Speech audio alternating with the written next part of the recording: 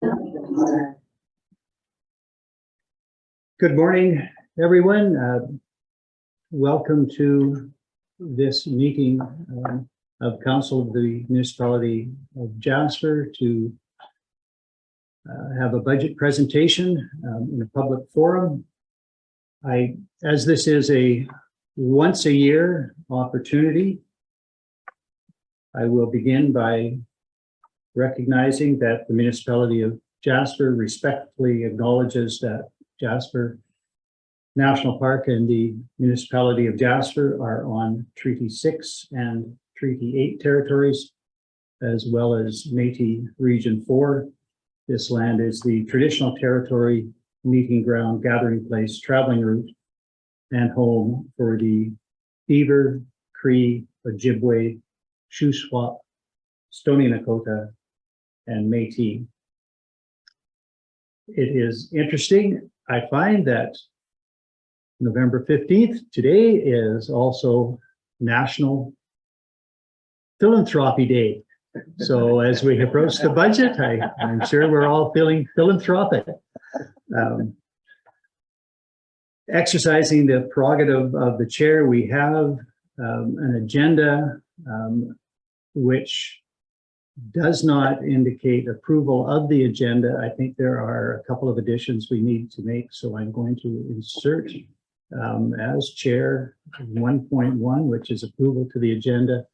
My understanding is that there was an intent that council consider a request by Evergreens Foundation with respect to funding of their bus, and a request from Community Futures West Yellowhead for some support from the municipality. And so I would propose, if someone would be prepared to make a motion, to add agenda item 3.6 being the request by Evergreens Foundation and 3.7 being the request by Community Futures West Yellowhead. Councillor Keller-Harampi, thank you. Unless there's any debate, I'll call a question on the addition of those matters to the agenda. All those in favor? There are none opposed, and might I have a motion then to approve the agenda as amended? Councillor Melnick, thank you. All those in favor? There are none opposed. That is carried. So we now have a slightly amended agenda to begin 2 days of budget deliberations.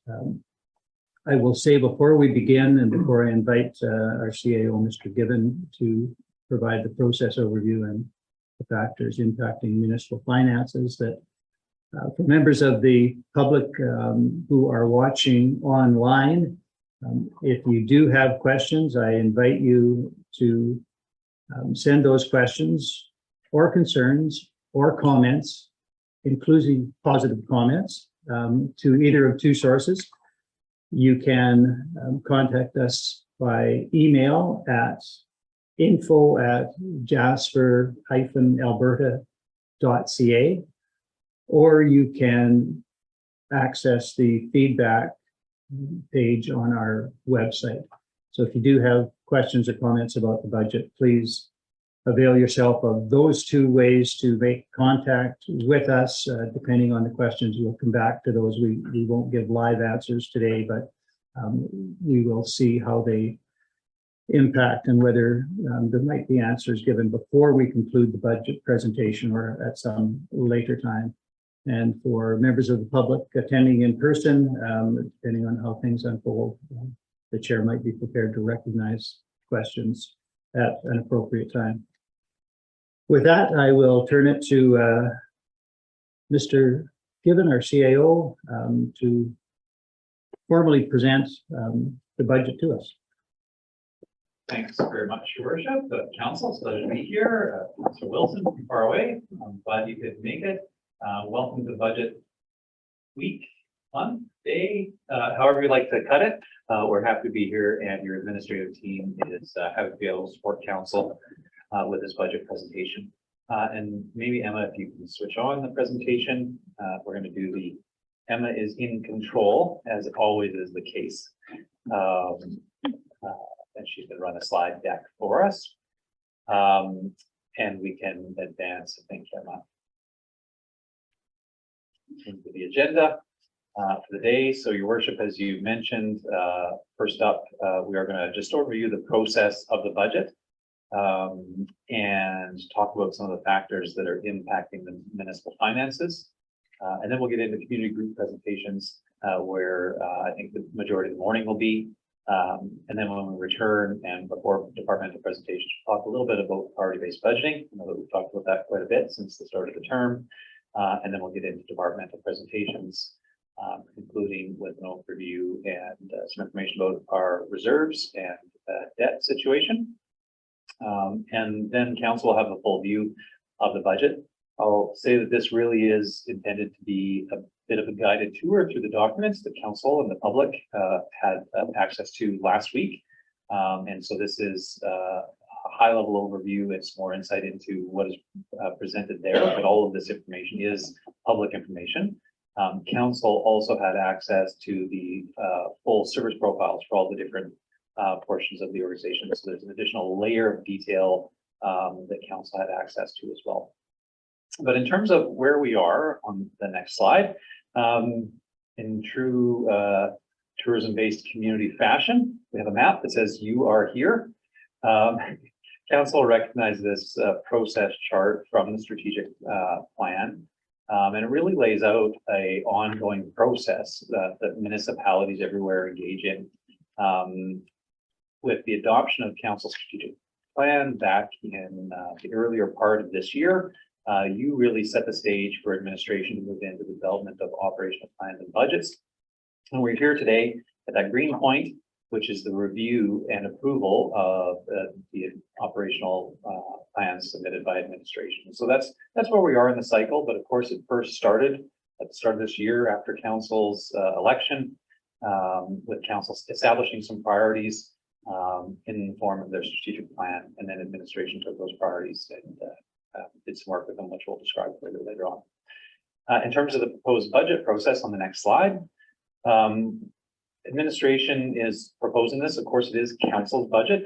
This is your time, and you can take as much time as you need to take, and can define the process how you would like. Administration is proposing this, and again, we're happy to adjust as council sees the need.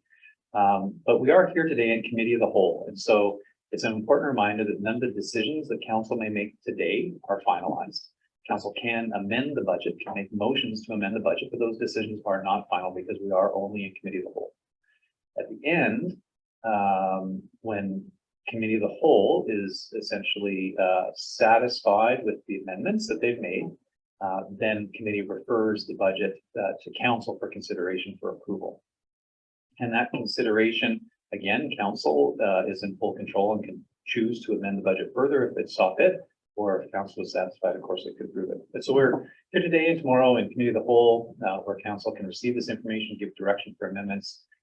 Administration would need some time to consolidate those amendments into and to assess all of the changes to the budget.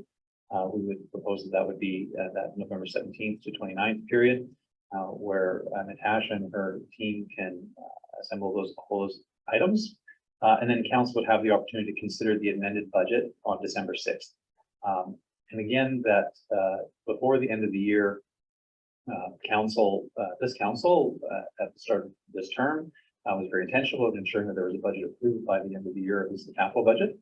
And that's important for a number of different reasons. First, around capital projects. The lead times that we're seeing currently out in the economy make it very challenging to get any capital projects complete if you don't have that work out into the market as early as possible. And then also in terms of utility rates, knowing the amount that needs to be collected is very important for our team to be able to ensure that customer bills go out on time with appropriate notice to customers for any changes to rates. So there are a number of things that depend on administration being able to have a clear picture of what the budget is and have that approval by the end of the year, so that we can ensure that we roll out projects the council wants us to roll out, and that we inform our customers and residents about what the costs will be. So that's the overall process, and we'll get into some of the factors that are impacting municipal budgeting. Some of these are obviously global in nature and some are local. We'll talk about the global ones first. Obviously, there's volatility and uncertainty across the world right now. I think we've entered a general time of uncertainty, not that Not that, you know, history is always smooth sailing, but I think we can say that right now there are a lot of unprecedented events coming out of COVID. We have the war in Ukraine, and obviously a lot of discussion about recession and the uncertainty that that causes in the economy. We've seen, as a result of obviously the fears around recession and inflation, interest rates are significantly increasing. The cost of borrowing has nearly doubled since we talked last year at this time, from about 2.45% to about 5.95%. That has an impact, obviously, on municipalities as well as businesses and households. Inflation, as I referenced, is a factor that is out in the common conversation, I think, across the country and in our community. TD Economics is forecasting CPI to be an average of 3.8%. So that really is the base cost of a basket of goods and a prediction of what it will, how much more it will cost. Obviously, the month-to-month inflation has been much, much higher over the last period. And it's important to note that municipalities buy different goods than households do. Many of our goods are international in nature, or specialized in nature. And so CPI is actually a relatively poor measure of inflation on municipal goods. In your agenda or your budget package, you would have seen a description about the MPI, the Municipal Price Index, which is a little bit different and typically a little bit higher than general inflation. Globally, there's also a really strong competition for labor. We're seeing that there are record low unemployment numbers across North America. And this really means that that municipalities, businesses of all types will be in competition for a small pool of labor, which ultimately will likely drive labor costs higher. So that brings us a little bit to the more localized factors that are impacting our municipal budget. These are specific to Jasper. Incorporated in the 2023 budget, before any program changes or municipal changes, we do have to incorporate an increase of $126,000 in policing costs.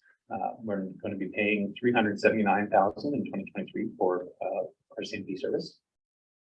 We have, of course, negotiated union agreements, and we have our regular non-union progressions in line with the council approved policies. Our union increases alone are 2.5%. That is a part of the last year of a 3-year agreement. It started at 0% in 2021, 1.25% in 2022, and then up to 2.5% in 2023. And obviously, labor is one of our biggest expenses for the municipality. Another specific to Jasper increase that we need to accommodate before anything else is our land rent. Land rent continues to increase, unlike Banff, which has a fixed land rent fee. Since their incorporation, Jasper's land rent increases by a formula that includes CPI over time. Our land rent will be going up $35,000 in 2022, up to a total of just over $730,000. And this, of course, needs to be incorporated before any municipal service changes. Also incorporated in this budget is a planned reduction in our use of reserves to lower tax increases. Council and the community will remember in 2021, Council employed a strategy of utilizing approximately $1 million of the COVID recovery reserve to lessen the impact of a property tax increase. And in 2022, this council approved the use of $500,000, so a weaning off of that source of one-time funds. Budget 2023 incorporates $250,000 of use of what's now called the Financial Stabilization Reserve. And so you can see that we're drawing down our use of those reserves, and we have a specific discussion about the balance in that reserve towards the end of the presentation, as mentioned in the reserves and debt area. So those are some of the items that are included in the base budget that council may want to be aware of.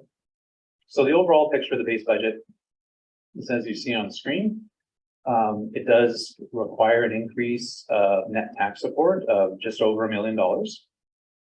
And I'll note that I missed a line there. You'll see in my text on the right, it ends in 66, and the number should actually end in 175. You can see the table is correct, but my text is incorrect. But a required net tax increase of just over $1 million, and an increase in utility levies of $317,000. As we go through the presentation, you will see the description of why that is. Obviously, some of those factors that I just discussed about the localized factors that we have to account for before we do anything are part of the picture. And administration will give you more details in all the departmental presentations about what those other drivers are. So we have community groups here, and we're looking forward to hearing from them. We have the list, Your Worship, as you had amended. You can see that we were on that in our slide deck. We have the municipal library, which their base funding from at last year's rate of $193,800 is included in the base budget. I believe they're asking for a minor increase, and so council will have an opportunity to vote on adding that minor increase. The Jasper Museum and all the other organizations' requests are not included in the base budget, and so if council wish to fund any of the requests that you hear from those other community groups, you will need to make a motion to include them into the budget. With that, Your Worship, I'm going to step away, and we're going to turn it over to our first presentation from the Jasper Municipal Library, unless, I should say, council had any questions of the process for administration at this time. Thank you for that, Mr. Given, and for that offer for questions about process. I'm going to suggest that if there are other questions pertaining to the introduction of the budget, that we save those. There are groups present here now and waiting online, and I think we have an obligation to deal with them, but we can come back to questions, I think, and you can think up those questions in the meantime. I do want to say, and we do have an order on the agenda.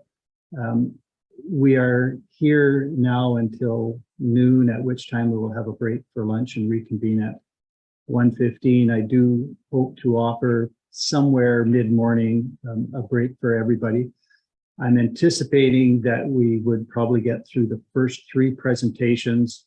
I say that recognizing the faces in the crowd, and I don't want to keep those who are here longer than necessary. So sometime probably after the Historical Society presentation, we might have a break and then another break for lunch, reconvene at 1:15 for those who are watching online. And again, in the afternoon session, we will find time during the middle of the afternoon for another short break.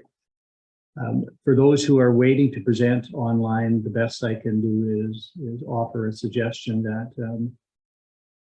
we will move as efficiently as we can, but deny no one the opportunity to make their presentation, and deny no counselor the opportunity to pose any questions they may have. And I'm anticipating that we will get through the 7 presentations by noon or so, and begin with finance and administration in this afternoon session. So with all of that, the Jasper Municipal Library is up. So I invite you to present in the order that you choose.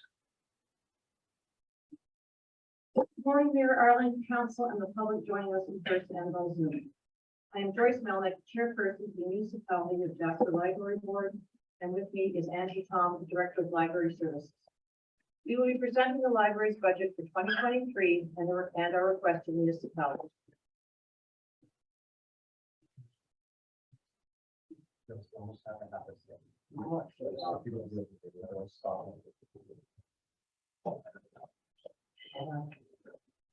A year ago, we weren't allowed to share microphones. Isn't that an incredible step?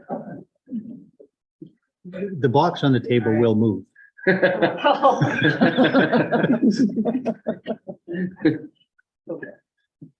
Should I start over?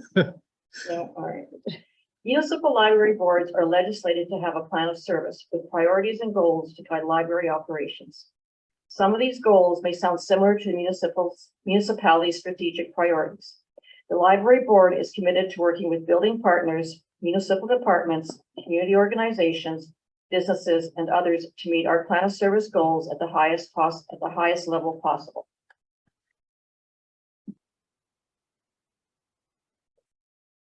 How is 2022 going?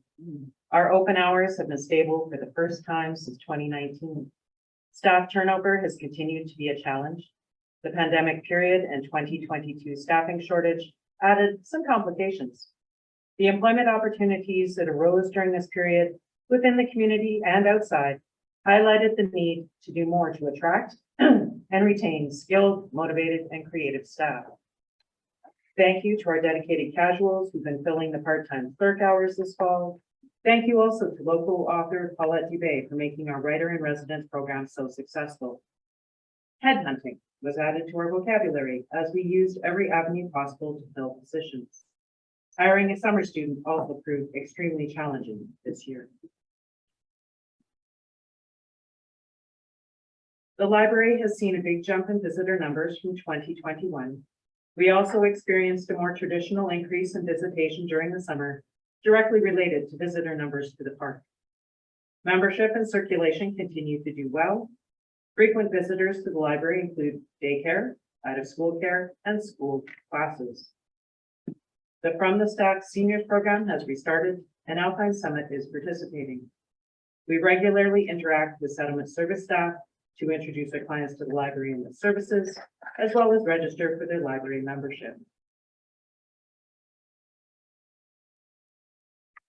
The summer and fall have been busy with projects and events. We encourage everyone to drop by the library and check out the Indigenous collection provided to the community by the Jasper Rotary Club with help from Friends of Jasper National Park.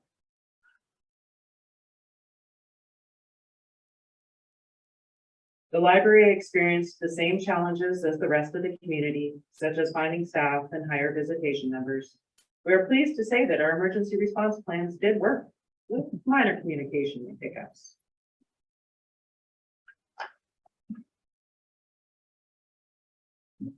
The library has experienced significant staff turnover in the last 5 years, outside the pandemic impacts.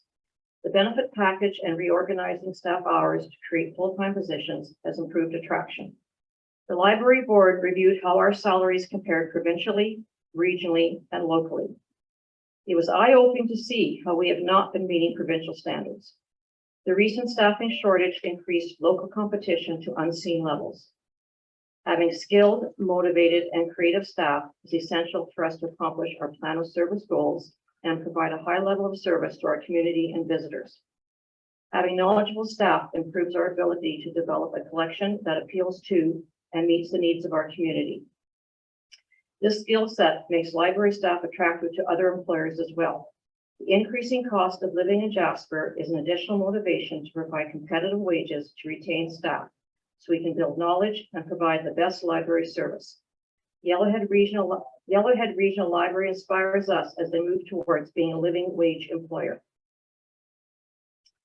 Another priority is improving the library's comfort level, specifically in the summer. While the solar gain in the winter keeps us comfortable, the same solar gain in the summer keeps the library's second floor at an uncomfortable temperature. The library board would like to work with the municipality to address this issue in keeping with the building's LEED Silver designation. We intend to use our capital reserves to contribute to this project. In your agenda package, you will have the library's 2023 budget and the 2024 to 2026 projections. The Municipality of Jasper Library Board respectfully requests an increase to municipal operational funding to $201,900. You will note that there are no projected increases for either the provincial library grant or the Canada Summer Job Grant. The provincial grant will depend on the 2023 budget. There have been no indications of changes to the summer job grant for 2023. This increase will enable the library to offer competitive wages to attract and keep the skilled, creative, and motivated staff we require to offer a high level of library service to our community and visitors. This will also allow the library to fulfill our legislative plan of service, aligning with the municipality's strategic priorities. Offering free memberships has resulted in a steady number of new members and parents registering their children for their own membership. Offering free meeting room rentals to building partners and nonprofits is a small way the library can help our community. Thank you to the Jasper Friends of the Library Society who fundraise to help us with collections, equipment, events, and programs. Thank you. We're happy to take questions. And just before we take questions, I'd like to take this opportunity to thank the library board. As volunteers selected by council, you've been challenged over the last few years in ways that previous boards have not. Your hard work, dedication, and support are appreciated by us, library staff, and the community. Thank you for what you do. And now back to questions. Thank you both for that presentation, and thank you for the submission that made it into the agenda. I compliment you on that. It was clear and concise. I turn it now to councillors for any questions they may have.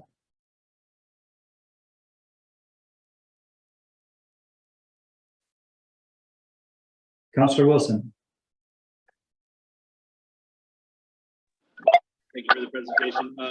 Just looking for some clarification, maybe from administration. Mr. Given had suggested that there was 193,000 included in the base budget, which I think was an increase of about 34,000.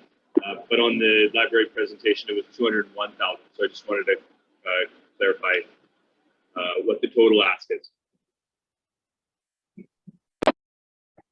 Your worship, I can clarify that for Councillor Wilson. So I'm sorry if my note there earlier on was not as clear as it needed to be. The amount that I referenced is the amount that is in the base budget, and it's reflective of last year's funding amount. The request from the library, the $201,900, is the request for 2023. So I mean, that's an increase of about $6,000, $7,000. So the request from the library is for $201,900, and there is already in the budget 193. Great. Yeah. Thank you. Thank you, Councillor Wilson, for that question, and Mr. Given for the response. Are there other questions? I might ask, and again, not of the presenters, but administration. Mr. Given, can you just confirm the department budget to which this line item is attributed? That actually may be a question for Ms. Malinchuk, but I believe it is actually protecting legislative services because it's a part of council, because all external community contributions go through council. So it does end up in the overall of the protecting the legislative services budget. Thank you for that. And then the increase in that department budget would be the $6,000 or $7,000 that you referenced in answer to the last question. If council chooses to approve the library's request for increased funding in 2023, that would lead to an increase in the budget for protecting the legislative services. Yes, but that increase is not reflected right now. It's only at the 2022 amounts. Understood. Thank you. Any other questions? Councillor DeMotta. Well, just for clarity again, looking at the year to date, which I think is really good. Progress from the 2022 budget and the ask today is only an $8,100 increase. So that's what I have. And I apologize if that's repetitious, but Scott asked the question I was going to ask. Thank you, Councillor Wilson. So yeah, that's good clarity. Thank you. And I don't have a lot of questions because your presentations are always pretty clear and concise. So I appreciate it. Thank you. Councillor Roxer. You had spoke of a capital project in your presentation, and I wondered if you'd made a formal request to the municipality about that. We have not.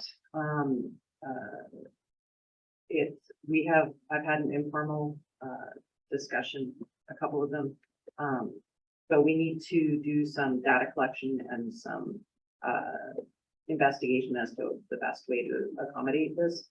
What it comes down to is during the summer, the temperature in the second floor can get anywhere between 26 to 31 degrees. It's very hot. So that's what we get for having beautiful windows, make it really comfortable in the winter. So this is something that is going to have to take some expertise to find out more what we can do.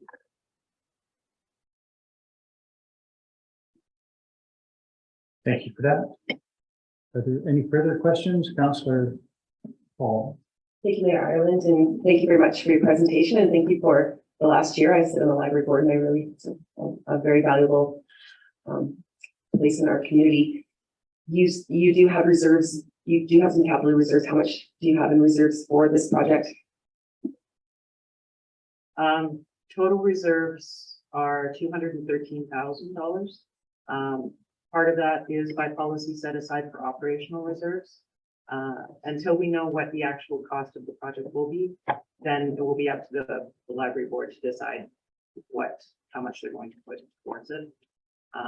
But again, we do need some more information as to what we can do, how we can do it, and then we can build a budget for the project.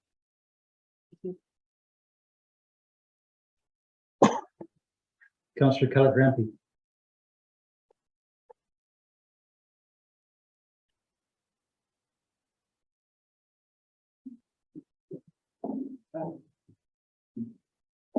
Thank you, Mayor Rowland.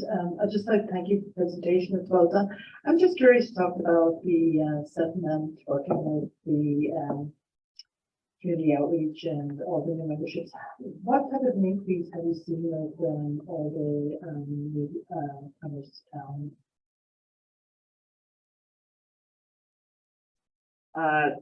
We don't divide memberships that way. We do them by age groups. So I couldn't tell you off the top of my head what that is right now.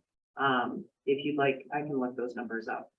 Thank you. I was just curious. I think it's great work you're doing. I'm delighted to hear that everybody is starting to join the library. It's so awesome. There's so many good programs. Thank you. Thank you.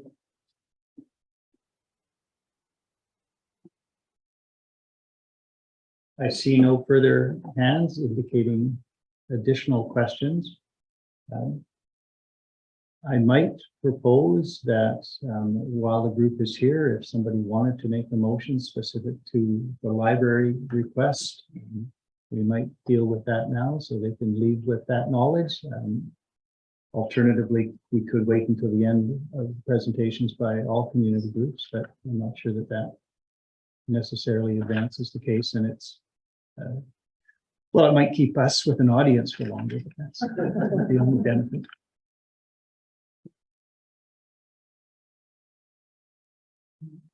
Councillor Hall. I would make that motion. That committee amend the budget to include $201,900 in funding for the Jasper Municipal Library in 2023. Thank you for that motion, and just for, again, perfect clarity, that motion, if carried, will not increase the budget by $201,000. It will increase it from last year's amount in the range of 194 to 2001. Is there any debate on the motion? I will then call the question. All those in favor? Are there any opposed? There are not. That motion is carried. Thank you again for your presentation.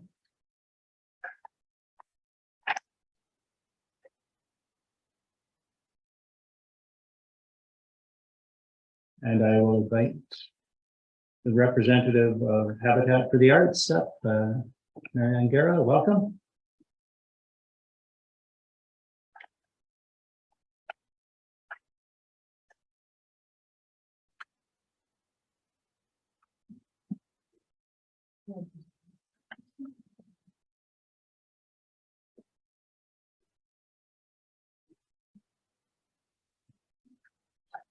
Morning, can you hear me? Okay.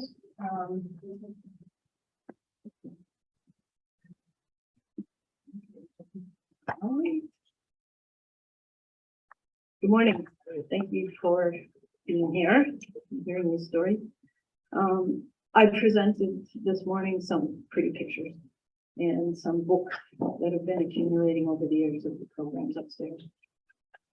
So the last report from Habitat was a history report to a new council. So it was full of things that got us to year 5, but it didn't have much info because they're not functional for a lot of year 4 and 5. Some instructors, especially those working with youth, had continued their programs, summer camps and after-school arts as schools were functional. To keep community engaged during the downtime, we orchestrated 2 family-oriented programs. Clay project where families came in and got tiles, took them home, we fired them. There was 120 tiles sent out to the community. Mummies and daddies were happy to have something to work on together. The other project was a mural project where people were encouraged to take home and customize a panel, which returned to Habitat and made a mural, which is hangs upstairs, called Living Together. In early 2022, we received some good news about a reset opportunity. Canadian Heritage had funding for live arts, and we successfully pursued and captured money for community artists to reanimate the arts. Do you have any questions about the presentation that was in your package? Before I just keep telling you. Okay. People are still being cautious, or were still being cautious of the crowds, so we designed a way with that Canadian Heritage Grant to get artists back into being artists. Who are the artists in your neighborhood became a mantra. Every artist engagement was promoted through social media. The Jasper Local came up with an amazing events page, and the municipality came up with an amazing community calendar, which rounded out ways to get the word out about 40+ events that ran this January to February, January to September. And the Fitzhugh allowed us to run an Artist of the Month story every month, written about Jasper artists. And in late 2021, our holiday dinner theater was postponed, and we reanimated it on time for Jasper in January as a grand opening for the Andromeda. It was a sold-out event with 7 local artists paid to perform for the first time in 2 years in public space.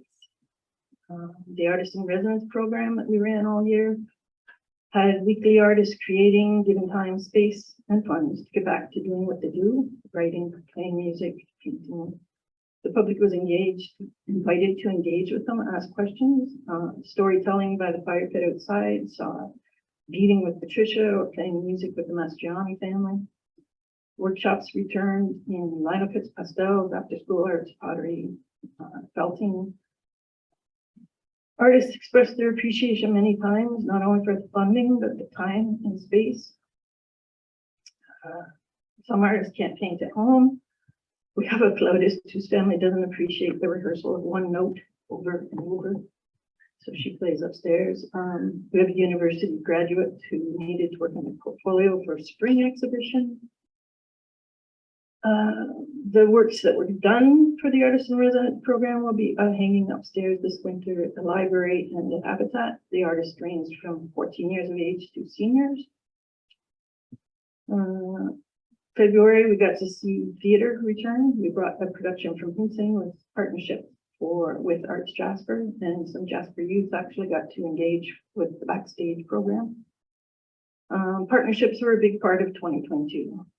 Arts Jasper helped bring the production to town. Habitat has partnered with the high school for running their tech. A writing challenge for youth allowed a Jasper teen to attend the Writers Guild Conference, Alberta Writers Guild Conference. Hinton and Jasper Theatre partnered to produce a one-act show for the provincials. Canadian Film Day brought local filmmakers and films to town. The Film Festival was screened in partnership with Friends of the Park. Creative partnership with the animal shelter in Hinton allowed us to bring cat cafes and printing of pets and clay, pet paw prints.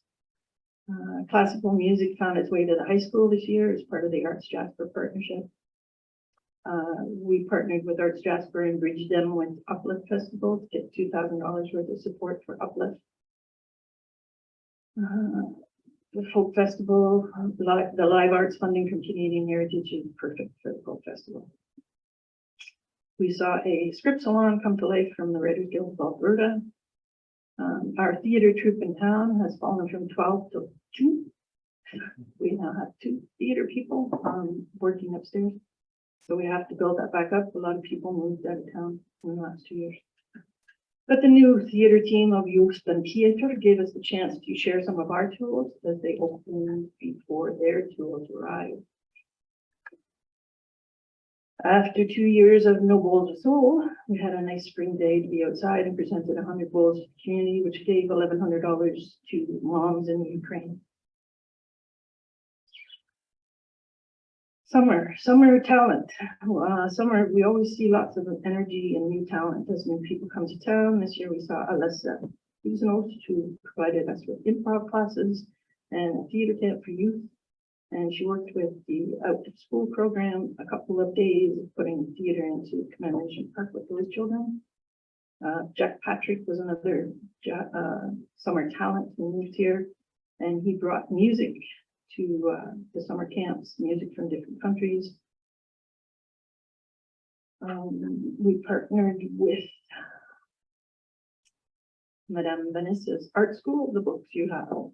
I put a few books on the table. Madame Vanessa's in year 8. She has put over 200 youth through her arts program, which in 2022 is now becoming bilingual with the ACFA. As Habitat is also partnering with the ACFA in offering French lessons this fall.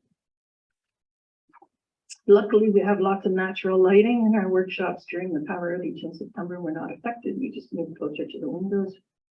And Culture Days was well attended as the ACFA, Library, and JAG brought the days to life in Robson Park. 2022 gave us the opportunity to host a couple of community conversations upstairs on arts and culture, and we look forward to seeing them grow. Finally got to do the book lovers weekend that was slated for March 2020, but we all know what happened in March 2020. The Library Cultural Center for the book lovers was full of writers and readers and even a pop-up bookstore. I think we used every space this building had to offer, all 3 floors. And we have received a new instructor in town through that program. Roberto Lori, a Grant McEwen non-creative fiction writer, is going to be teaching through Habitat. The Excel sheet says we spent over $26,000 on reanimating the arts with programs and materials from January to September. I welcome your questions. Thank you, Mary Ann, for that presentation. I'll have a pretty little picture and that will be my next time. Thank you for that. Questions from councillors?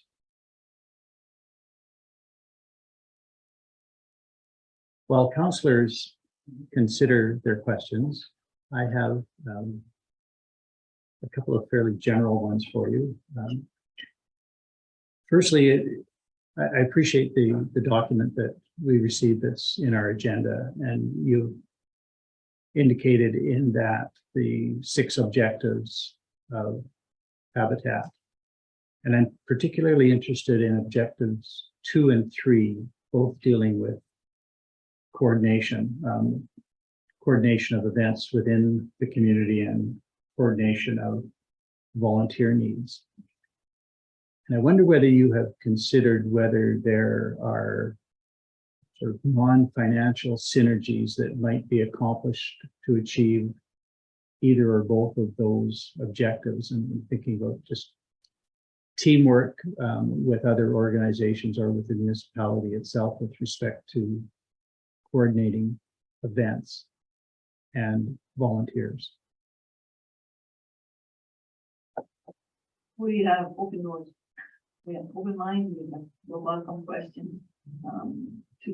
Objective 2 is to provide a place where events can be coordinated in the community as well as the building. We work with the library to kind of focus on this building, coordinating the community. We use the library, we use the activity center, we use the churches. For example, this spring we had a series of musicians coming to town who will be using the Evergreens church because the sound is so good in the community. There's not a lot of open, rentable, usable spaces in the community besides the churches, the activity center. We do use the activity center as much as we can afford. And if somebody comes to us with an idea or an event that we'd like to pursue, we do recommend place in the community that would be best suited for. Answer your question. Yeah, I'm just generally interested in whether there is a coordinated effort already in existence to coordinate individual events and to coordinate volunteers. And it sounds like you're taking advantage of whatever opportunities there are to approach it from a community perspective and involve other groups in that effort to coordinate the events. Yeah, we keep in touch with people in Jordan, event planners, like Jasper events planners. So if we see that something has come on our desk that deserves much more attention, we put it on to the plan. Thank you for that. I will turn again to councillors for questions. Councillor Demore. Thank you very much, and I appreciate the presentation. I think just, looking at the numbers themselves, the ask is to have rent waived and an additional $30,000 from council to help facilitate. That's great. So I'm just looking at, I see that in revenues, there's room rent, and I see that you're able to, or you're projecting to recover $3,500 for the year. That's total for all rent habitat. This reflects the months January to September of this year. So that's 9 months of room rent. Yeah, and then I was like, and then in the 12 months, you're projecting 3,500, right? Oh, that's Right. yes. So, I guess maybe this is just for council's clarity again. What's the total in rent that we have waived already for 2022? 19,000. I think rent and habitat is approximately $1,701 a month. So in 2022, they waived $1,701 a month. Okay, and so that request is coming forward again Yes, for the following year to get that waived. And do I understand that has rent changed for the projected rent change for 2023?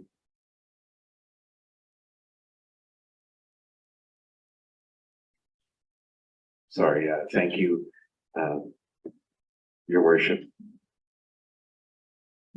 to the attachment, please. Ms. Malinchak. Your worship, through to Councillor Demota, yes, slight increase for the 2023 year, not large, so I can calculate out the actual amount it's combined with the other leases. It's pretty close. I was just kind of looking for an overall number, just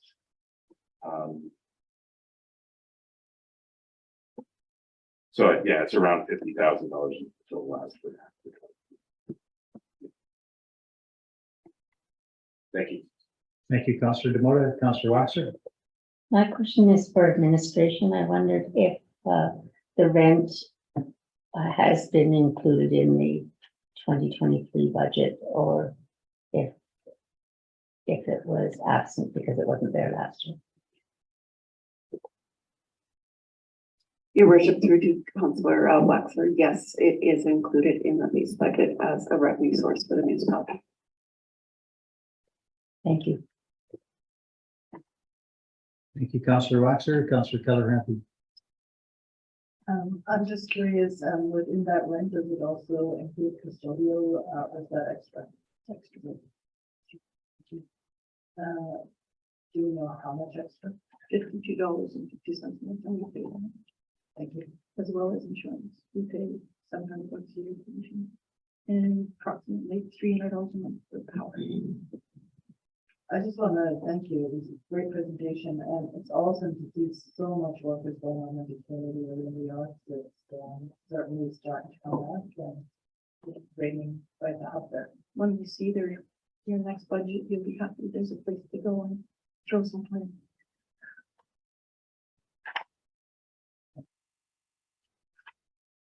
Councillor Melnick. Thank you, Your Worship, and thank you for the presentation, Marianne.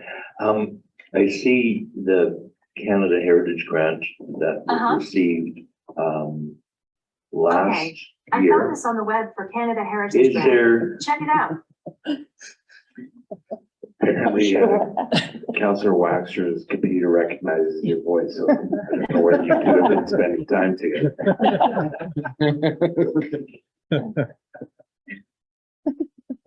Was I out of order there? I don't think it was you. I would invite you to begin your question again, so we can all get back on Thank you. subject.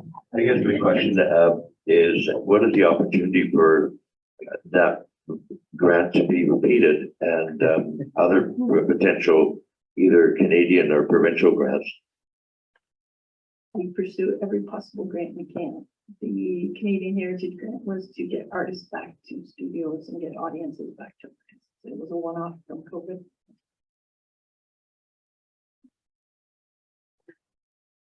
Thank you, Councillor Melnick. Councillor Keller-Renton.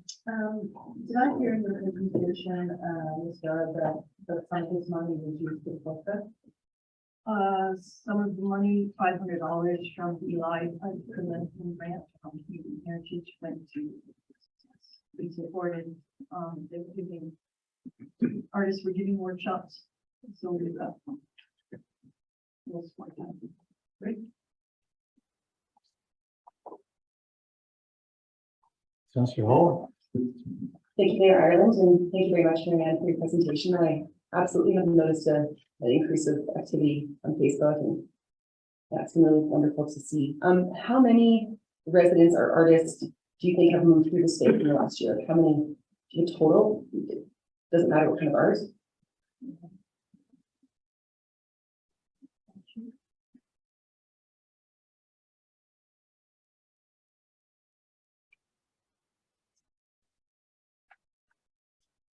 that not in there? I don't know if I moved.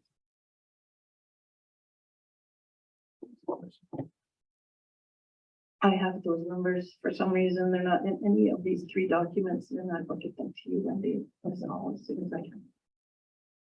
Today.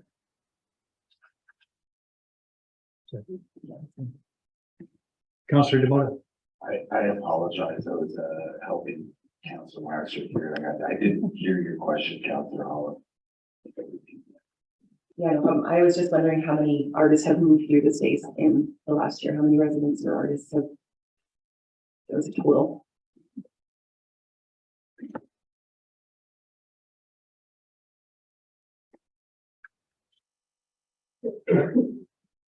Other questions from councillors? Councillor Keller-Renton. Sarah, so, you're asking for the rent reduce, and you're asking for 30,000, what was the 30,000 go? Like, what would you use that money for? That money would be used basically exactly the same as you see the money used from the Canadian Heritage Grant. We would keep programming. I use the little trade stop continue. The money from Canadian Heritage is created a role. We'd like to continue that role. So I'd say a good 60% of the money would go towards programming artists, events, and 40% would go to keeping the building functional, materials, staff. Yeah. We look at the budget for this year. We would keep it almost identical, except for the 3% increase from staff county. There would be some staffing. And this would include like kind of our others, the other school care, like young kids that want to go for art, like is a programming for the kids from school and that. We have a very active after-school program as well as theater and visual art. Thank you. And ukulele. Thank you. Oh, Councillor Hall, and just before you begin, I wonder whether we could get Councillor Wilson back on the screen. I can't tell whether he might have a question, but go ahead, Councillor Hall. Thank you. I apologize if it's in here, I can't see it, but what did we contribute last year? Or what was? Rent release, and there is $25,000.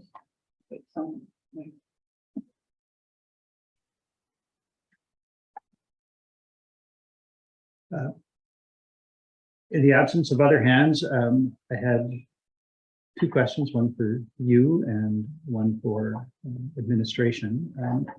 For you, Ms. Garrett, it's tangential, but I think it may have an impact on your operations. And generally, I'm wondering what impact community conversations, particularly the art and culture community conversation, may have had on Habitat for the Arts, and how you might see community conversations as impacting viability of Habitat as we move forward.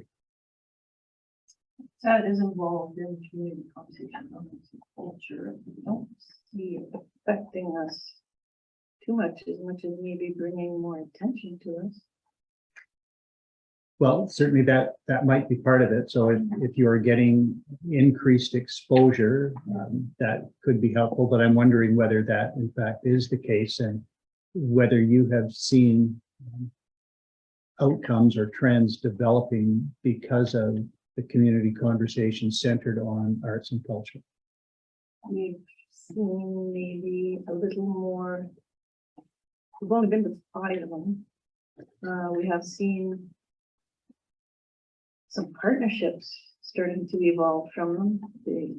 When you go to I think the key to the conversations, in my humble opinion, is to make sure everybody knows what's happening in the arts and culture community, so that there's less duplication and overlap of events and wasted time and energy and money.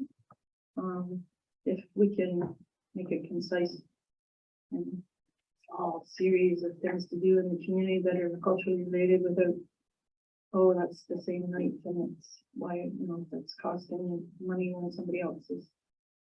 It's a coordination effort. I think it's perfect. Thank you for that. So an answer to my previous question about objectives 2 and 3, the coordination effort. Thank you for that. As I indicated, one question for administration, either Mr. Given or through you to others.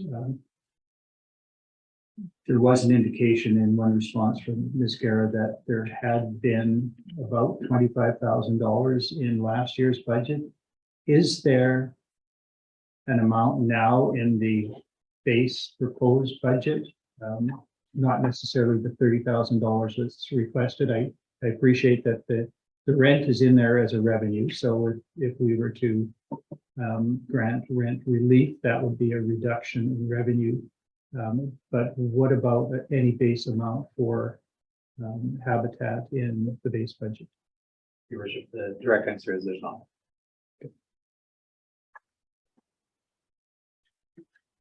Thank you for that clarity.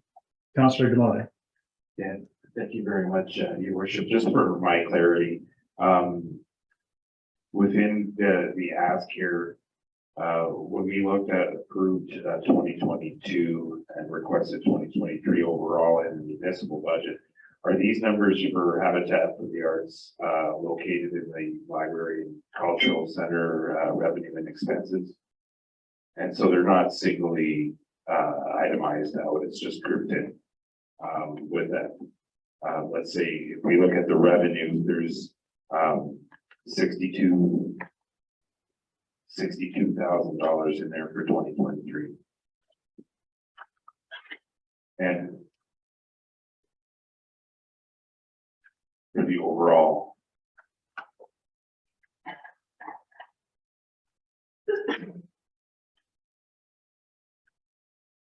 Sorry, but I just see it. Actually, I'm just gonna reference that over to Ms. Thomas. Thank you, Your Worship, through to Councillor Demotta. Yes, you are correct. That is within that revenue that you see under the library culture center. So we are anticipating somewhere around $20,000. That is included as revenue, but not as negative revenue because we haven't waived that yet. That's where I'm kind of gray on it. Or if we put in waiving the revenue from IATAT, or sorry, not IATAT, Habitat for Humanity. Okay, so we're considering that. So the overall ask is $50,000+. So That's correct. And so so there is, as Director Malinchuk said, expectation of revenue from rent in the line that she described. If council wished to provide an offset to that, I think you'd see an increase in expense in the protective and legislative services budget in the council contributions to external groups line. okay, great. Right, so you would see an increased expense in one area to offset the revenue expectation in another area. So we're not going to shortchange the operation of the library and this facility.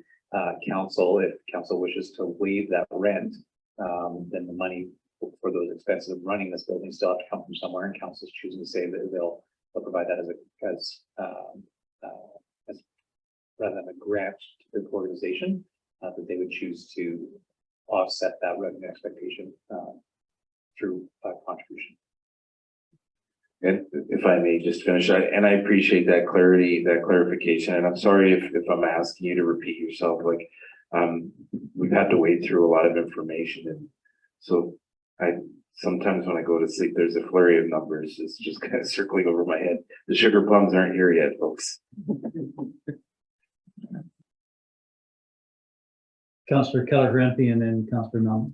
Just to clarify that, so then, thank you, Mayor, and I'm sure it's demonstrated, that would we be looking at an expense then of approximately $50,000, right?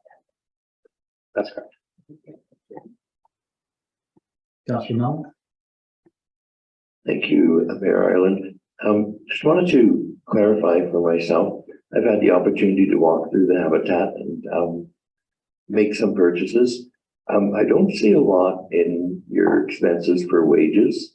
So the habitat, when it's open, is that all volunteer staff that are maintaining the hours of operation? Yes. And approximately how many hours a week, or what's the projected hours per week that the habitat is open based on a volunteer base of labor? Habitat is open Tuesdays through Saturdays from 10 to 1. That's 3 hours a day. I volunteer. And it is open much later than that. And it's open in the evening for classes, and it's open on the weekends for classes. If there's a pottery class on a Sunday afternoon, the pottery instructor is the volunteer. It's, I think they said 1,149 hours in 9 months. Yeah. And I take it the volunteers are primarily the artists who are working and in the hopes of selling their pieces of artwork, and also things such as the cards and other things. And is that revenue then split with Habitat or directly back to the artist based on the volunteer relationship? I have a feeling you're thinking of JAG. We do not have anything for sale at Habitat. Oh, okay, thank you.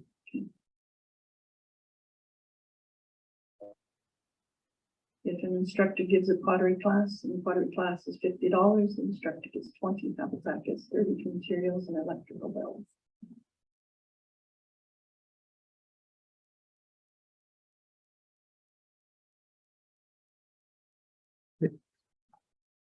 Any further questions from councillors? Right.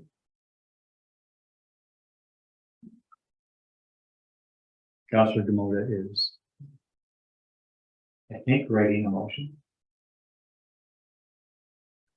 While that occurs, Mr. Given, I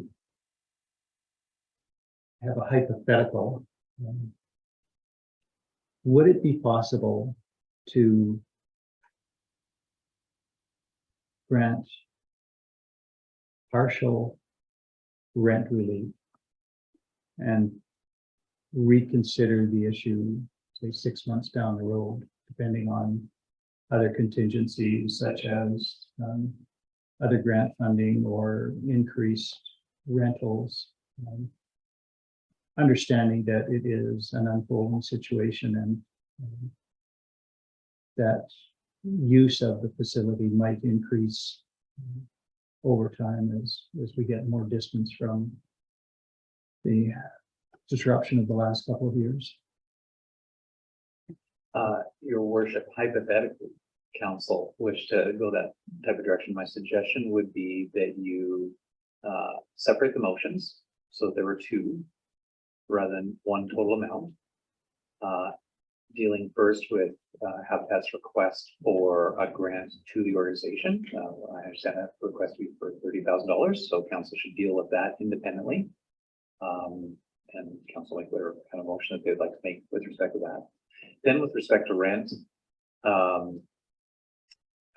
suggest that council could provide a motion that has some sort of subject to clause in it. That council,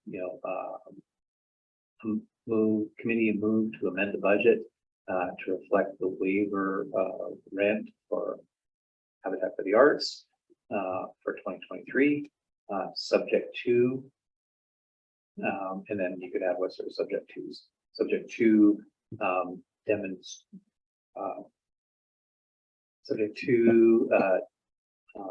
regular submission of rental volumes or submission of rental volumes prior to July 1st, 2023. So that way there would be some additional information that council would have available to them. So they could, at the time we get midway through the year, you could decide if you want to continue to waive rent. But providing that sort of full year waiver now would allow us to ensure that the budget is reflective of that decision that you might make 6 months down the road. Is that fair enough for a hypothetical? I appreciate that, and as I'm sort of configuring it, if there was such a motion, then on the revenue side, nothing would be entered, and if the decision of council changed later on, then it would just be increased revenue. It wouldn't be increased expense. So That's correct. understood. As you were answering, I think I saw Councillor Hall's hand, and I know I saw Marianne's hand, so I will go. And Councillor Wilson, is your hand up, or are you holding something to your ear? Your hand is up. All right. He's also struggling to hear you guys. Yeah. He's really struggling. All right.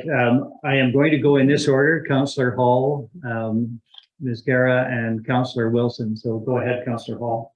Thank you, Mayor Ireland. This might be a question for administration, maybe even Director Reed.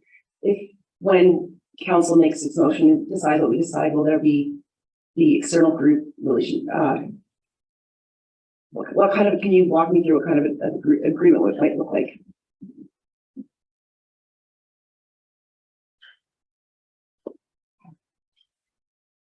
Please. Thank you, Your Worship, through to Councillor Hall. Actually, Ms. Guerra and I have been working recently to complete an agreement as per policy F104 for this year.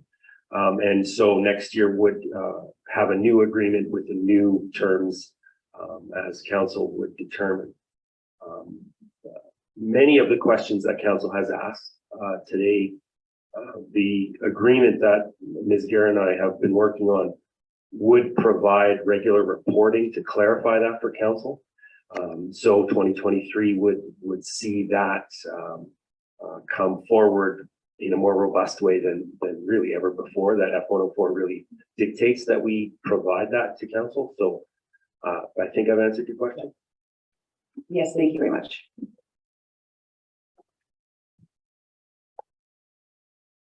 Thank you for that. Ms. Guerra, you were. I was going to say exactly what you All right, thank you. And Councillor Wilson, if you can hear us, and we hope that we can hear you. Yeah, I can hear you. Just amplifying the sound a bit. I do have a ear protection in one ear, so I'm just making use of the main ear that works. Anyway,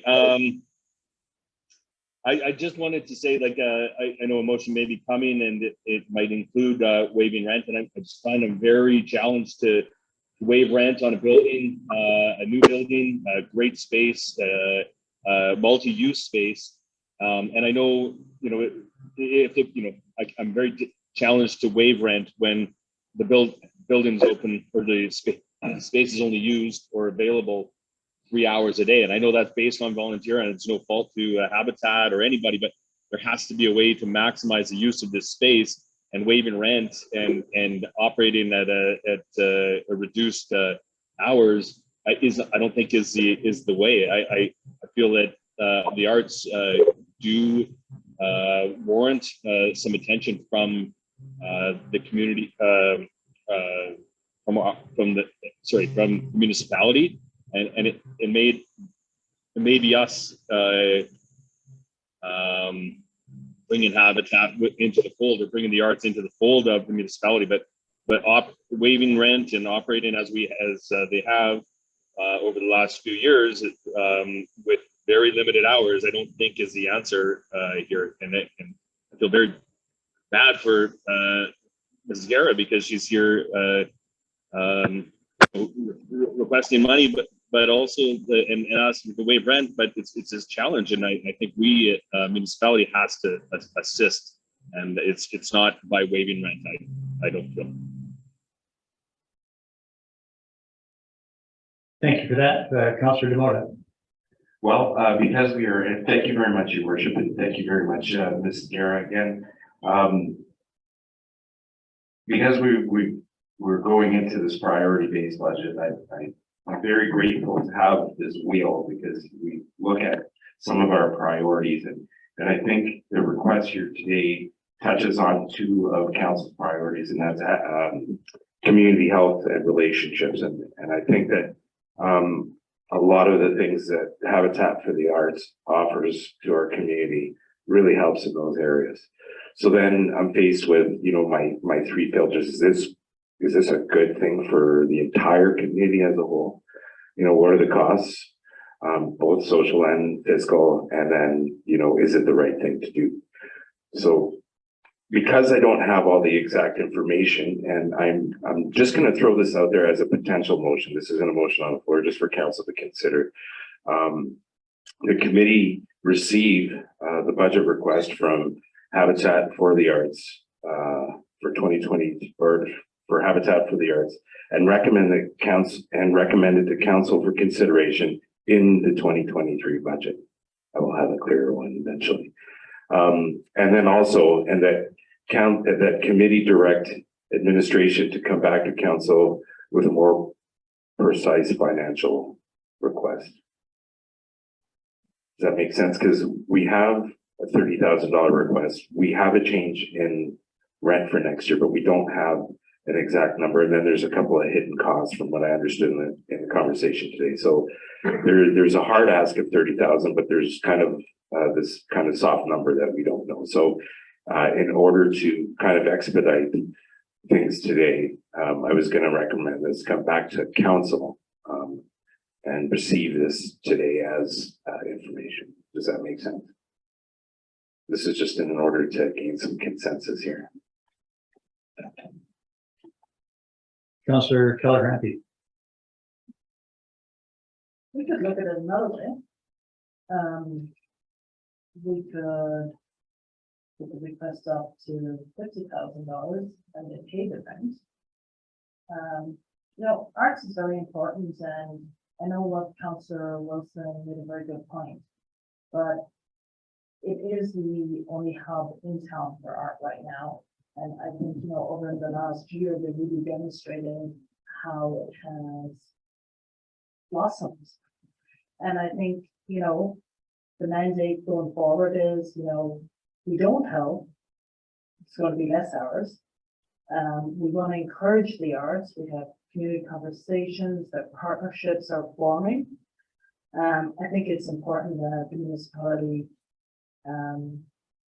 support the arts. I think it's great that it's outside groups doing it. You know, I mean, like, if we bring it in as another department, it's a huge, bigger expense that if we had to run a department. I think we need to support our partnerships. And if the rent is the issue, then maybe we make the grant bigger. In there, we indicate that we'd like to see it open more. But again, you know, as every community group has come to us and said, you know, volunteers are hard to get. I think we have seen a demonstration here that, you know, when we looked at it in 2020 and 21 and in 2019, like, I think the arts have really blossomed, and I think we need to move forward. And I think the community conversation has helped that with the partnerships. And I think with more community conversations and more people getting to know about it, I think it'll grow. Thank you, Councillor Colorado. Councillor Demore. I really appreciate that feedback, and I side with you, and I think it does check off a lot of boxes for me. You know, one thing that's kind of changed in this kind of concept of strategic priorities from, we used to have physical health in there, and I used to contribute to overall community health, and I think this is part of organizational excellence as well, like if you want to factor that in. So when you look at everything holistically, and you know what's great for the community as a whole, I think that there's an important contribution. Can we help make it more efficient? I think so. So that's why I was like, I think because we're not making a decision today, we're recommending this to council for consideration in the 2023 budget. There could be a little bit more clarity, and I really like the approach that the mayor wants to take in having a 6-month review, because I think that would be healthy. And if we get a mid-year checkup, it would help us for 2024 for sure. And then, you know, work with administration to maybe help improve the availability and attraction to the facility if it's there. But overall, when we venture into these, like we did with curling and everything else, and I don't mean to mix arts and culture with sport, but a lot of those times our facilities operate at a loss, and it's going to happen either way. And it's just a matter of how we do it that's going to best fit the community. Thank you. Councillor Hall. Thank you, Mayor Ireland. I fully support the arts. I absolutely see the huge increase in activity in Habitat in the last year. And I wonder, with outside of those open hours, is it jam-packed with classes, kids? Do you work with outreach services with their programming? And I want, is there more opportunity for you to increase your rent? Could you rent the spaces more to then offset the rent if we don't waive the rent? I do love the idea. It is a hub. It's an artist hub, and I'm happy, very happy knowing that we will be getting those reports, because if we're entering into a partnership with a community outside group agreement through our policy, I think that it does satisfy me, and I think moving forward this might be a good thing. But yeah, is there opportunity more for you to rent the space more? In the agreement that is coming into place, there is a stipend for so many hours of open hours a year or a quarter. And in the report that I gave to council last week, Habitat was open for 1,149 hours in 9 months. That was not 3 hours a day.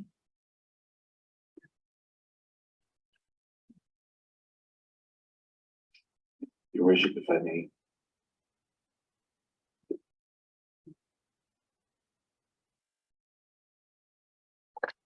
Sorry, I was making notes to myself. Councillor Demore. You're the chairman. I appreciate the time, and I'm going to keep my diatribes to a minimum today. I'm going to really try. Going forward for consideration, I'm trying to speak as loud as I can for the public and Councillor Wilson here. We see that in their financial package that there is the possibility to maybe retrieve $3,500 in rent And they're asking for the rest to be waived. So I'm just comparing apples to apples. What their income for their rent is, the rental space, and you know what it costs to rent. And there's going to be a difference. And we don't have all those numbers in front of us today. So I'm hard pressed to make a solid recommendation today and get the right, all the information and come back and make a decision at the council table. Right? So if somebody else has a better motion, then I'll just sit back. Councillor Hall? Thank you. I have a bit of a follow-up question to my last question. What is the amount of hours that within your agreement? What are the open hours that he's Director Reader? We will be reporting quarterly, so 4 times a year, 800 hours in 3 months. 800 hours of bookable time and 800 at the same time it will be space that we use.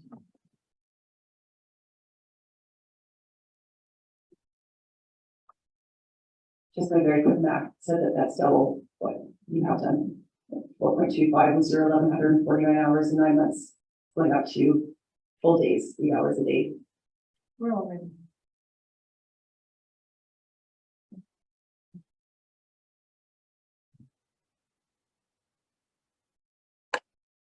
There's also a sign on the stairs that says if you need any phone.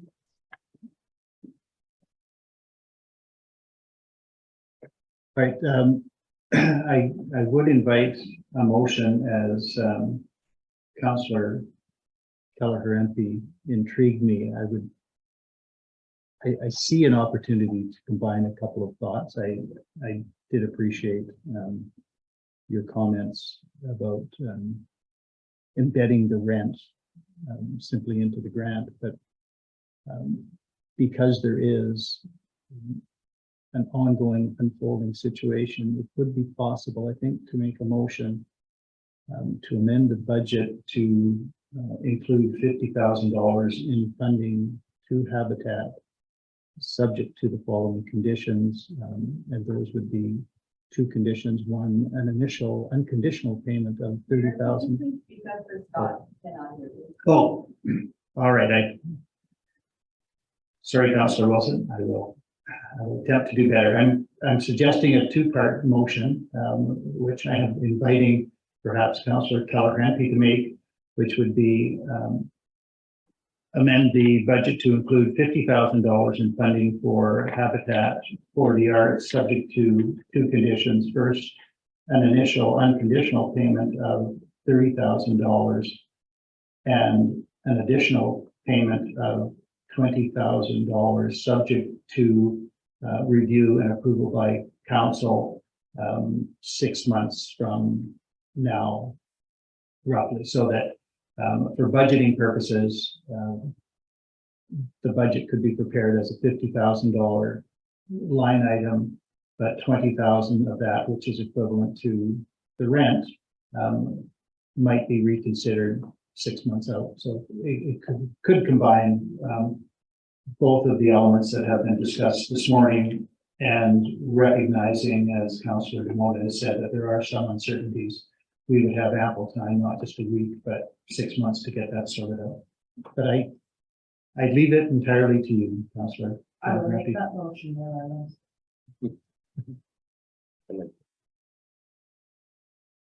Mr. Given, you needed some clarity on the motion? Yes, Your Worship, the motion that you suggested was that the first $30,000 was an unconditional grant to the organization.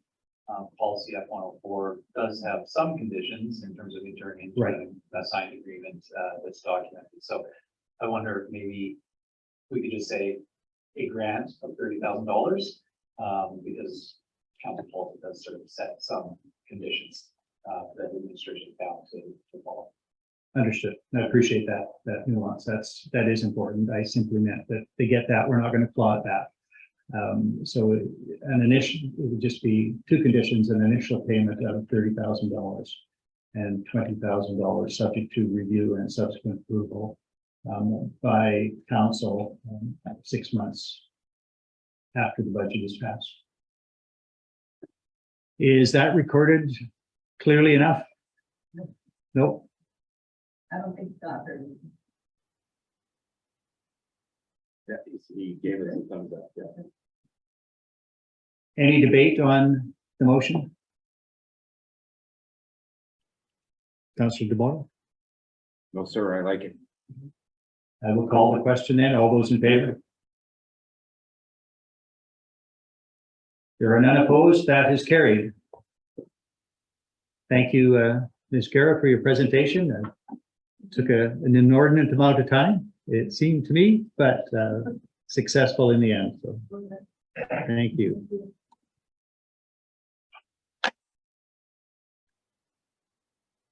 I had anticipated that we might be a little further along than we are. The next matter we have is the museum, I believe, if I could find a way back to my agenda because it's in different parts. Given, yes, just going to offer perhaps a quick recess for everybody, and then we will begin again with the Yellowhead Historical Society presentation. So you seem to be amenable to that. So it is now just past 10:25. We'll take a 10-minute break and reconvene at 10:37.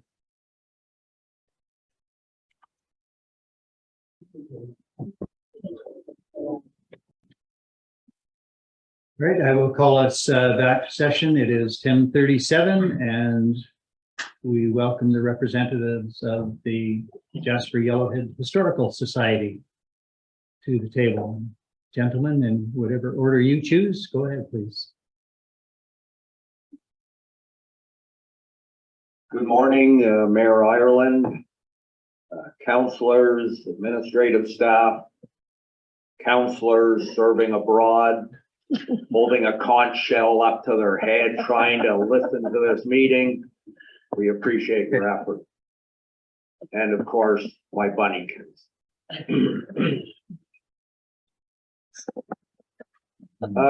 I'm the president, Warren Waxer. I'm the president of the Jasper Yellowhead Historical Society, and I'm joined by Robert Hewitt, General Manager of the Jasper Museum and Archives. We may look and sound a little bit scattered today because we changed the order of our presentation, assuming we would come and be projecting our new presentation onto a common screen, but obviously it's a different system here now. But we renumbered to accommodate what you'll see on your screen, the old order. So if it's a bit scattered, please bear with us. So we're here today basically to tell you what we've done, what we are doing, discuss our worth to the community, and why hopefully we're worthy of support.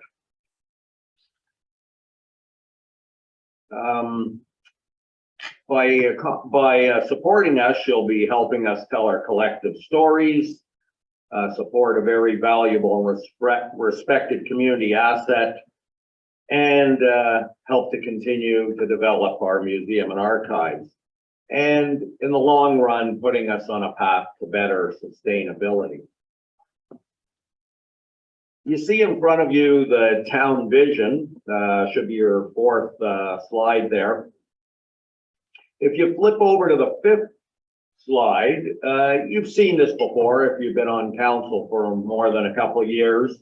What we've done is overlaid the town vision with our vision and how we hopefully aid in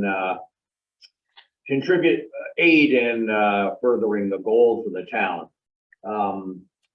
We won't go into it line by line, but simply stated, many other organizations partner with the municipality to improve and sustain the quality of life in Jasper. But it's the society that promotes the appreciation and preservation of Jasper's history. On the sixth slide, the new community health strategic plan or the new strategic priorities of town include community health. And I believe that's where we fit into the new priorities. We are an organization that's definitely geared towards the well-rounded community health. Any number of those points are areas that we help out, but obviously it's that center point that's where we are most valuable in enabling and facilitating events that provide opportunities to increase community connection.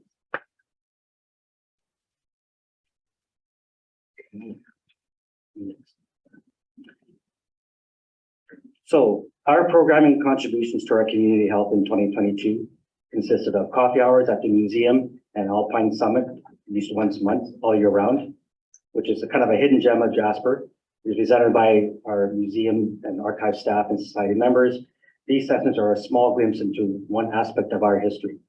The coffee hours primarily are towards seniors, and we do receive very little funding from our coffee hours. It's more of a service that we provide to the community and to the Alpine Lodge. And you can see some of the other events that happened this past year. We partnered with the Association of Jasper Climbing to bring the mountain series, and we're going to be doing that again this year on December the 12th at 7 p.m. at the museum, just so you know. So these are just a few things that we've done this past year. Our continued contribution to our community health in 22 consisted of, we commissioned students to jazz up our utility shed in the back of the museum. As part of our contribution to reconciliation, Mackenzie Brown was also commissioned to paint a mural. We are still here with an Indigenous theme on the parking lot side of the deck. A few years ago, we installed a Kukum statue, and we finished it off this year with a interpretive plaque in front, a bronze statue of Kukum, honoring both the history of the Sinawak-Winawak in the park and grandmothers in general. All these were funded through grants and partially through our reserves. Our satellite display at the Activity Center, the work of Sheila Couture and company, deserves recognition. It is so much part of that lobby that it may go unnoticed, but when you are 5 deep waiting for your hamburger at Glenda's, you will gravitate to it and be educated about everything from the works of parks architect A.J. Calderon to the life and work of curling ice architect of Wally Kortsky.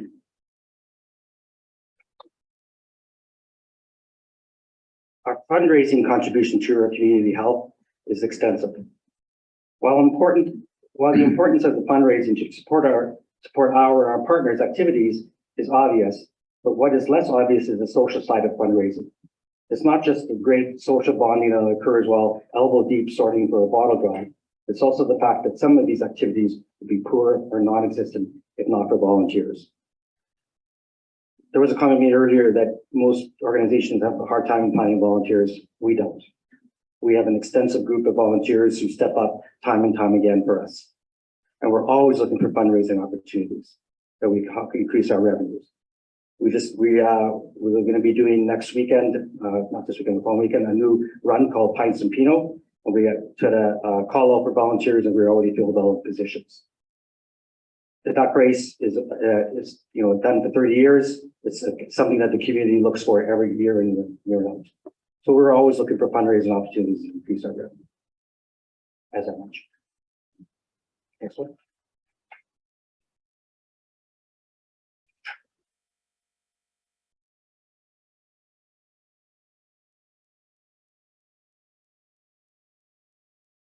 So our collection of artifacts contribution to our community health.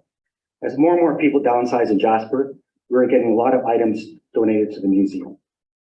In our collection, we currently have over 10,000 artifacts, up 2,000 from last year, 35 meters of catalog documents, and 20 meters of photos. Our backlog consists of 750 artifacts, up from 400 from last year, approximately 15 meters of uncatalogued documents and photographs. So far this year, we've accessioned over 1,600 artifacts and photos, which continues to add to our backlog. Keep in mind, and back in April, I hired a new collections person full-time. Before it was all done part-time.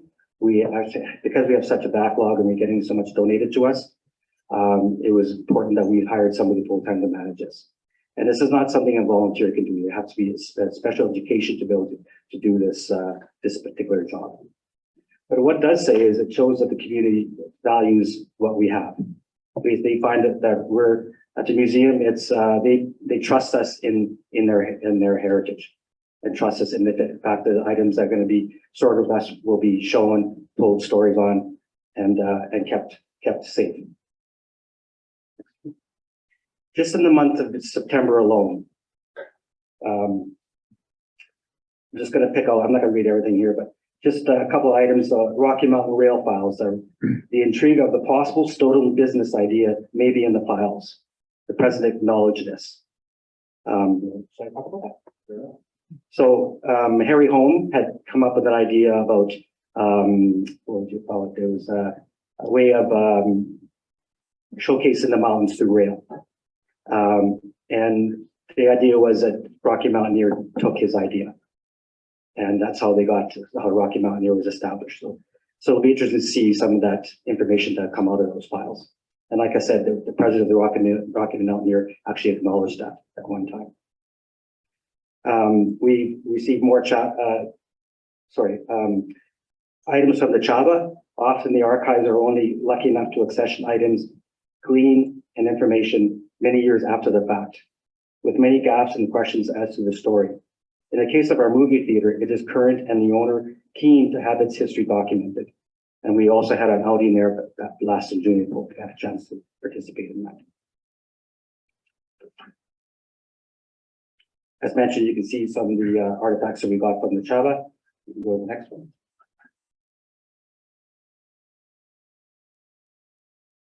Okay, you can go to the next one. On the last page is set to find it.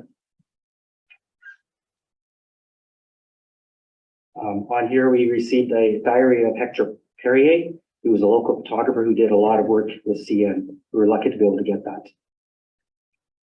If you ever want an opportunity to come out and see, like we don't just accession everything that gets given to us. There's a huge thought process that goes through this. It has to have a connection to Jasper. If it doesn't, then it's turned down immediately. And we always invite council or any members of the public who want to come down and see how the process works. I think you'll have a better idea on why some of these things look kind of like a little odd to you, and trust me, they are, but they do have an importance into Jasper's history.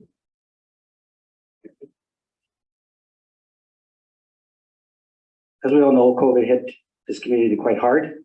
It hit us as well too, as you can see by this graph, how the visitation trends were up, and then all of a sudden just completely collapsed for us. And then now we're back on the rise again. We're still nowhere near where we need to be. Our revenues and expenses. We were lucky enough to take advantage of a lot of the government grants that were offered to us, especially the CEW grant, the wage subsidy. We didn't have to lay off anybody because of that. And we also, because our revenues were down on that side, we were able to offset it and through the wage subsidy and through many contributions, donations were way up that year. And we actually ended up turning in a nice little profit in 2 years that we had, 2021. But what all it did do was help build up some of our reserves. Okay, so, and if you want to talk more about that later, we're welcome to, but our reserves had dropped quite a bit over the years, and 2021 allowed us to build those reserves back up. But those grants are no longer available to us, but not to say that we're not looking for other opportunities. We're always looking for grants. I want to talk about this. What you see there are the documents that were produced after a consultation process we went through a couple of years ago. Although we, as a historical society, we deal with the past, we thrive on the past, but we also strive to be somewhat relevant and efficient. It's important, and that's why we went through that process. They gave us an objective look at our operations, and what resulted was a final report, a very thorough guide to lead us towards sustainability, and also a couple other documents, the more prescriptive governance policy manual and a business plan.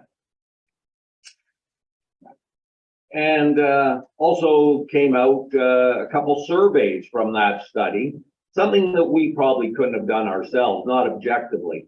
Won't go through it all, but no surprise, people both in the community and society members come to us for local history. But you can also see that special events are very high on people's priority list.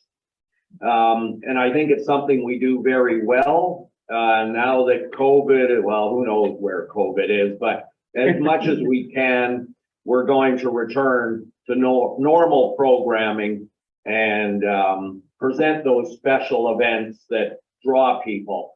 And for all those of you who missed last Saturday's talk by Chris Dunlop on the First World War, and I'd say that's everyone in the room, you're lost.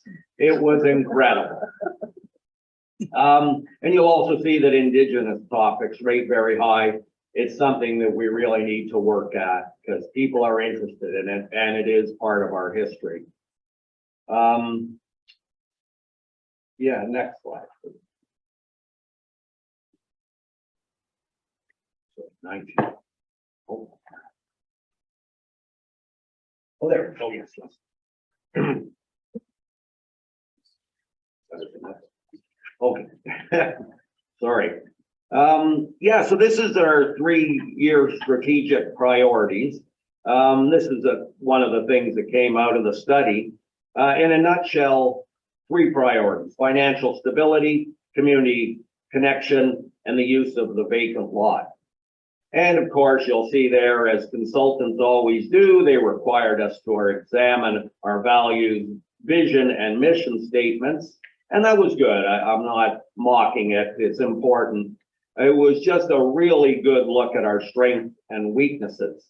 They also gave us some systems in which to objectively evaluate further initiatives. So we're not just going on passion or past practices. Does it meet the criteria? Sorry? Yes, and these are some of the priorities or recommendations. Most of them are quite clerical in nature, useful, practical, but not earth-shattering. But what are of note is, of course, putting down the 3 strategic priorities on the paper, revisiting our meeting agenda format. Sounds pretty simple, but it has allowed for better meeting efficiency. Adopting a new job description and title for our museum manager, no pay raise, but new business cards. He's happy. And also, it provided a good opportunity to examine the roles and expectations of staff and board that sometimes get confused over the years. Yes. Okay, that's 21. Sure. And Warren's right, no pay raise, just new title. And by the way, I'm still using the old cards because I'm saving money. So bear with me a little bit here. We did change up our slides a little bit, but I can still talk to this. So these are some of the strategic priorities in progress and some of the opportunities that we're working on right now. One of the things that I want to point out is a 60th anniversary reunion that's going to be taking place this August. Okay, what that'll do is allow us to bring people in. People have already been signed up, probably close to 100 people already from all across Western Canada. At a time when probably visitation is down a little bit near the end of August, but it'll also increase our profile and it'll also increase some of our membership as well too.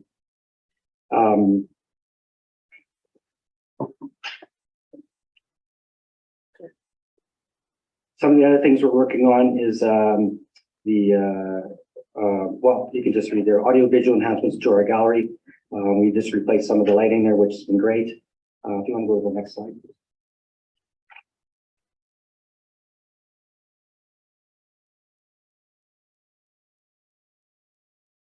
One of the things we're also looking at is acquisition of the Sherman's Wildlife Collection. We've actually committed to this, and now we have a problem is where we're going to put it. So we have decided to, we got some preliminary numbers, and we decided to put an addition onto the side of the museum to house the wildlife exhibit. But of course, this comes with a cost. Okay, we're looking at upwards of $400,000, depending on which way we go with this.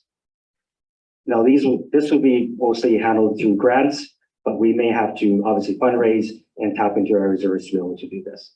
We felt this was an important collection that needed to stay in this community. But of course, it comes with all kinds of challenges, which we're slowly working on, and hopefully we'll have a solution by the summer on where we're going to be able to house this. Some of their other financial challenges that we're going to be ahead of us, obviously, is coming up with the Sherman collection money for that. We have a sidewalk that needs repaired. We decided to, decision was made to decline the pursuit of the Lutheran church that was offered to a lot of nonprofits in this community. We just didn't feel it needed our needs. We're also looking at financial challenges of technology for access for programming for identified customer segments. The next slide, if you want to go. One of the things we're currently working on right now is a new website. Our website is 10 years old, it's outdated. Our new website will be easier to navigate.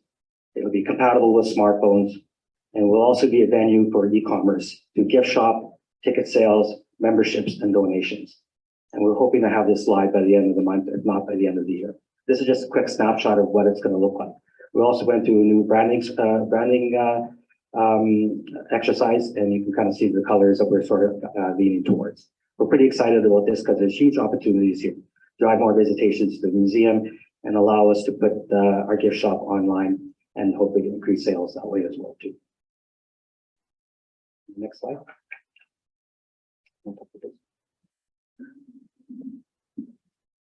The budget, yes, apologies again, had a really sexy pie chart to go along with this that is in our new presentation that isn't here.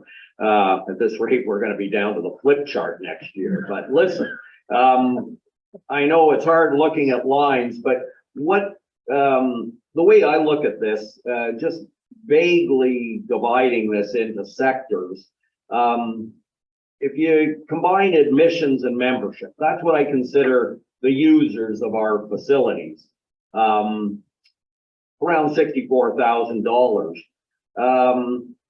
You start looking at how we generate money in the operation. So programming, general sales. Well, if you put those together, 110. Donation fundraising, again, something that comes from the organization, not necessarily from outside, or at least it's solicited by the organization, 95,000. That's matched by the amount of grants and non-government and government grants at 94,000. So it's almost an equal amount. I guess my point is we work for our money. Yes, we have support, not only from our members, the people who walk in our door, the municipality, of course, but people donate. People help out with the fundraising, and that all adds up. We hustle as much as we can to generate money within with programs, general sales, but inevitably we have to go looking for grants. And if you look at those four different sectors, they're almost equal in value. What I'd like you to look at is that fundraising number. That's fairly high, considering, a little over 250 members. That's a lot of money generated. And as Rob mentioned, that's at activities and events that happen. I'm not saying they wouldn't happen without a good volunteer base, but the museum has always been there to help the various operations that come to town with ideas to make sure that their events go over well. And we benefit from it. That's good. And we do have that good volunteer base. So, yeah, that's what I like to point out from the budget. So if you look at the expense side, most of our expenses is personnel. And believe me when I tell you, we're not paid well. We're below market value and inflation is going up. We all know that, 7-8%. Okay. So it's challenging, but we do it because we love it. That's why we do it. Okay. So, I think, that's where, so our ask that we're asking for today, which is $55,000, would go strictly to operations. It will not be spent on projects, on a wildlife exhibit, and so on and so forth. This will strictly go towards paying salaries.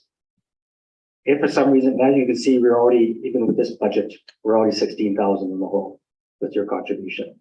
So that's another 16 that we have to go find somewhere else. The $25,000 non-government grant is an AMA grant that we applied for. Very, very hard to get. We have no guarantees we're going to get it. If we don't, we'll go look elsewhere. We'll find the money. But it does create challenges for us. And if we can't find the money, unfortunately, you know, we might have to end up reducing hours for people and therefore reducing some of our programs, which we don't all want to do. Other than that, I think that's all I want to say. Oh, yeah, right. And so the other thing we're asking for is in addition to the 55,000 is in-kind donations to help us with the wildlife exhibit. We're not sure what that would mean yet. It could just be a staff member with a truck. We don't know yet. We haven't figured out those small details yet. But we're asking the community to be able to help us with in-kind donations in some form or other. I think that's it. Questions?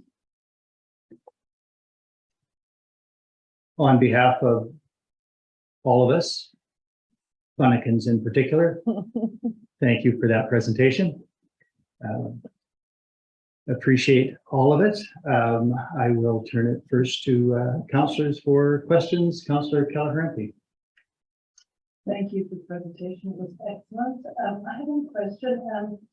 Last year, was it $49,000 you received from the municipality? That's correct, yeah. So really you requested 6,000 extra. That's correct, yeah. Thank you. Councillor Demoda. Thank you, Worship, through you to administration.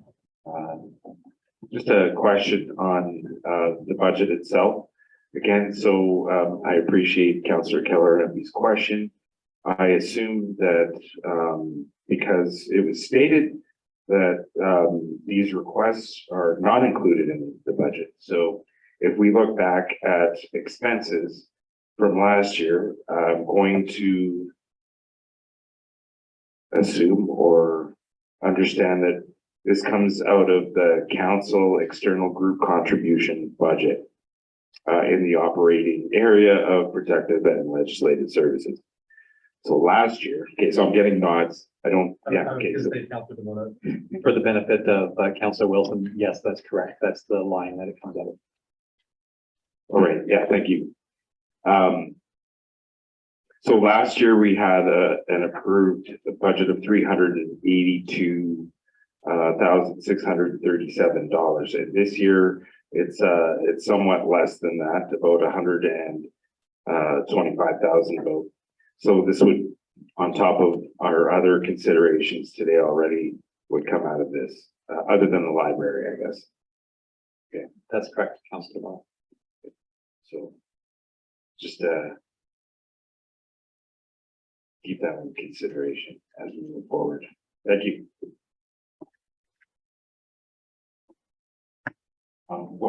Sir, Go ahead.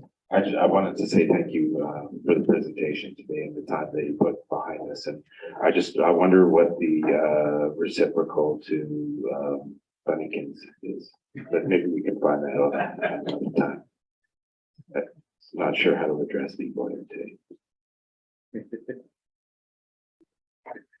Councillor Calaharampi. Just a question on your fundraising. A couple of years back, you had an idea of doing corporate sponsorship. Did that ever get taken off the ground, or is that now in the future, or are you just deciding that with the current climate that just not going to happen? Always try and look for corporate sponsors. Last year for our, last year before, we did get one for our camp, summer camps. Through MCOR, unfortunately, they never got to water contract here, so we're not willing to do it again. They weren't doing it again this year. But we're always looking for it. It's just a lot of times it just comes down to man hours. Try to find this right. We do have a corporate membership that we pushing a little bit here and there, and we have some little bit of uptake on that. But we do know that we have some work around that as well too. There's some opportunities for naming rights. Again, it's just putting that in place again, right? And all the board's been working towards that, and then all of a sudden now our focus shifted to this wildlife exhibit, and it's been taking up a lot of our time, which I'm sure Mel can justify to that. But yeah, it is in the works, and it's just a matter of just put it in on paper and going after it. Absolutely. Thank you. Councillor Wilson. Thank you. Well, I'm intrigued by the wildlife exhibit and the challenges there. There's a substantial amount of money that you're looking to drum up, 400,000. But the one that I noticed in your budget is that you don't have rent and you don't have. That would lead me to believe that you own outright the lot that and the building that you operate out of, but as well the vacant lot. So have you guys looked into leveraging the capital within the real estate to finance your finance the wildlife exhibit? Why you want to buy it?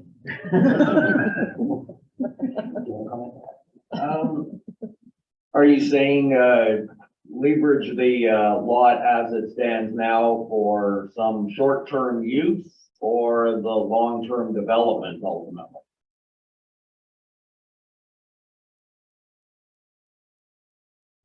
Sorry, can you repeat that?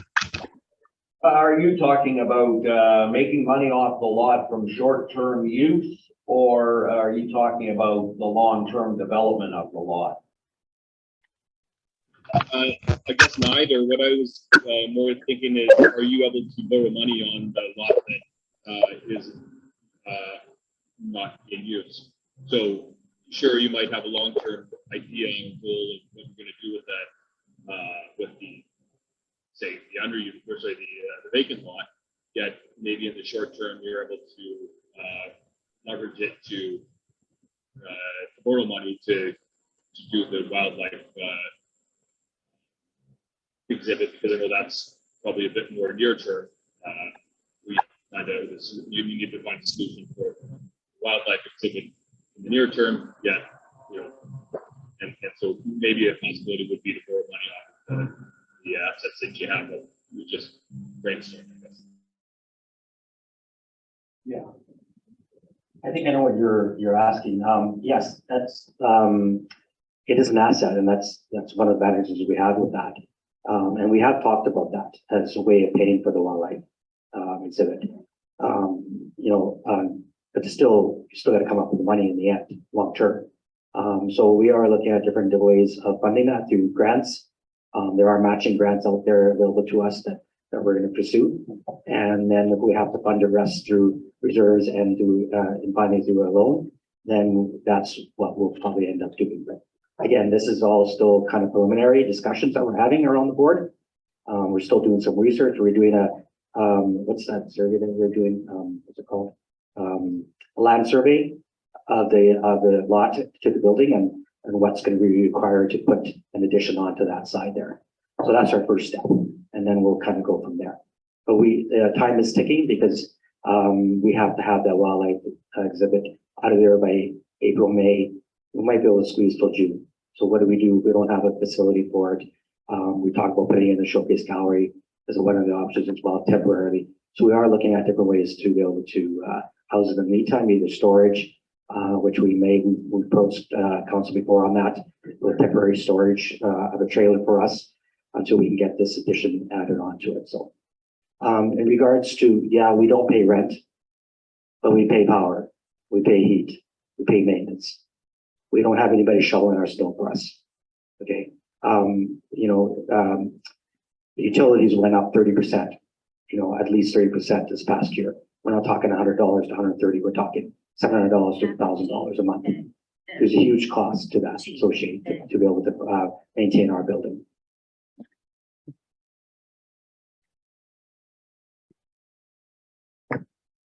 Thank you for that.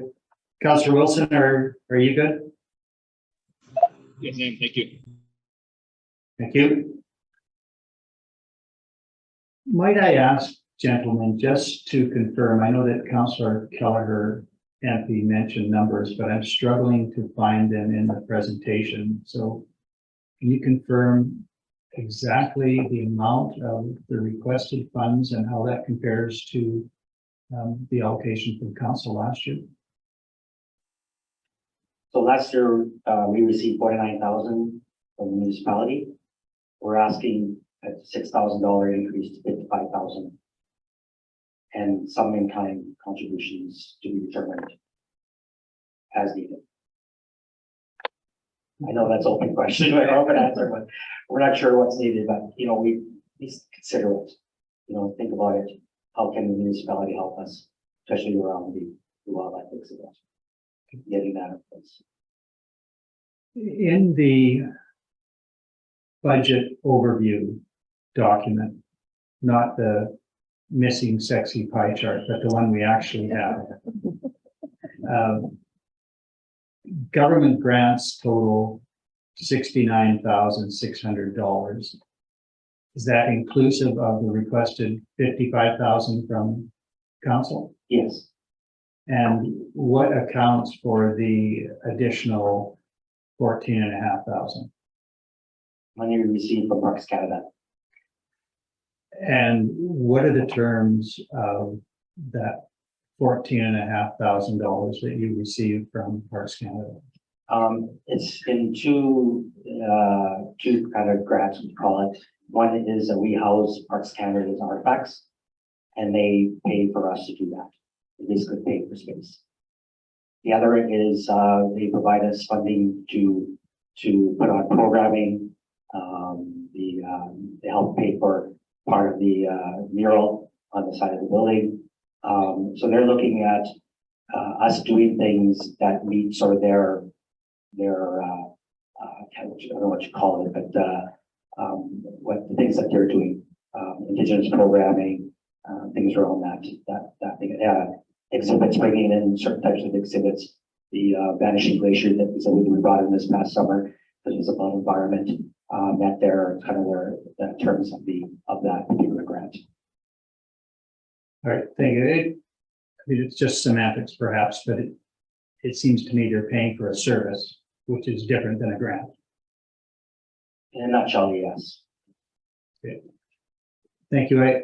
I'm also intrigued about the results of the Hatley Group experience that you went through. I was there for the initial part of that, and I'd like to see what you've done with that.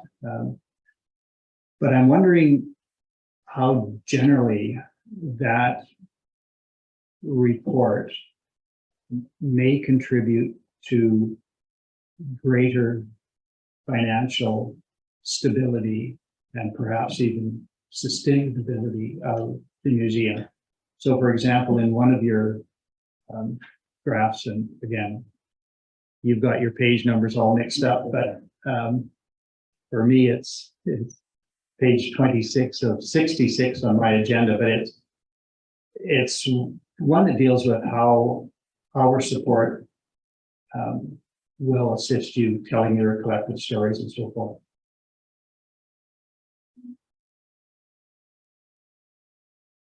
Early on in the report. It is early on in the report. It was the second slide. First, there was a cover slide, and then you told us what you're going to do. Oh, yeah. And then you did it, and then the next one. There you go. So I'm intrigued by the wording of the bottom bullet. Putting us on a path to greater sustainability implies that you're on a path to sustainability, and it's going to get greater. I don't know what that means exactly, but tell me what you see in the future. Do you see sustainability for the museum in such a way that it might reduce a call on public funds?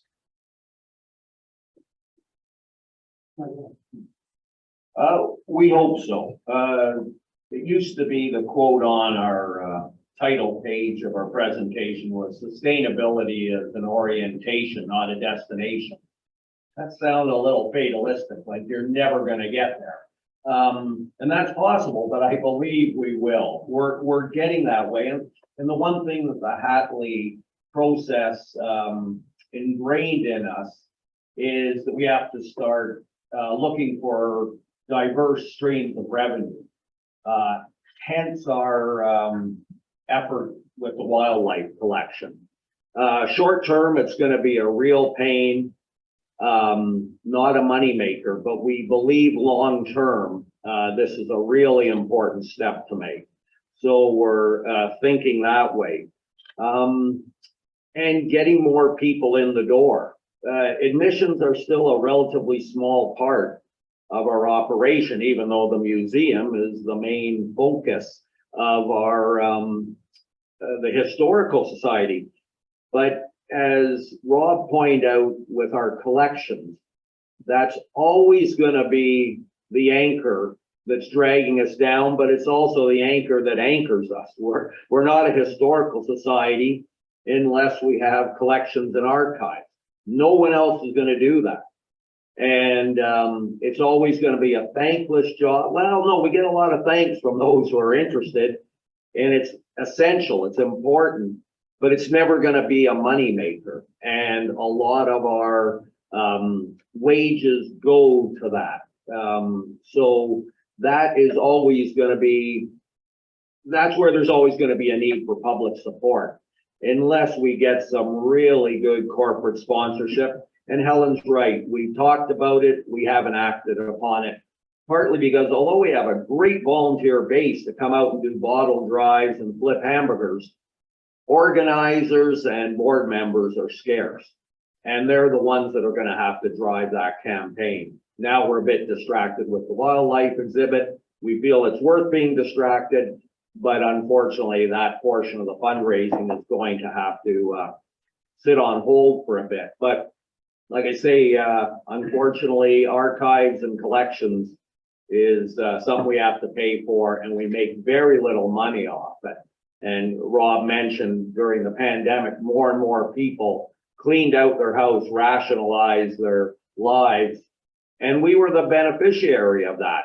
But if you're familiar with Maria Kondo and the simplify your life scenario, great for them. These items bring no joy to them, so they get rid of them. Guess who gets them? We get them. We don't take in everything, but we take in what's important to Jasper's history, and that costs money. And I think, I mean, we're always striving for sustainability. I mean, you know, we don't have to use public funding, we wouldn't, okay? But I'm just not sure when we'll get there or if we'll ever get there. Just like I'm sure the swimming pool will never be self-sufficient, right? So I think, yeah, I mean, we're all, I mean, we'd like to have long-term funding, you know, something where we can rely on long-term rather than just admissions and donations and fundraising, you know, whether it's through the municipality or whether it's through the provincial government, federal government, you know, things like that. So, or even through sponsorships, like I said, the naming rights for one of our galleries would be a great opportunity. Right, so where it's consistent funding for 5 to 10 years that we know that we can rely on. We rely on the park stuff. There are 3-year agreements that we do, and it helps us a lot to be able to utilize those funds for what they're meant to be used for. If that gets cut, then obviously then we have to reevaluate our collection with them and our programming that we do around them. The programming, something we get them benefits us intensely but even though it forces us to do the programming and exhibits based on what their requirements are, which is fine because they meet our requirements too. Well, thank you both for those complete answers. I appreciate it. I get the point. White elephants cost money. That's just the way it is.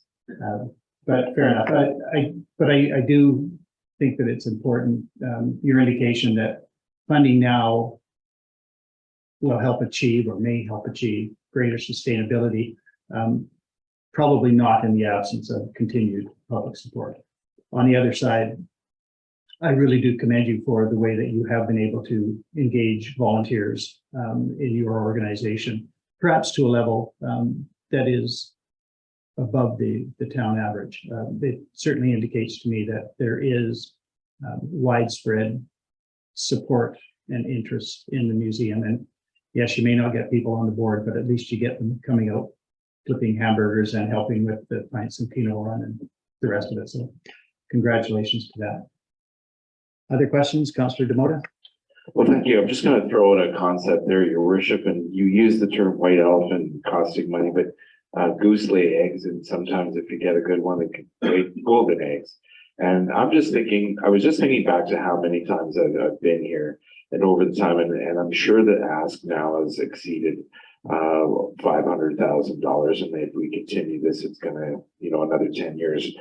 Over $1 million, and I'm wondering, if we best use taxation money to get in some type of relationship agreement and help develop that land, maybe for housing or something, if we can get that rezoned in that area, and then maybe have part of the revenues go back to the society to become more sustainable, so that we can, add something to the community that's in high demand, and then help out, an organization that, tends to waver on, being profitable and not profitable. So I think that there could be some opportunities down the road. And I'd like to, look at relationships to see how successful we can be to make things better for the community as a whole. Just an idea. Thank you. Councillor Axer. I just wanted to speak further to Mayor Ireland's comment about volunteers.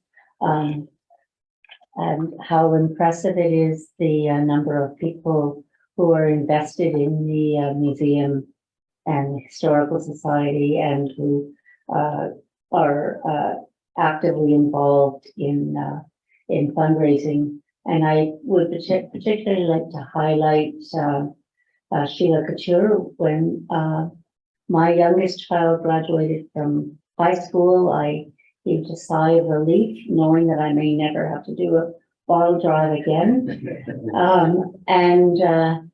Yet I see Sheila Couture out in every type of weather, all 12 months of the year, working underneath the trailer, sorting bottles and taking it through.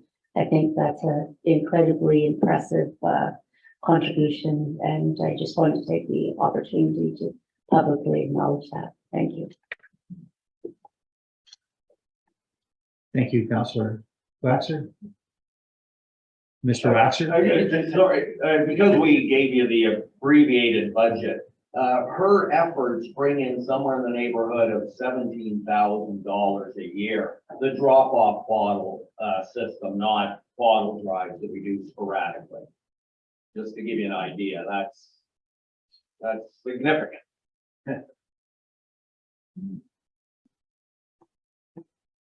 Are there other questions from councillors? Or is there a councillor prepared with a motion?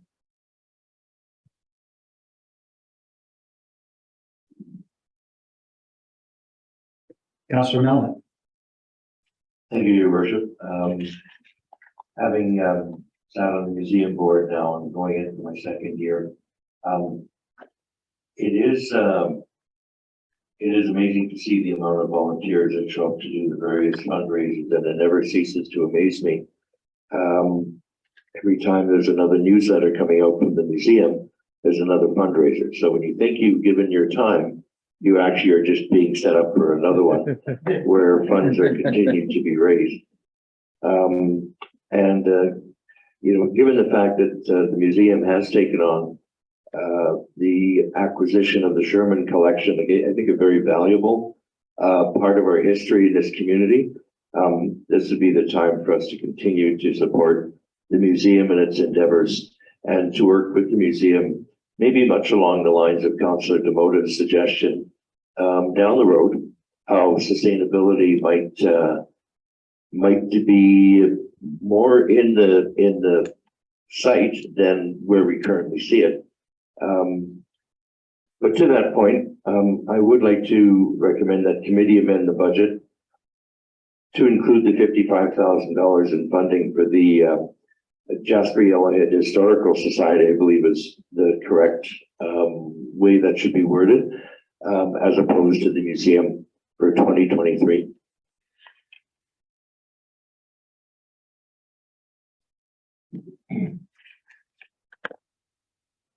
Thank you for that motion, Councillor Melnick.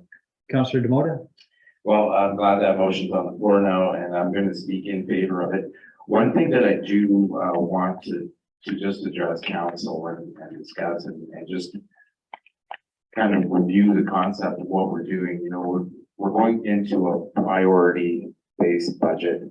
And one thing that I'm kind of weary of is people leaving today with higher expectations than what might be reality down the road, because we have another day and a half to consider an entire budget for a full year, and it's going to be priority based. So something within the next few days might fall down the priority list. And I just want, although I'm supporting this today, I'm not sure exactly what kind of dollars are going to be available to everybody at the end of our consideration. So again, I'm supporting this. Thank you. Thank you for that, Councillor Demota, and just to reiterate that is the process. Sitting here today, we are entitled to amend the budget, but council will deal with the amended budget. And so items that are added today are added to a proposal, but council will not be determining the final budget. It will simply determine what is presented to us for approval down the road. Any other comments with respect to the motion? I will call the question then. All those in favor? There are none opposed. That is carried. Thank you so much for your time. Thank you, gentlemen. Thank you.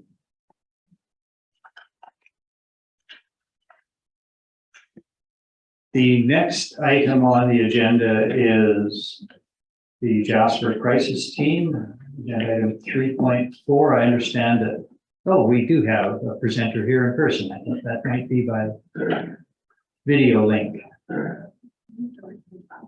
Ms. Dawson, welcome.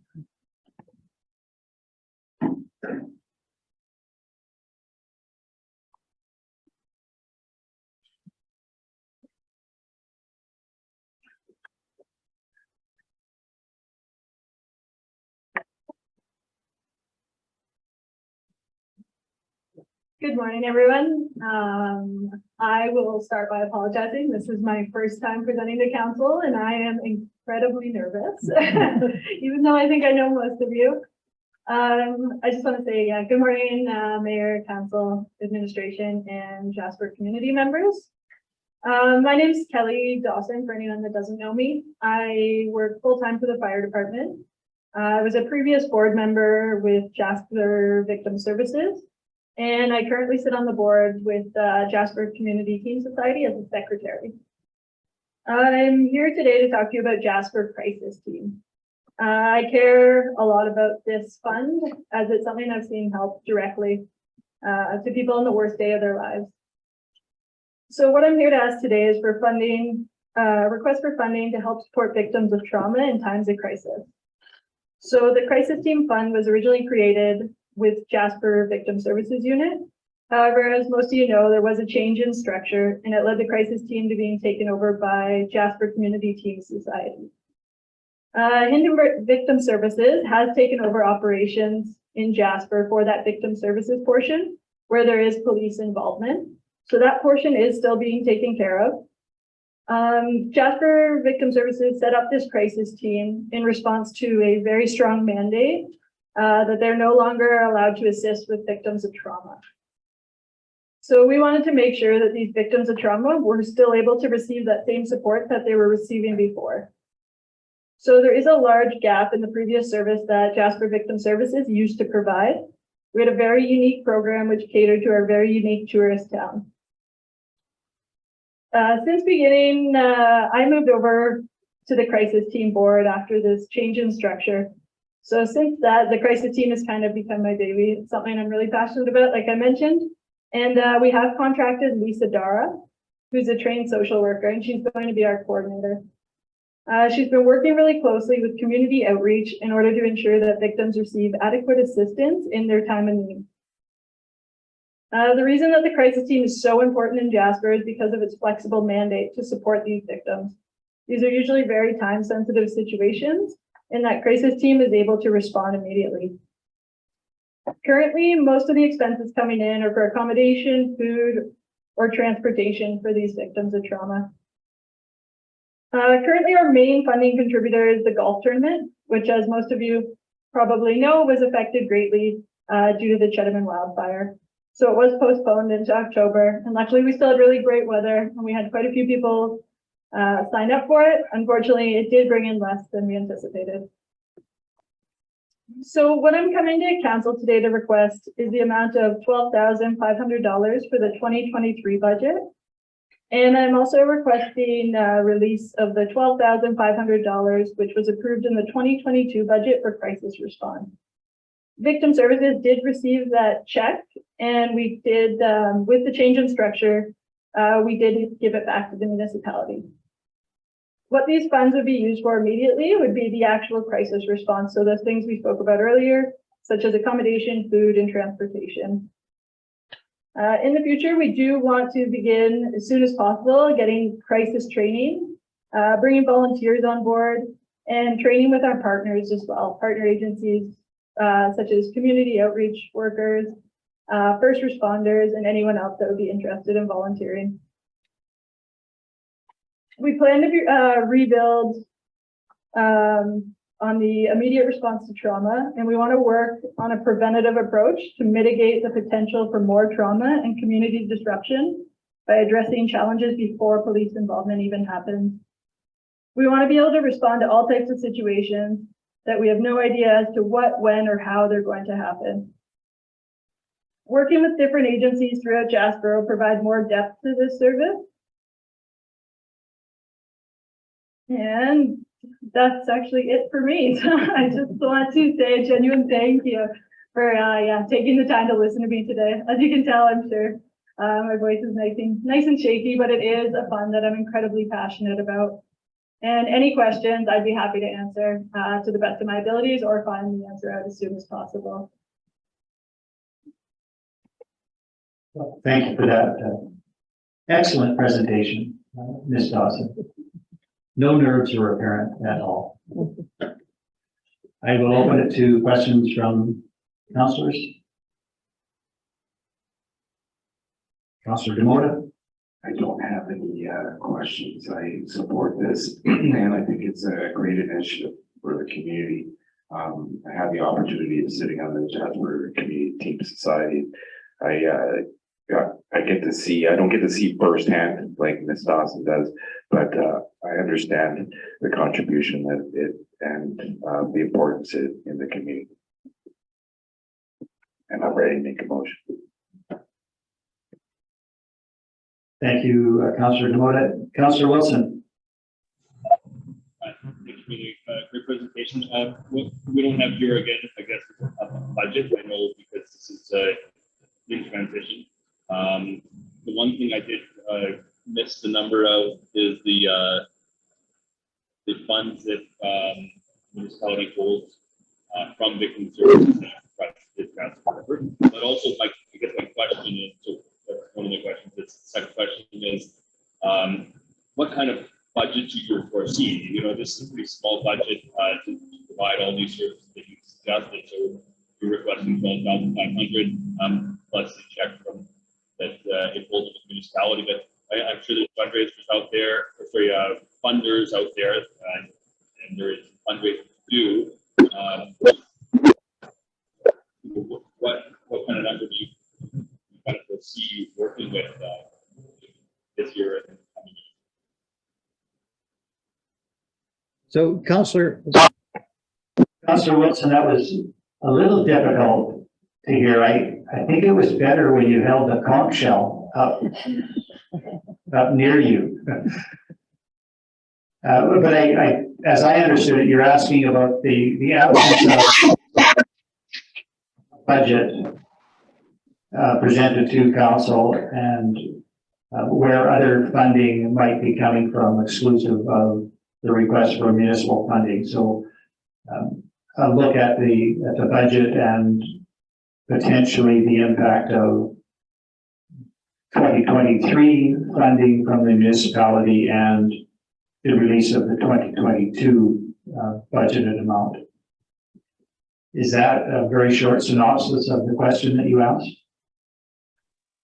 It is, thank you. Yeah, it's really just what they foresee being the overall budget, I guess in 2023, but also in future years. Like, you know, again, 12,500 is quite minimal to provide all the services that I think are needed in our community. Thank you for that, Ms. Dawson. Does that help you? The reason we went for we asked for the 12,500 was because that was what was previously given for crisis response specifically through victim services. What we plan on doing with that is starting training courses, and it does seem like minimal money for sure. But when you're looking at the cost that we've gone through recently, it tends to be a lot of accommodation, transportation, medication, food, stuff like that. And we are really lucky to have a great relationship with community outreach, for example, and their outreach workers who assist us with it. So that is, unfortunately, yeah, we do not have a dedicated budget right now. We are at the startup process of this, running on its own and not under victim services directly. So does that answer that question? Yeah, thank you very much. Appreciate it. Thank you. Thank you, Ruth. Councillor Kelleher.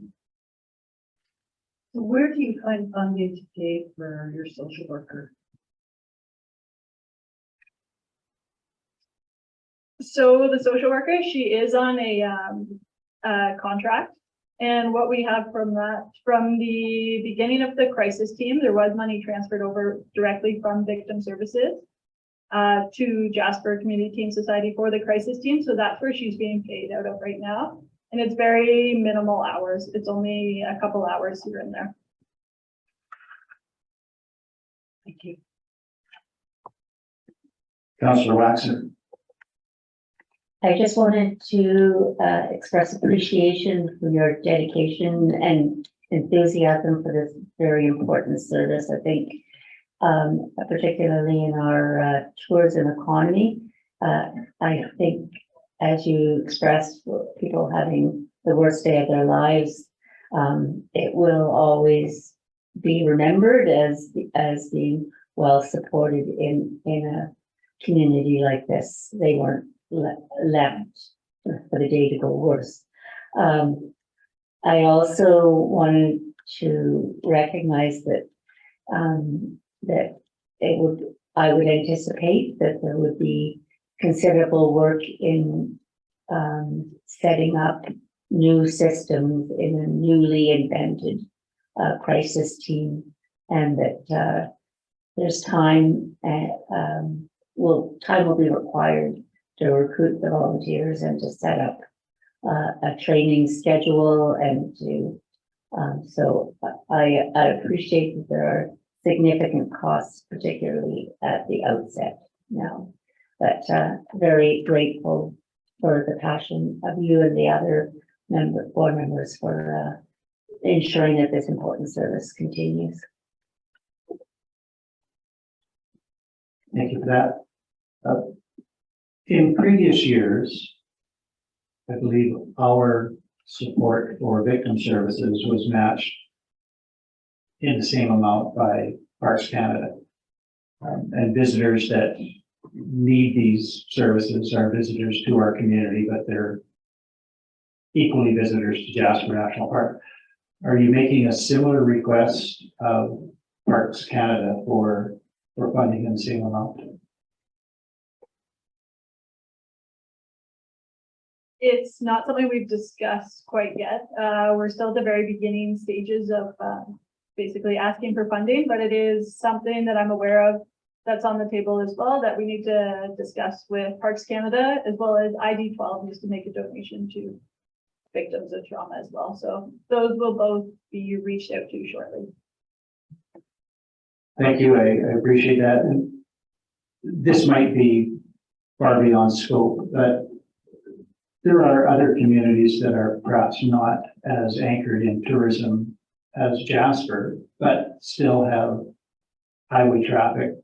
People get involved in trauma. Do you have any idea how other communities respond, or whether there are provincial resources made available for crisis response in non-tourism specific communities? There are different resources throughout the province. We're kind of like the last possible option. Like, for example, Alberta Supports is a great one. They are utilized quite often. And then we try and take over the people that don't fall into any of the other categories, or something that needs immediate action where they can't be on hold necessarily for waiting for a phone call for 12 hours. Basically our main goal for these are trying to just mitigate the harm possibly as soon as possible. So just from my previous work with victim services, I know that Banff Victim Services is in a unique situation as well.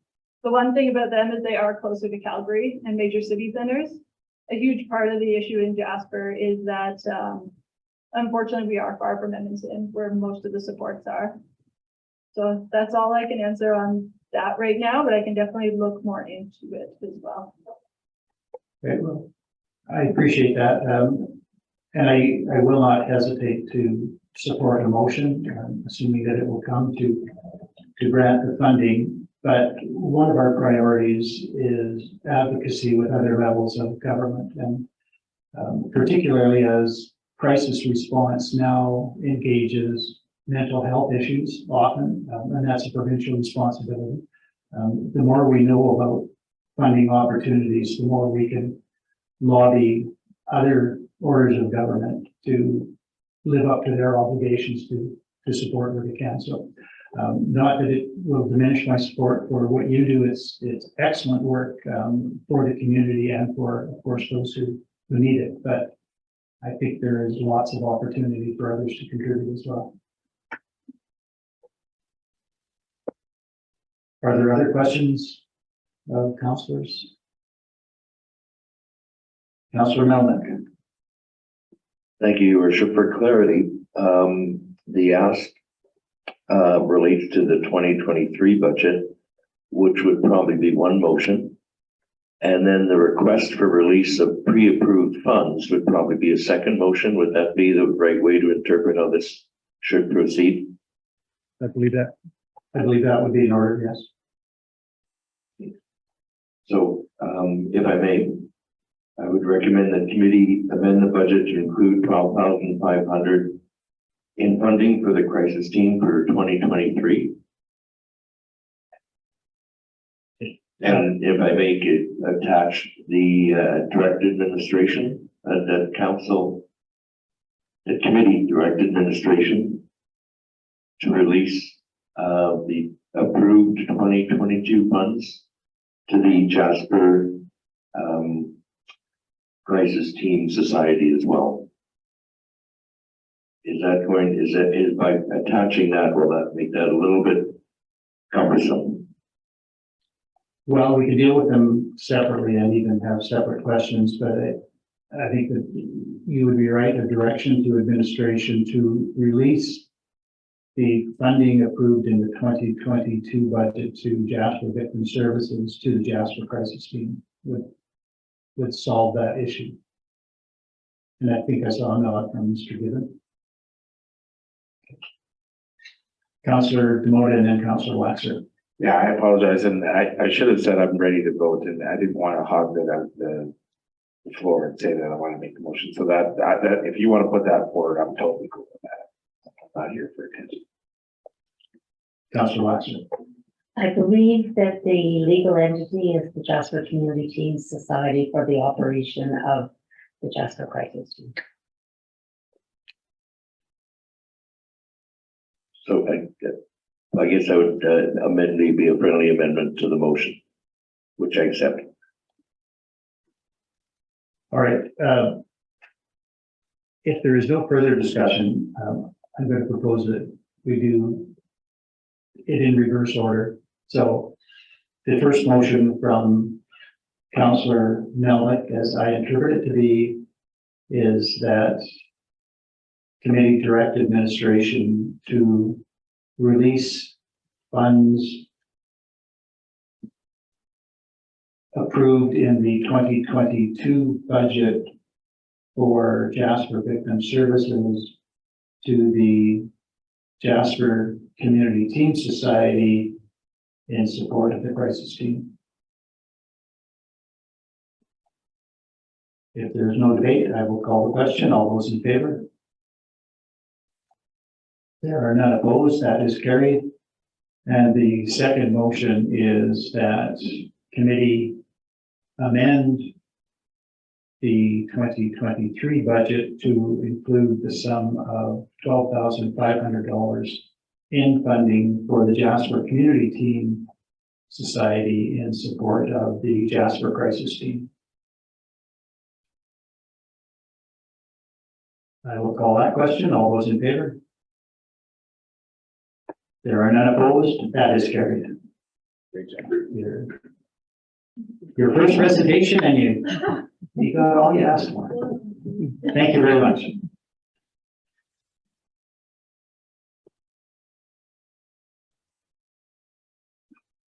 The next presentation we have is from the Jasper Artist Guild, and I am going to, well, I see Mr. Deagle on the screen, so this will be a video presentation. Welcome in our virtual world, Mr. Deagle, and the floor is yours. Thank you. Before I begin, I've been watching the presentations and noticed there have been some audio challenges. Can someone please give me an indication if my voice is coming through clearly and sufficiently loudly to continue? It is clear and sufficiently loud, yes. Thank you for asking. Awesome, thank you.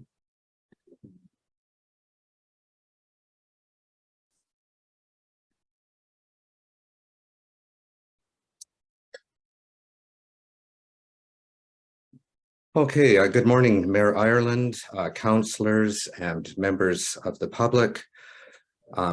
Thank you for this great opportunity to participate in the budget request presentations.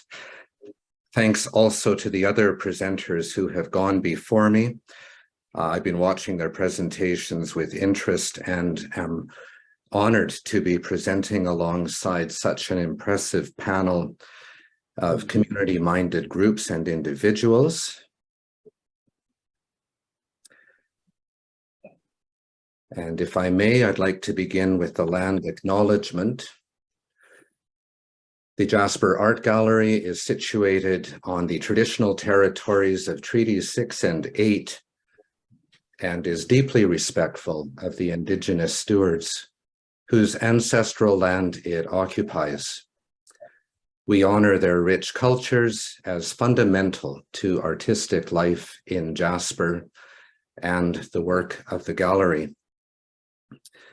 If I may just linger with this slide for a moment, this rendering is of a nice place near Lake Edith, known locally as Soggy Dog Slough. Many of you will recognize it. It sits at the base of Signal Mountain, but also at the base of Rosh Banam. Rosh Banam is a landmark mountain that is known as Nana Busho by many Indigenous people.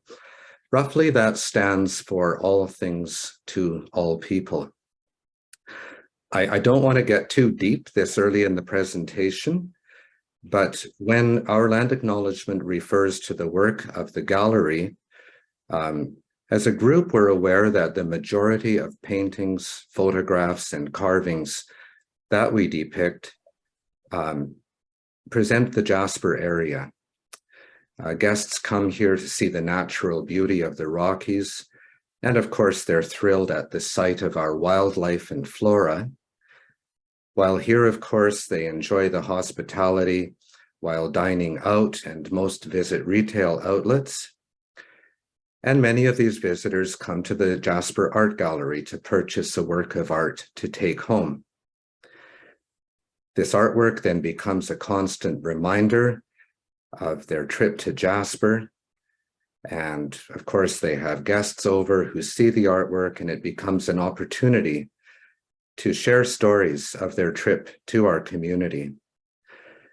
Members of the Jasper Artists Guild, I just wanted to say that we are proud that we can contribute to marketing Jasper.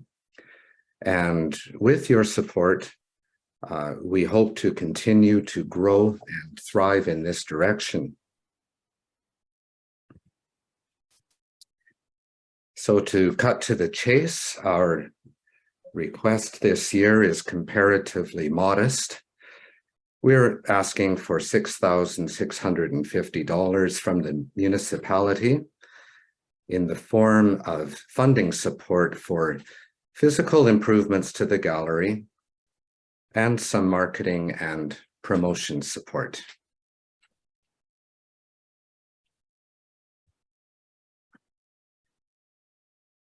In the past, JAG has used municipal funding to plan activities that promote art and support artists in a number of ways.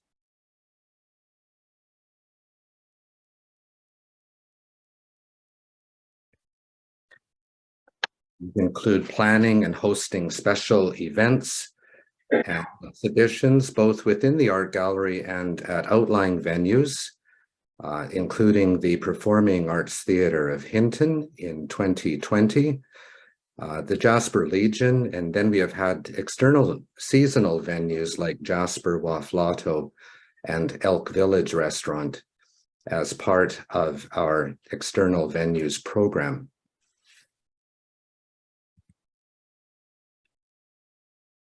Just an overview of JAG's 20+ year history. We were founded in 2001 by a small group of local artists with a vision for promoting fine arts in the community. None of us would ever have imagined we would endure for this long, not to mention operating from the professional space where we're situated today. In between our formation and getting to that space, JAG has occupied numerous locations throughout Jasper, including the centrally located Brushfire Gallery in the old fire hall for 9 years. The slide erroneously says Bushfire Gallery, but it is Brushfire Gallery.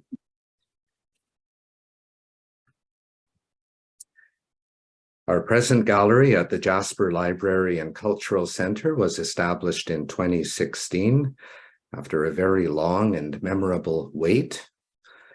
Some of our key members, including myself, Michael Fleesack, Claude Bucock, and associate and life members such as Louise Jarry and Joyce Butler have been with JAG since day one.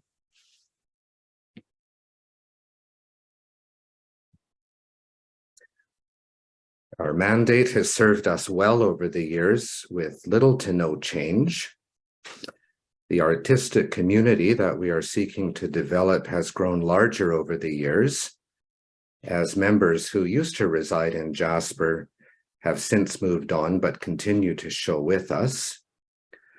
Other members from as far away as Calgary and Edmonton contribute significantly to JAG's programming and activities. They are as invested as the rest of us who live here, with the understanding that we expect a very high volunteer commitment from all members.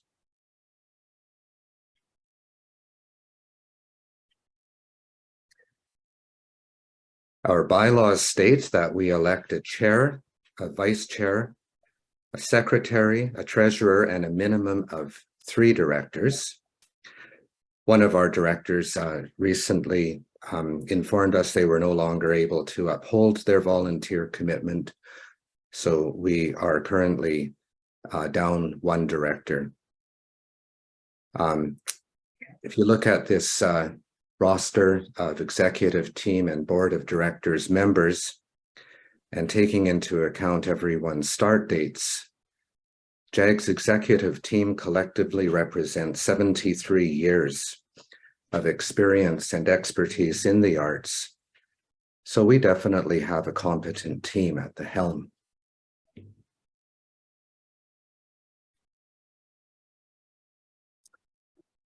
Just a few comments on who we are. We're a diverse group of artists who share in the love of visual arts. As I mentioned, our volunteers come from far and wide, with between 85 to 90% of our members residing and maintaining studios in Jasper. We've just taken a census of the membership recently and determined that we have approximately 25 members, but the transient nature of the community has made it difficult for us to reach and maintain our preferred quota of 30 members.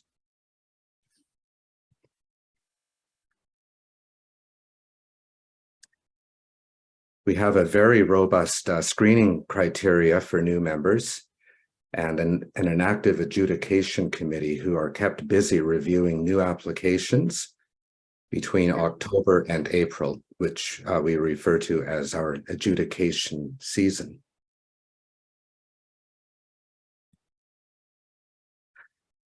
Like everyone, we're recovering from a series of unexpected setbacks, but I'm pleased to say that JAG has had an amazing year. Our shows have been well attended with brisk sales. We have added a couple of working studios to our lower gallery, combined with public gallery space, so our resident studio artists can welcome visitors and interact with them, and everyone seems to be staying happy and busy. Our annual Buzz exhibition, which is a great opportunity for scouting new talent, went over really big this year, and we're already involved in planning our Buzz 2023, which is set to open in the middle of January. We coordinated the design of a colorful street banner on a lamp post outside the gallery as part of the municipal the municipal street banner program. And we have been maintaining fairly steady opening hours overall. We received just under 3,000 visitors coming through the gallery this year. We're really excited about introducing our new mentorship program. I'll just let you read over those bullets there for a moment. As we enter into our 3rd decade of formation, standards have risen. Applicants whose portfolios are declined now have a recourse available to them for reapplying that includes working one-on-one with experienced artists. That way they'll get a better sense of the composition of the gallery and what genres and presentations work best.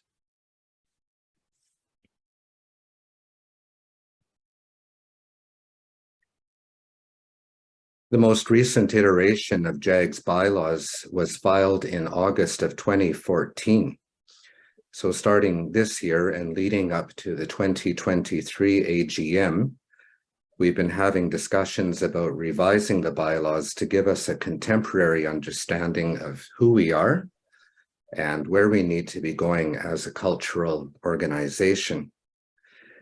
An end goal of this is to potentially align with the Canada Council of the Arts, which is the country's leading funding donor for artists and arts organizations.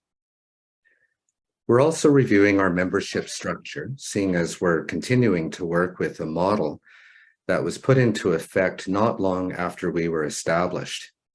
Much has changed since then, and we're very keen on revamping our membership model into something that better suits the changing needs of our members.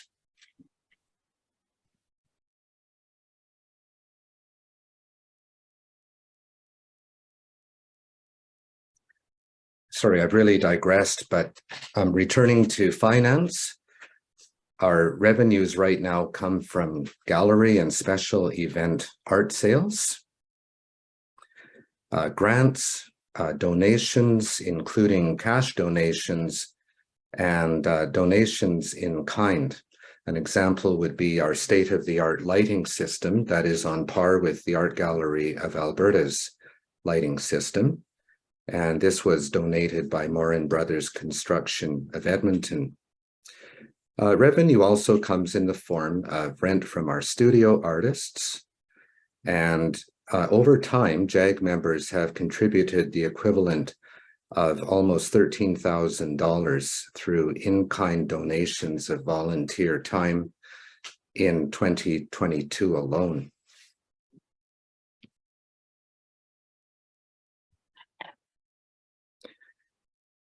So not surprisingly, JAG is still feeling the effects of COVID and, of course, the interruptions caused by the Chetamon wildfire. We did experience a net loss between September 1st, 2021 and the end of August this year of negative $6,028. I'm happy to say, however, that through prudent fiscal management and decision-making, our organization is solvent. Our objective is not just to remain solvent, but to grow and once again hire staff as we had prior to the pandemic and become an even more important contributor to the Jasper experience that our visitors come here to enjoy.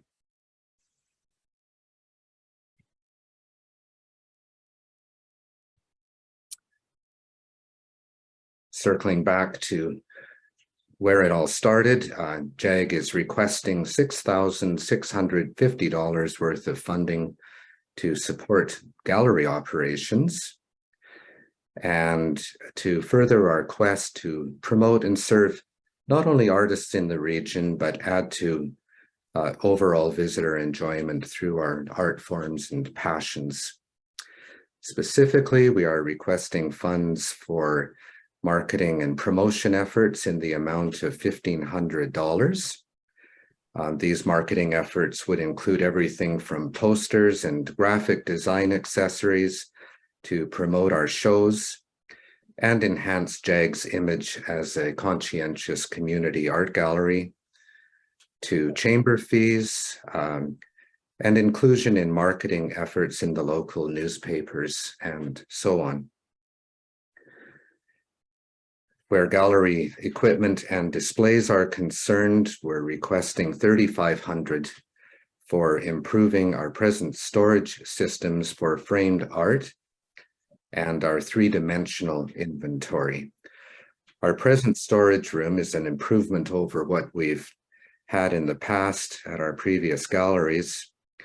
However, the system is proving to be inadequate and may require custom-built modules to make them more efficient and safe. We're requesting 650 for electrical accessories, specifically LED replacement bulbs for our overhead track lighting system that I mentioned earlier.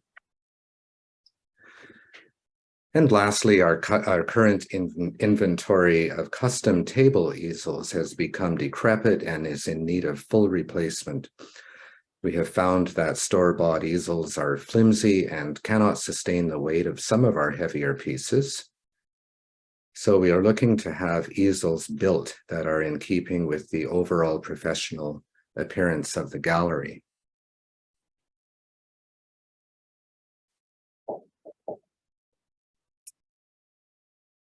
On behalf of the Jasper Artists Guild and the Jasper Art Gallery, I really would like to take this opportunity to say thanks to the municipality for their ongoing support, including the provision of our much-loved gallery facility in the first place. And of course, we hope that you will look favorably on our request of just under $7,000 worth of support so that we may continue our community and cultural operations and improve and strengthen them over time.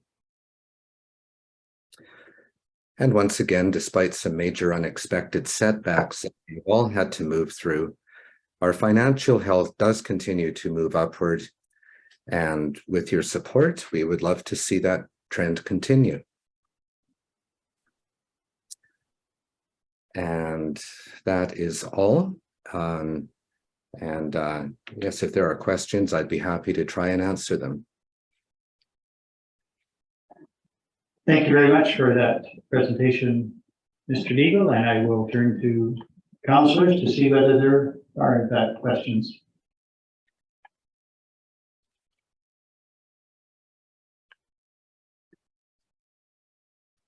I have one for you then, Mr. Deagle.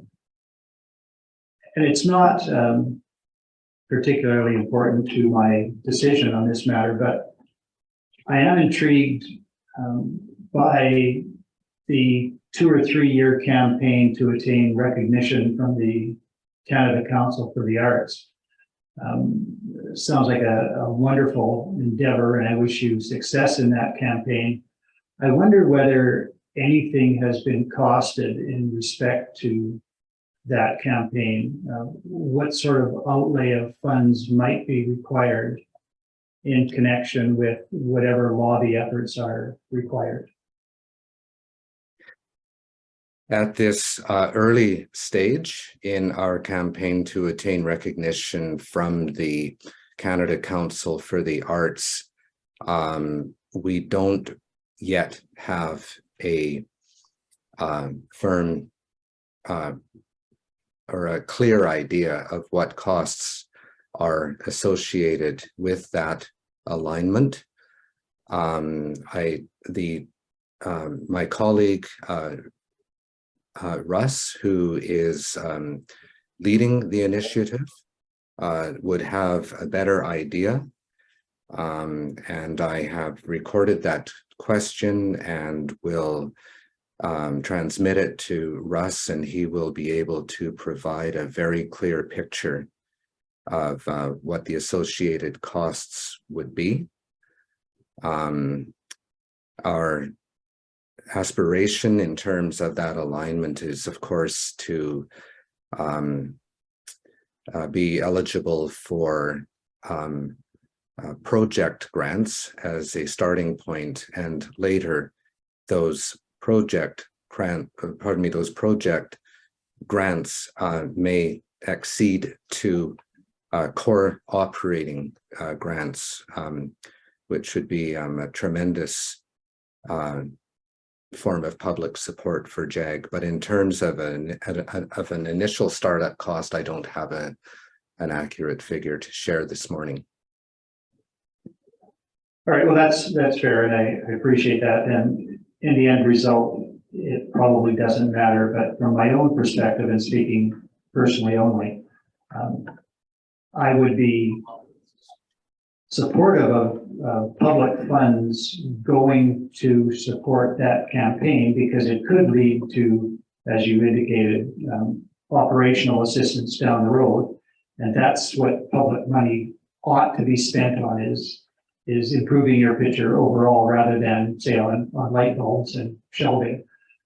Nonetheless, you will spend the money that you've got as you've needed. So it's not as if council gives the requested support, you will spend money that you have as you need to spend it. So we are not going to say that the money has to be spent on the things you've indicated, but I really am supportive of opportunities that you can take to better position JAG for long-term sustainability, and part of that will be recognition through the Canada Council for the Arts. So I wish you success, and if you need support in the form of a letter from mayor or council, please just request that. There's no financial cost to that, but I'd be most happy to support the efforts of JAG in that regard. Are there questions from other councillors? If not, as Mr. Deagle indicated in his opening, he is here with a modest request. Is there a modest motion to be had? Councillor Demota. Yes. I'd be very happy to make this motion. I go back to remembering Mr. Deagle upstairs from, I think it was Truffles and Trout at the time. My first introduction to art in Jasper. So we've come a long way. So I would like to recommend that committee amend the budget to include $606,650 in funding for the Jasper Artist Guild for 2023. Is there any debate on that motion?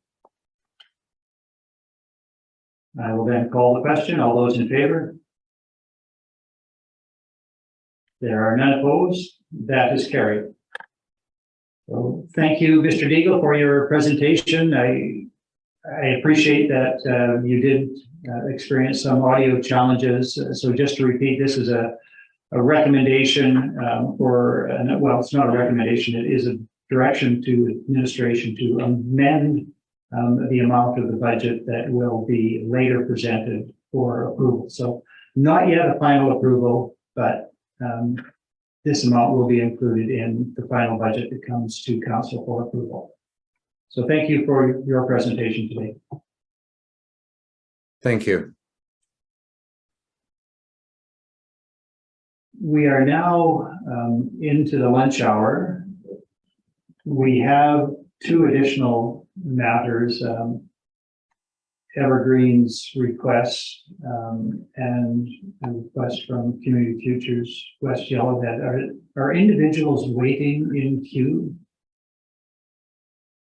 If not, then I might propose that we recess now at 1:15. We will deal with those two items and then launch into agenda item 4, which is field review of the budget, questions that may have been saved from earlier today for Mr. Given, and then go into finance and administration and see where we get by the end of the day. If that is acceptable, then we will call recess until 1:15. That gives us an hour. So Councillor Wilson, perhaps you get an hour of sunshine down there. The rest of us, I think, are here in the basement with lunch provided. So just imagine what you're missing. And we are recessed.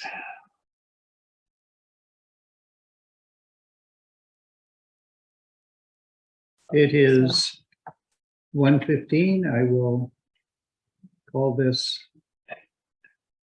budget presentation meeting back to order. We left at the conclusion of agenda item 3.5, which takes us to agenda item 3.6, which was added to the agenda. So there is nothing in your agenda packages relating to this. There was a letter that was in the November 8th Committee of the Whole agenda package. It is on screen now. If it's decipherable, I'm not sure whether it can be enlarged. apparently not. But you can access it through existing agendas if you wish. My understanding is that this is a request from the Evergreens Foundation for $10,000 of funding to be applied to the seniors bus that they operate in the community. Oh, Are they there? I have to close this then. yeah, what is on the screen is the Community Futures letter rather than Evergreens. Oh.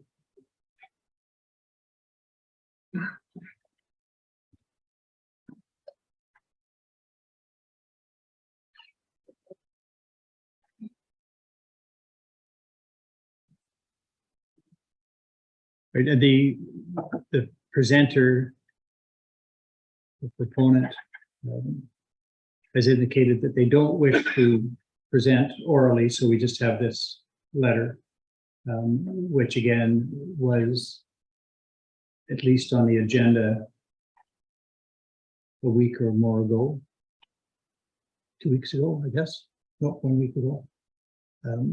So any comments or questions about this request for the $10,000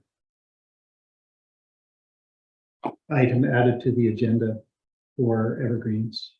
Go ahead, Councillor Kelleher.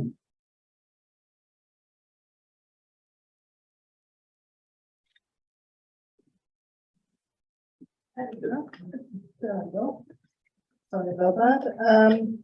This came to us originally in 2021 by Evergreen, when we had earlier that year formed a committee, and because the seniors the Jasper seniors wanted municipality to take over the bus. And out of that committee, Councillor Butler at the time was on Evergreen. He had worked with Ms. Chambers, and they came up that they would run the bus year round for a donation of $10,000. And at that time, they requested ongoing. And I think the way the motion was made at the time, administration felt that it was only for that 1 year. So in 2022, they did not receive the funding, which they thought they were going to receive. So because they haven't received that funding, they are now doing some fundraising in order to cover that deficit. So they're really hoping going forward that we will donate $10,000 a year for the seniors bus. The bus will cover trips from people that need it through costs, our community outreach services. Also helps people with disabilities, that's year visitors of Rocky Mountain Year, takes all our seniors to Hinton and appointments. And also if there's any community events going on, that bus is available within our community for our seniors or people in need. And Ms. Chambers did apologize, but she is in meetings with the Alberta government. Thank you for that, Councillor Kelleher. Councillor Waxer. I just wanted to speak to the fact that I think that transportation for seniors is a really important element to our community. And as we in Jasper, along with the rest of the country, are likely to experience a growing population of seniors, I think this is something that really warrants our attention. And I really hope that we can ask that Evergreen be active participants in our new transportation study or planning process, so that we have a seamless approach to transportation in the community. Thank you, Councillor Waxer. Any other comments or questions from councillors? Councillor Hall. Thank you, Mayor Island. I'm just curious because I don't know a lot about this. Who owns the bus and when, who would have purchased it when it was originally purchased? And how old is it? I'm looking at you. It was the Jasper Senior Society that owned the bus. And then I believe it's under Evergreen now, and in that time since it went under Evergreen, the Jasper Senior Society of the kept funding. And we have a new bus now, so it's owned by the Senior Society, but under Evergreen. It's a separate funding within the Evergreen budget, that's for the Jasper Senior Society. So it's, that money is, whatever money is that from the donation for that, is that earmarked just for that. Go ahead, Councillor. And so it picks up at Alpine Summit, Hydro, and seniors personal homes as well. That I can't answer, I just know that if people, seniors in Jasper needed, whether it's state of Georgia or not, that I do not know, but I do know that members of COP, the case workers there have clients that use the bus also. Where they come from, I do not know. Thank you for that. If there is no further discussion, I would look for a motion. Councillor Color-Happy.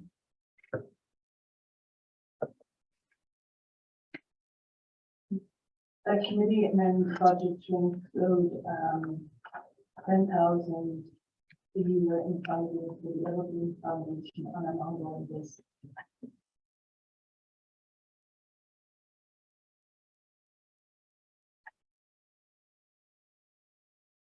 Thank you for the motion, and I appreciate your reading mostly from a motion.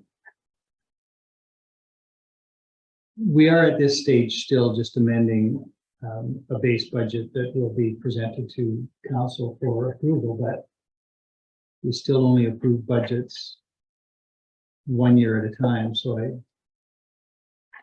don't want to give the impression that we approved future budgets, although I understand what I think you're saying is that this be regarded as a continuing ask, but it would still be subject to approval. And that's, But it would be in the budget.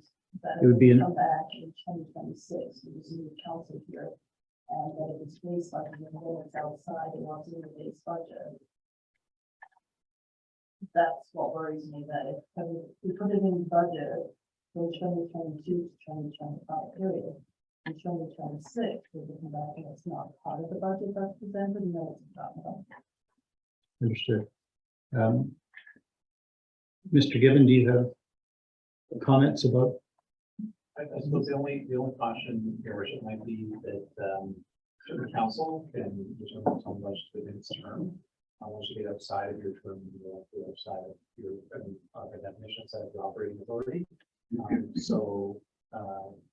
That's why administration structure the recommendation was important. So we would get clear guidance. If that was council's desire, the 10,000 should be in the base budget each year for the balance of the term. That's the structure. Then after that, of course, you turn to the next time to decide whether you wish to continue that. And then there would be some obligation on behalf of the organization to report how things are going and what the future is of this at that time. Thank you for that, Mr. Gibbon. Councillor Demola. Thank you. Madam Chair. So I apologize, I wasn't quite alert to restarting here. If my voice projection is okay, can you hear me, Councillor Wilson? Am I doing okay there for you? Okay. I'm starting to have a little deja vu in this conversation, and maybe that might be the reason for why this might have got missed or not put in the last budget.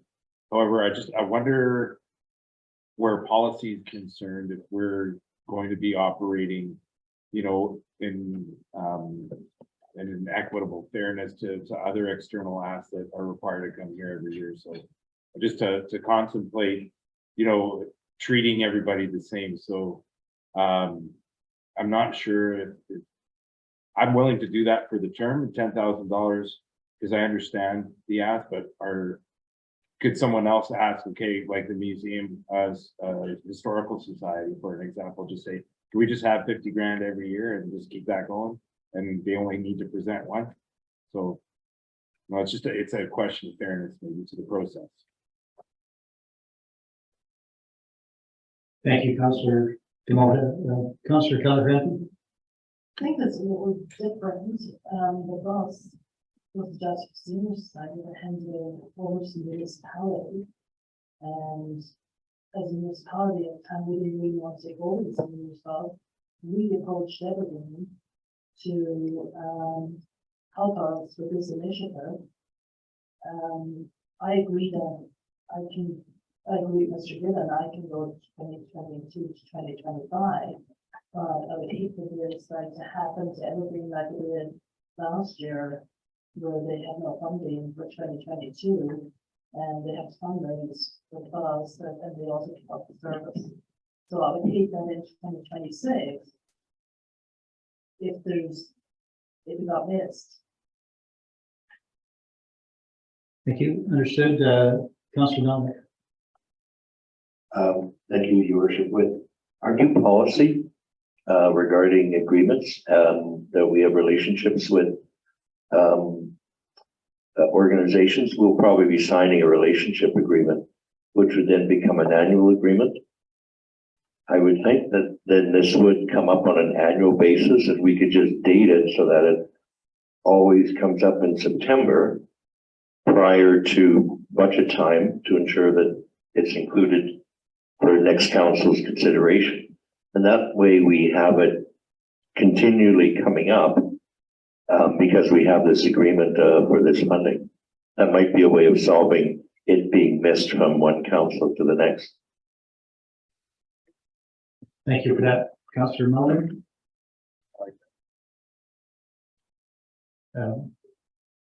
I believe that I heard you accept what could be considered a friendly amendment, although it came from administration. It's actually good. Well, just to, rather than continuing to make the motion in form for the 2023 to 2025 period. And then the other administrative elements will follow in any event, as mentioned by Councillor Malik. Do all councillors understand the motion on the table then? I will call the question. All those in favor?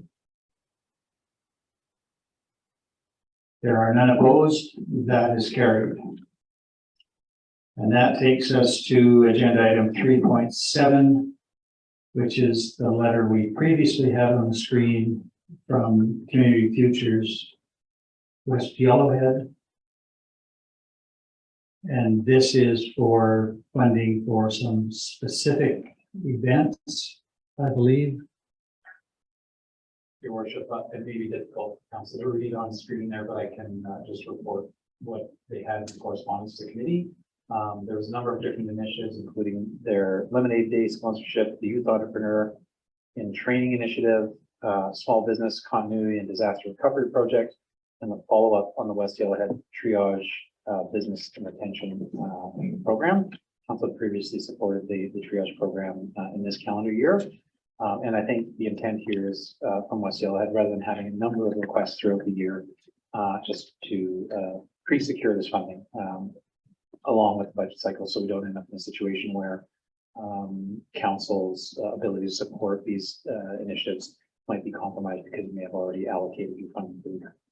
So I believe their total request is for $10,000, and that's the motion that's there for council's consideration in the documentation. Thank you, Mr. Gibbon. Comments, questions? Councillors, Councillor Melvin. Thank you, Your Worship, through you to Mr. Gibbon. I imagine that in the past, these were in the budget. Were some of these things included in the budget this go around, or because we're in a new budget process, these would have specifically been budgeted already?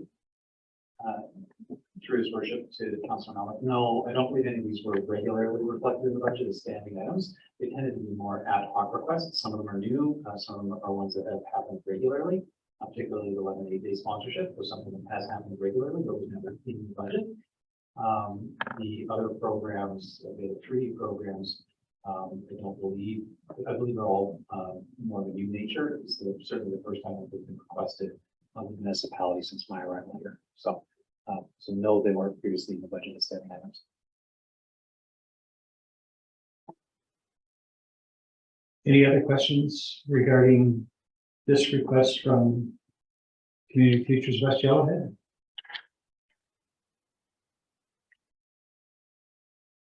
I look for a motion.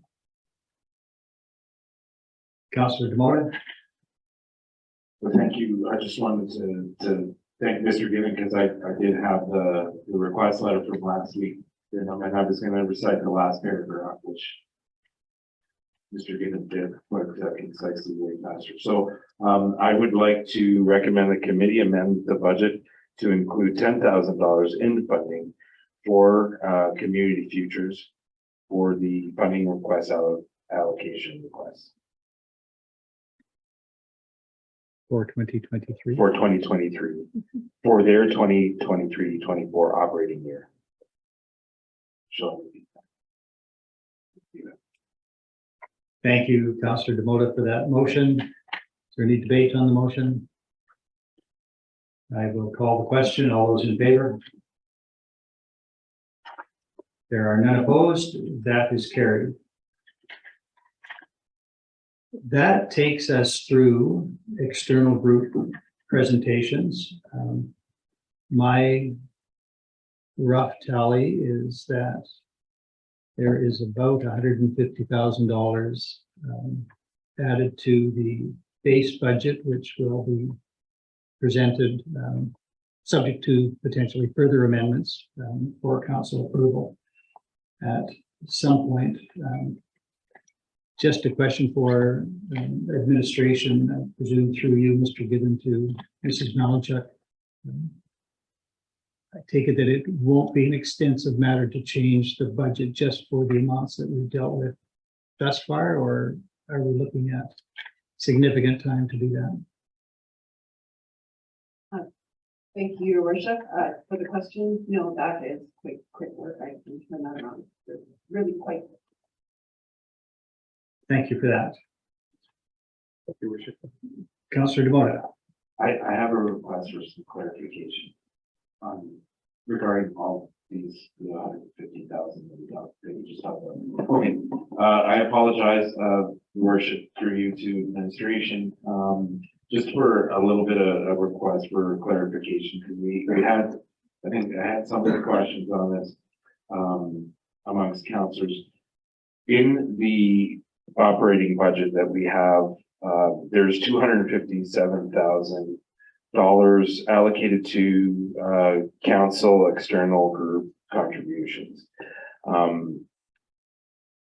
So this 150,000 is going to be considered part extra of that, because nothing that we considered today outside of the library is included. So I did my best to go through the service profiles to find out what the breakdown of that 257 is, and I couldn't find it. So I don't mean to put anybody on the spot, but I think it would help for council clarification so that we know what we're already committed to, and then what we know what the external asks are.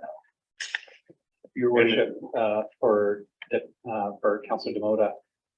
So certainly administration is prepared to go through each of the different service areas and profiles. It just so happens that the council area is bundled into protective and legislative services. So I know Ms. Don has her notes, and Ms. Malinchuk sort of prepared to get into the breaking out the details for council's information as we go through them. I don't know to what extent Ms. Malinchuk can bring up the other items that are in that line right now. Or, if you're comfortable, council, with waiting to receive that information when Ms. Nadon presents, then we would be happy to prepare that. And thanks for giving us a heads up on that question, so we know what to make sure we have answers to.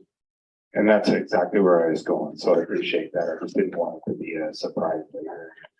it's there and I can't see it, then it's just, you know what it is, and it'll be easy for us. Thank you.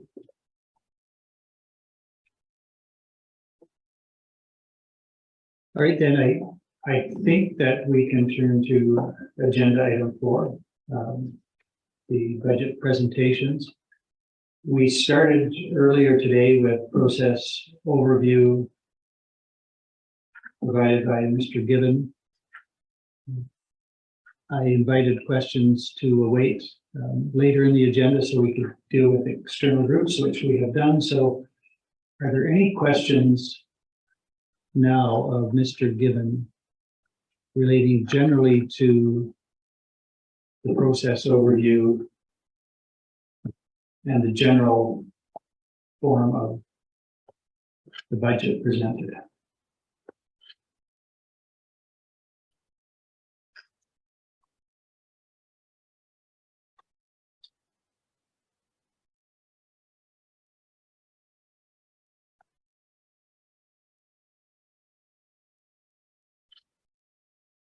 If I could ever get to the right screen, I might have a question or two.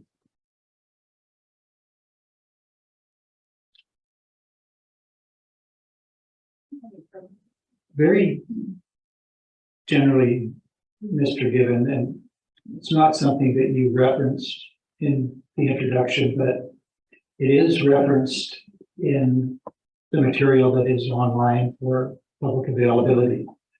And there is reference, if I can find it, under the priority-based budgeting portion, page 7, if that helps.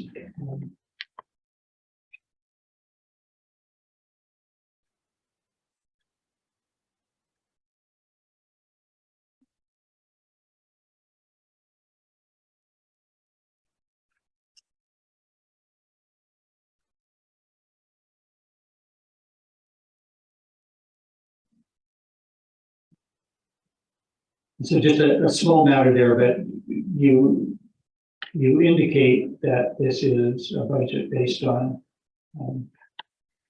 a priority-based budgeting, which is an evolution of sorts and something that we're on a path towards. We're maybe not quite there yet, but you have indicated that scoring was done to see how particular items aligned with council's priority, and you've indicated that the senior leadership team did that scoring, and later in the document there are some fairly intense pages dealing with that. What I would ask of you, though, is just for public edification to explain the strategic leadership team, who it is, what it is, because it is not something that shows up in the organizational chart, but members of the public might have an interest in knowing who has scored the items against council's priorities. And I wonder if you could expand on that. Absolutely, I can, Your Worship, and you're giving me a nice segue into the admin presentations if we wanted to go there. Because I do have a bit of a layout of the work that administration did around priority-based budgeting, how we're working in corporate council's priorities, and I can speak to the who did that work as well at that time. And so if that's okay, Your Worship. So direct answer to your question is the senior leadership team is the CAO, myself, the 4 directors, and the HR manager. So that's the direct answer to the question asked. And that's the very specific answer. And I can speak to, in the presentation materials, the work that SLT did. That's the short version of it. And how that related to work done by managers and by council. So if that's okay, then we can move on to the screen that you see in front of you there. It is a reference back to that priority-based budgeting and that planning cycle. We previously showed the, you are here as that green box below. And we're actually moving backwards in time to administration was here in the development of operational plans and budgets.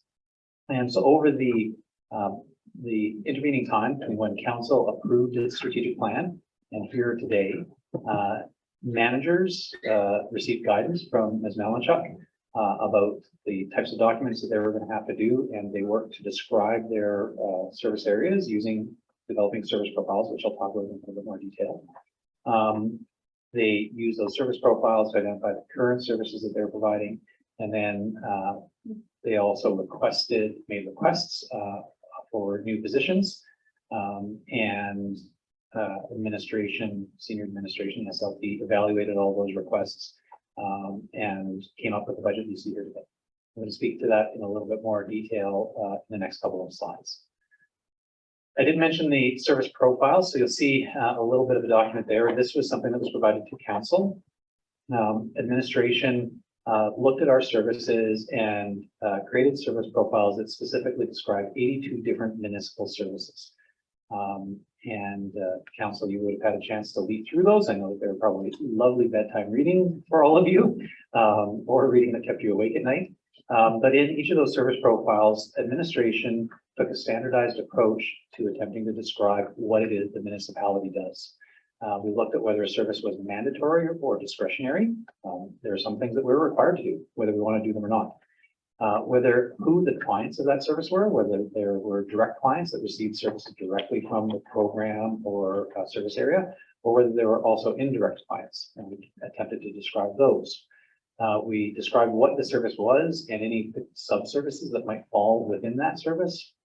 And then we also at a high level described the financial basics in terms of revenue and expense for a service. And we asked managers to list the council strategic priorities that they thought applied to their service. And so one thing that I'll say about the service profiles is it's a bit imprecise. I think that there is room for us to break down services even further to a more fine level of detail. As Councillor Demoto was just asking, there is this sort of broad service profile of external community group support. Well, there are obviously a number of sub things within that larger bucket. And that's where we see an opportunity to continue to evolve our priority-based budget and get to a finer and finer level of detail. But suffice to say that all of the different areas where the municipality is expending money are somewhere in one of our 82 different service profiles, each of which our managers had to develop. They were then reviewed by the director responsible, and then collectively, the senior leadership team of all the directors, myself and the HR manager, reviewed those service profiles. The next step from there is to assess the alignment with council's priorities. So the SLT reviewed the manager's assertion of which council priorities their service touched on. And we evaluated the strategic alignment by assigning a score of 1 from 0 to 4. So for example, if a service said, well, if a service profile said, well, this supports the goal of communicate and engage with residents, council's priority of communicating and engaging with residents, we as the SLT said, well, to what degree does it do that? Does it do it at all? And there were some cases where he said, no, I don't know that that really does it. That gets a 0. We saw there were some other areas where he said, well, actually, that really does that a lot. It gets a 4. And that's reflected in the very colorful sheet that you see as a part of your budget package, as a part of the appendices, which I believe are also online for the public to see. Actually, Emma, we'll just go back one. That allowed us to rank all of the 82 different services by giving them a total score. From there, so that was one big long list. The challenge of that big long list is that there are some internal services and external services, which are difficult to compare against one another. Obviously, an internal service like the one that we, in our discussions as administration use often, payroll. Nobody prioritizes payroll. It's not a surprise that that doesn't show up in council's strategic priorities, but payroll is required to ensure that any of the other services can exist. So you can see how, while it may not score high, it is fundamentally important to the operation of the municipality. So administration split the services across external facing services and internal facing services. And so you can see the external services, the level 1 area there are the ones that are most aligned with council's priorities. They most directly support council's strategic priorities. And then we did the same for the internal facing services. So those are called the cute name of the service placemats. So priority-based budgeting service placemats. That's the bluish green color one. But you can get a sense here of the things that we do external for the community and the way that they support council's priorities, and the ones that we do internally and how directly related to council's priorities. So this is one way of looking at, on a service by service basis, how closely aligned it is with council's priorities. The next thing that we did as a team was to look at, across council's priorities, which of those priorities is receiving the most current investment or level of effort from the organization. So you'll see on this table, and this is what is the top of that very colorful big chart that I was referencing.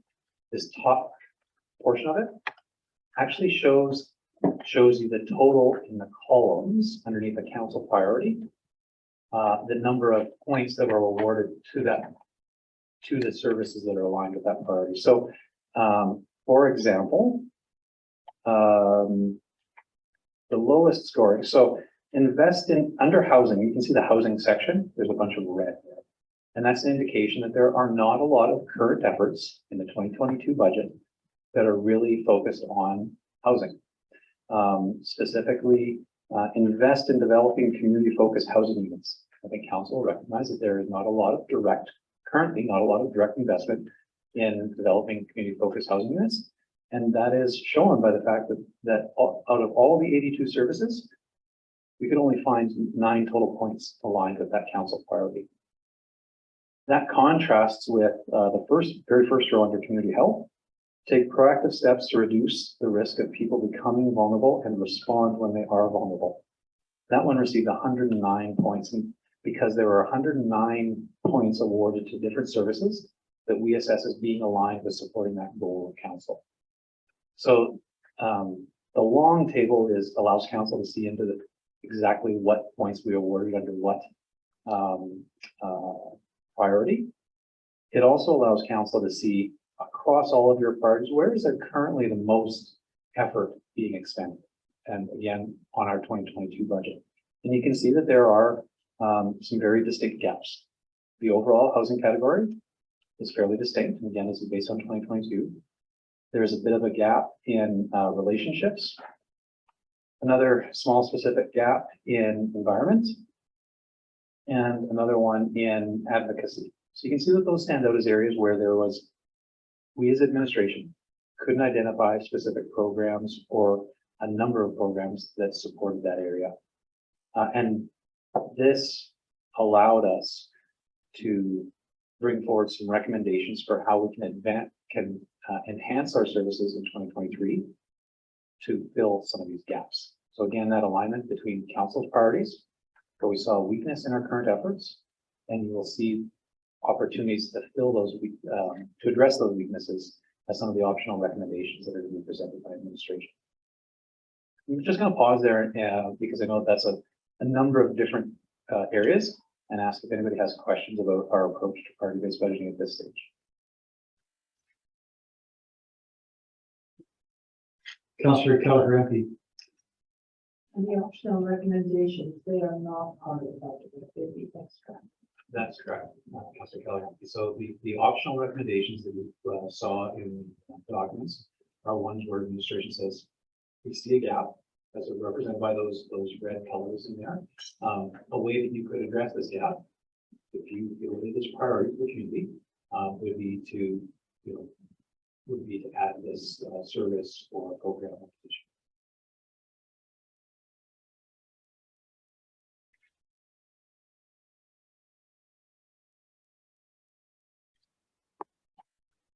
For myself, Mr. Good, thank you for that explanation. It might have helped earlier. Yeah. Because I did struggle with this, but is it fair to say that this represents the existing state of affairs, but not the budget? Your Worship, that's correct. So the colorful chart there that you see on the screen right now represents the services the municipality was delivering based on the 2022 budget. So in the 2022 year, what services are we delivering? Any new position requests were assessed against, on a go-forward basis. So that is a snapshot in time. The goal would be that when we arrive here next year, and you see a similar chart with a similar sort of colors, you would start to see those reds disappear because we would be expending more effort to on those priorities. And I don't want to dwell too long on the theoretical approach, although I think it's incredibly important that we understand what it is we're trying to achieve. Given this as a basis point to reflect on the 2023 budget and what might be advanced to meet priorities, was there consideration given just to increasing the low red numbers? Or was there consideration given to decreasing the bright green numbers to build more equity of approach? Or just lifting the bottom up, or is it suppressing anything at the top? That's an interesting question, Your Worship. I would say that administration did not take the approach that we were doing too much in any area where we're doing well. So, I think that is a fair question. And council said, hey, we're doing fine with respect to this priority. Don't do any more, or do less. Let's see if we can get why we're doing less. That I think is an open discussion to be able to do that. And that's something that's enabled by priority discussion. I think that would be a bit of the evolution of the approach. Another thing that I could see would be that perhaps in 2023, subject to timelines, I could see some value in having a working session with council to run through the administration assessments. So you could ask questions about why we assigned the 1 year for them. But again, this being our first go at it, I think that was something that we realized. We actually spent as FLT a full day going through and assessing these scores, and we didn't get finished in a full day. And we all know the ins and outs, at least one of them, pretty much the ins and outs of each of the programs. So, but we did see that there might be an opportunity for council to at least go through a more detailed discussion about why a program received the results that it did. So we see more opportunity to improve the process and refine the process going forward, including, if council want to have a discussion about where we are expending too much effort on a priority, and you would prefer to see that effort reallocated, that's an open discussion.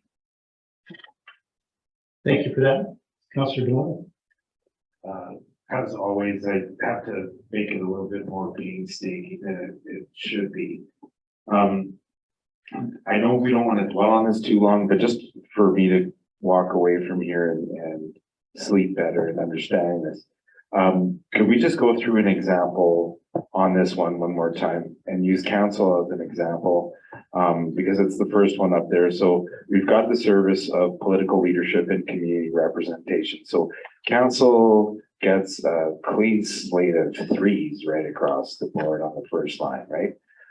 So I'm just going to go to the red zones because I kind of like how it develops to green things that we're doing. And so our gaps are going to be the brighter reds. I understand that. So, and the things that, we have gaps on are evident. We've got 18 for internal capacity, but then yes, we've already invested in some infrastructure to support housing. So that's orange.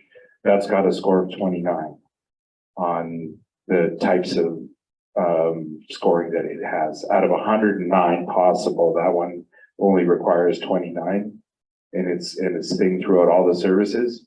Only there's 29 touches with all our services are provided in that for everybody, right?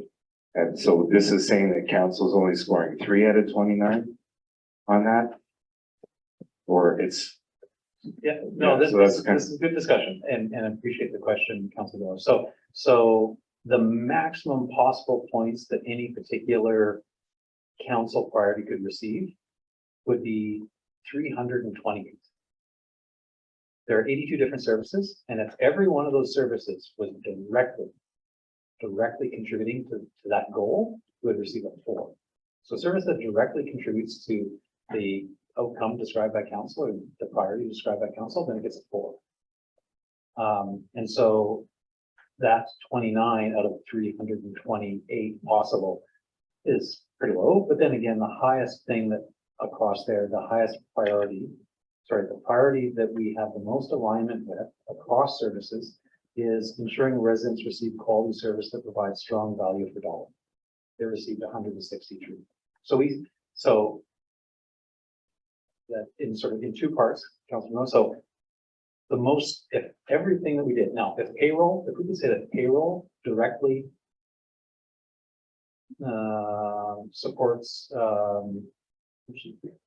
investing infrastructure to support housing, then it would get a 4. But obviously payroll can't ever be directly responsible for investing in housing. It's a subservice that provides that support. So again, so the maximum points awarded for any priority, nobody's ever going to get 320 because not all parts of our organization contribute directly to each council priority.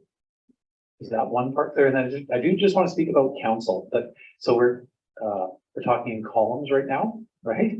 The points that you would get in the top of the columns. Now let's talk across the rows, Right. where council gets 3s across the board. When administration, and so council as a service is the highest scoring service because council has the opportunity to maybe not directly, but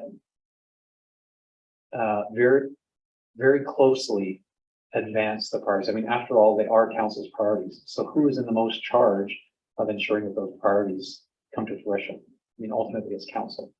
So that is sort of not too much of a surprise, but it does suggest that we should be investing resources in our governance and in your work as elected officials so that you can help advance all of those priorities. Because council plays an integral role in advancing relationships. Council support for and commitment to housing helps advance housing, even though you may not be digging the ground where pipes are going to go in, or actually building the new apartment building.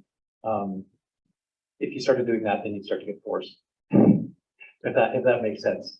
So council is a very big influence in the success of the organization. And you can see that by the fact that it was recognized with 3s across the board. In contrast to the CAO. So I'm going to go midway down. The CAO office scored 35. And so the CAO's office did not get points. And this is a bit of a debate actually as well. The CAO's office did not get points, got 0 points for taking proactive steps to reduce the risk of people becoming vulnerable and responding when they are vulnerable. We as SLP said, well, the CAO doesn't really do that. I mean, sure, indirectly, the support, encouragement of the CAO, but on that line, my office got 0 points. My office did get 3 points for building our internal capacity to advance housing priorities, because I'm also the CEO of the JCHC. And to this point, have been the main resource that's advancing housing discussions. I got 4s in nurture our most important relationships, which are those within our organization. As the CAO, I got 4 points in that category because that is really kind of the role as me as the leader of administrative leader of the organizations. Think about those relationships. So, you can kind of, as you go along the rows of each of the programs, you can say, okay, well, so why did the CAO get only get a 1 in welcome the expertise, innovation, creativity of community members, groups, and associations?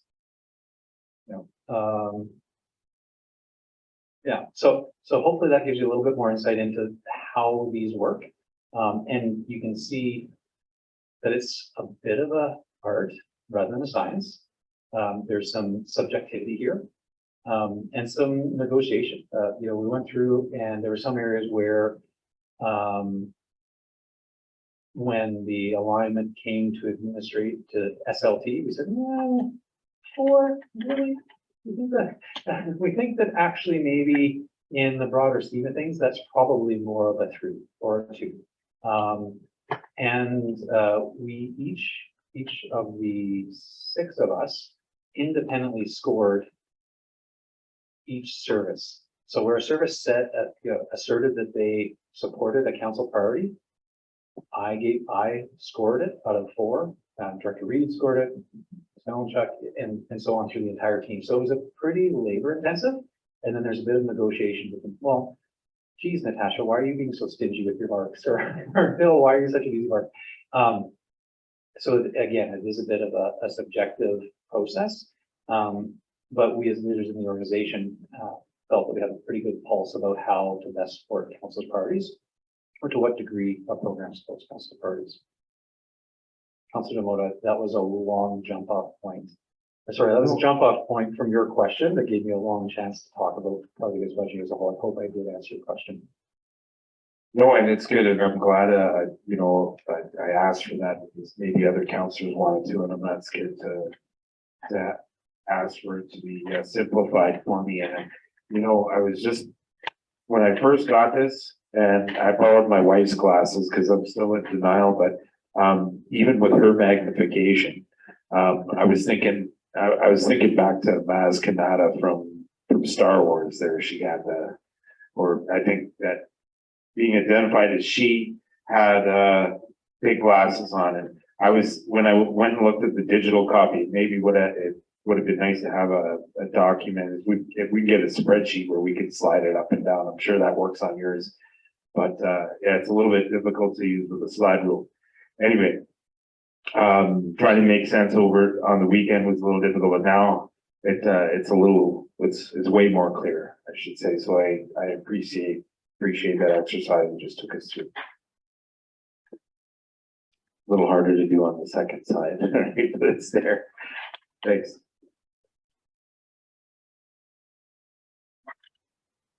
I thank Councillor Demota for those questions. It certainly has given you an opportunity to better inform me at least. But just so I can confirm, if we take columns as vertical and rows as horizontal, the maximum score in a column is 328, and the maximum score in a row is 124.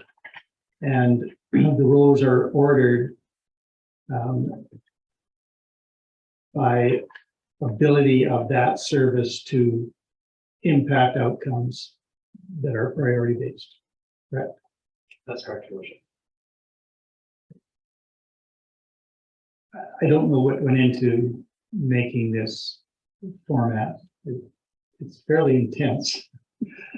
Is there any way to have sub areas by department so that each of these rows is an independent item, but some are attributed to various departments, but the departments don't show up together?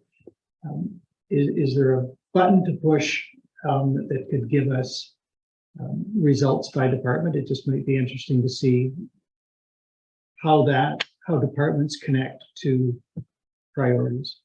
Well, a couple, yes, Your Worship, but certainly we can sort the information in a way the council would find helpful. And I think this is the type of thing that we can publish, can break down in better ways, and we can publish it, subsequent to the approval of the budget, because this information will change. We can also talk about better ways to display the information for council and the public as we head into the next year's budget. It sounds too early to start thinking about budget 2024, but it's absolutely can sort. And in this document, Your Worship, there is a method to the madness in the coloring on the rows, the horizontals.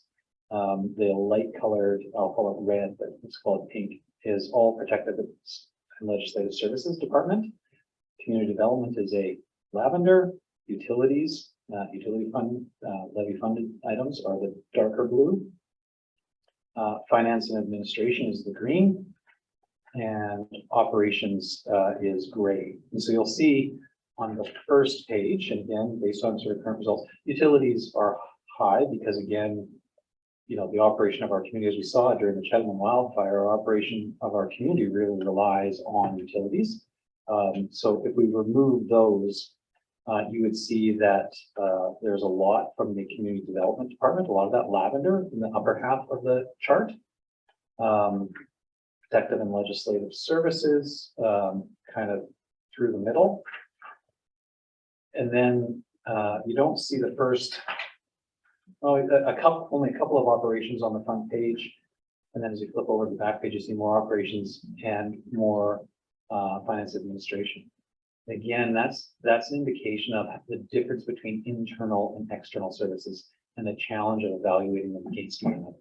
And so a internal service that scores a 19 doesn't necessarily mean that it's not helping support council's priorities. It just means that it's really hard to demonstrate how an internal facing service that essentially acts as a platform for the rest of the organization to do its work. It's just never going to score high. And that's why there is that service placemat, the other version that breaks them apart by internal and external facing services. But Your Worship, appreciate the question of how could we better sort this. And I think having multiple sheets of this, but I think you would probably have it this way, the long list, so you can see the total thing, the internal versus external, and then potentially the breakdown by department. Thank you for that, Councillor DeBonne. Yes, and I understand that as we go through this, we're hoping to have some red turn into yellows, greens, or just disappear because they just don't need to be a priority. That's what we assess. I'm not sure, but I'm looking at the lowest marker, for an example, again in housing. So overall for that column, we're scoring a 9 and it's red. So, and the column category is invest in developing community focused housing needs. So is that a 9 because this is something that, it's a 3 on council's touches, so to speak, or as far as its priorities for council goes? And is that like something that we want to drive to turn green? So should that be our priority focus right now? It being number 9, the lowest marker on there, or by our processes will it eventually turn yellow just by doing what we're doing? Is that it's just, for me, it's like, where do we put our focus on? It's like, okay, red light, and so the lowest red light is number 9, and then the next one is 11, which I think that we've been actively really working on. It's just not coming to any fruition because we're at roadblocks, right? But so I'll take the invest in community focused housing units first. So that definition of administration interpreted that to be as direct investment in direct development of new physical things. And so certainly council is supportive of that, has been advocating for that, and is raising the priority of that. So that's, council gets it through.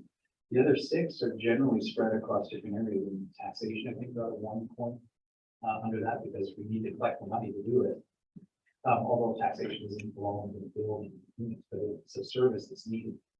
And I think the goal of your council would be to elevate that from a 9, and start to turn it to orange, to yellow, to green. And that could be accomplished either 2 ways: refocusing existing services so they better support that building. Although it's hard to imagine on that particular one investing, so spending actual money to build actual things, how you would refocus community life stage programming and community development to actually build, so you can give an example of there's not really any alternative other than adding additional resources to tackle that one. And council has its, can decide how much resources you wish to dedicate to that initiative.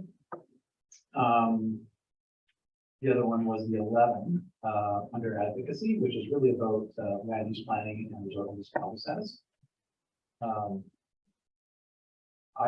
Council got a 3 in that. I got a 3.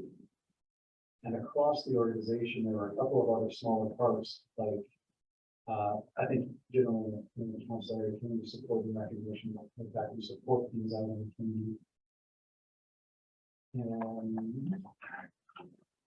And other things, council and community support. So really, then things that council aware of are the only things that are supporting that, because we don't have any current admin, dedicated admin to supporting either of those initiatives. Like, they are part of some of the things that the rest of the administration does. That does score low because there does score low because there is not a lot of resources dedicated. And so I think that gives enough, it basically shows, as I said before, the weaknesses or gaps, and council can choose to what extent you want to fill those gaps. And going forward, administration will be asking our teams to ensure that existing programs are more aligned where possible with council's priorities by adjusting the way we do services. So new resources or the changing of services to be more focused on the priorities where possible. Well, I appreciate that, and I recorded something that I heard somebody say that I respect, and it had to do with our overall budget and going forward. And you know, sentiment in the community, people that I've talked to, I'll bring up that later, but the comment was, tough times make people stronger, and good times make people softer. And when I look at the greens and reds on here, you know, I'm just, you know, we take our focus because we only have so many resources, we only have so much time, we only have so many meetings throughout our term, and we're looking at the reds. You know, and even though there's services allocated to these things, like, you know, if you look at the one that scored 163 in the green there,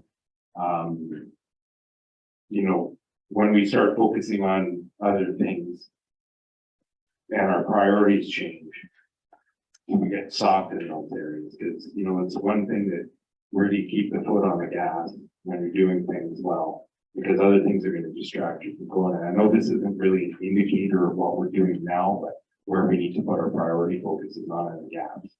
So, you know, when you're focusing on the gaps,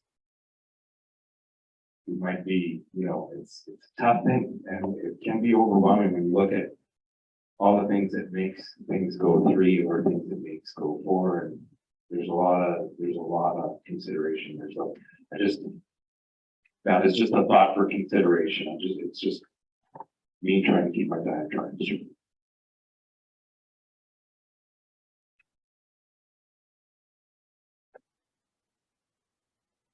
Are there further questions of a general nature before I invite Mr. Given to enter into the department presentations?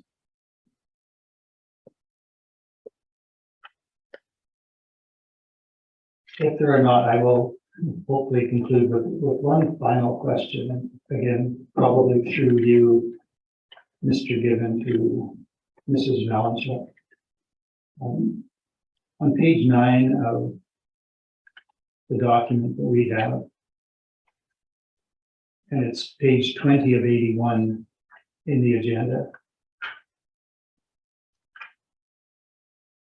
I don't know whether that helps very much, but the operating budget requirement is the wording at the top. And not for today necessarily, but I really did appreciate the addition of this item in the preamble to the presentation, because it helps, particularly as we move into priority-based budgeting, set sort of the parameters of where we're at. So section 243 of the Municipal Government Act sets out the requirements for a budget. And if we exclude 1A, which is the derived amount, that's where we're trying to go, the amount needed to provide for council's priorities, essentially. Could we have an amount for those other items that we know that we need to reflect an amount needed to pay debt obligations, for example, or whatever that is exactly. We need an amount for transfers, so that includes Alberta School foundation funding. We need other requisitions. There's just no choice about that. And we need the other amounts listed under C1. So I'm wondering with that at some point before we're done with all of these budget deliberations, but we can just see as a standalone number what the base of the base is. These are the legislative requirements we have to have. Everything else is subject to the priorities accepted or agreed upon by council, but there is a absolute limit. So I just wonder whether that is something that could be achieved without putting you, Mrs. Malachek, to too much work. Thank you, Your Worship. I'd just like to say that that's a perfect segue into some of the discussions that I have to bring to the table. And a lot of them actually occur with talking about the taxation section of the budget, but also at the end in some of your appendices, there are also some charts that are talking about transfers to reserves, your debt. So they will come to light as we progress through the budget presentation. I hope to touch on all of them as I go through. If I miss something, by all means, just let me know. Right. Well, thank you for that. Then proceed as you, I'm sorry, a point of order by Councillor Demota. Yes, sir. I'm just wondering, just because of our current procedure by law, are we required to make a motion to go past 4 hours today? Because I'm going to say yes. that's right. So I'm That we continue beyond 4 hours. All right, thank you. I think there has to be unanimity. So Councillor Wilson, if you just want to make your screen disappear. I will call the question to continue beyond 4 hours. All those in favor? There are none opposed. That is carried. Thank you, Councillor Demota. And then I will turn back to you, Mr. Gibbon. I take it you will defer to Mrs. Malachuk to present the finance budget, or am I premature? No, that's absolutely correct, Your Worship. We're going to make departmental presentations. Each of the directors are going to handle the presentations in the order that's listed in the agenda. At the end, we do have a specific part of the presentation around debt and reserves and some potential motions for council's consideration as well. And all of that is listed on the agenda sheet that is there in the presentation. And so we're going to hand it over to Mrs. Malachuk. And I'll just say that I will probably chime in on the optional positions. The CAO's CAO's office is actually within the Finance and Administration Department, which is the budget. So I'll probably have some control on some of those positions. But I'm going to turn over to Natasha now.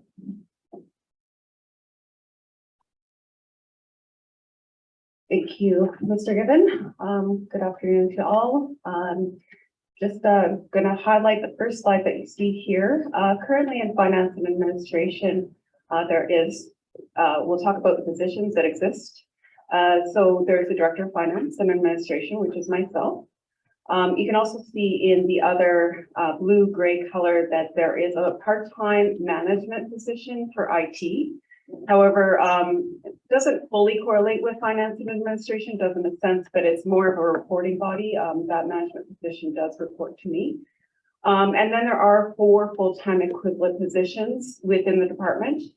There's the finance reception area, the accounts payable clerk, finance assistant, and accounts receivable. So that's all receivables, including taxation as well as utilities. And senior finance assistant, trained in all aspects of finance to assist in all positions, including some of even what I do. So big assistance from all of those positions.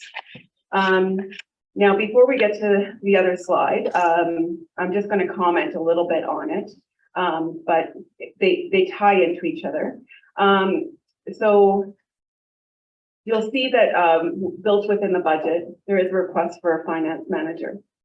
The director of finance, myself, is currently the only director without a management person underneath to guide the team. It was built into the budget just so it could be seen as there's also a shift of other dollars to make the position occur within the budget. This position is being created or requested to create capacity in the ever-growing department, as there are many operational duties that should be overseen and led by a director. The director should have more time to see over the larger picture. Both the director and assistants are working many overtime hours. This position will help alleviate the need for so much overtime work and reduce contracted services by nearly $40,000. In the coming year, this will assist in redirecting time to adjust to new PSAB, so Public Sector Accounting Board's standards, return to more regular reporting, and increase strategic fiscal and IT planning and policy development. Now also, if you go to the next slide, you can see there's a position requested as the finance manager, but there's also the two that are optional enhancements, and allow the CAO, Mr. Gibbon, to speak to those before I go into speaking more about the rest of the budget. Sure, maybe Ms. Malachek. So now that we're on this slide with the positions, certainly I want to reiterate the finance manager position that is included as the base budget. So that is included in the budget today. That cost that you see there of $61,000 is the full cost of that position starting in June of this year. So there's a recognition administration is budgeting tight. We're not imagining that we'll be able to hire this position starting January 1st and requesting all of the dollars in 2023 that we need for that. But in 2023, we would need $61,000 to fund that position. And Ms. Malinchuk, and this will be a theme that you'll see in many of the included in the base budget positions, administration specifically deleted contracting expenses in the base budget. So in this case, in the finance manager position, as Ms. Malinchuk referenced, there was this direct reduction of $40,000 of contracting costs in 2023. But if that position was not approved, there would likely need to be a return, an increase in the amount of contracting, right? So there's a bit of a shifting there. We're showing you the total cost, $61,000. You could also say, well, the net cost of that position in 2023 is only $21,000. We didn't want to show it to you that way, but we do want to make that point that we could have been underselling these positions because we took intentional steps to reduce where there was a case we made to say having an in-house service will reduce contracting out expenses. We wanted to show that to you. And so each of the directors will be able to speak to that when their positions come up, because that's really a theme that runs through the included positions where we have a high expense because we have to contract out or take on overtime. And we could do that with in-house services. That's why we recommend them. But so the total cost of that starting in June would be $61,000. And it does allow us to also take out $40,000 in contract. Is it appropriate to ask question? Go ahead, Councilor DeMora. Well, I don't want to take up council's time with asking the same question over and over, because especially with more when we get into the trades and stuff, there's going to be hidden costs or maybe costs that aren't factored in. I know everyone tries to do their best, but is again, because there's so much information here, is that going to be unionized? And if so, are there extra expenses on that and then benefits on top of that? And then equipment and supplies. So I'm probably going to ask the same question for every position. So just for other directors, make sure that's understood, and then I don't have to ask that. Maybe just make it easier on council's time. Your Worship, I believe Ms. Malinchuk can answer Councilor's question. Thank you, Your Worship, Councilor Demota. Yes, so all have been factored in. When you see a figure that we are costing out, say for example, the 61,000, that is salaries and benefits. And that is for all positions that are being discussed for any department going forward in the next day and a half. Also considered would be any of the additional administrative tools, computers, whatnot, that would be needed. And just to note, you know, like, we're all considering that we don't have the time to jump straight into a January hire. You know, we're already in November and we don't know when the budget is going to be approved. That 61,000, for instance, is 115,000 in the next year. So the impact is spread between a couple years on federal. Not all though. Some we think that we could be able to take off running with some of the suggestions. Some we can't. It's just not logistical. So that's just some high level thoughts on the questions that were brought to the table. That's great. I appreciate the transparency. Thank you. Councillor Kelleher. Just to get my understanding of this, so starting June, position would be 61,005. We would say 40,000 in contract fees plus overtime. But between January and June, in the current budget, it would be overtime and contract fees for the first 6 months of the year. Your worship, through the councillor. Sorry, I always have a hard time with your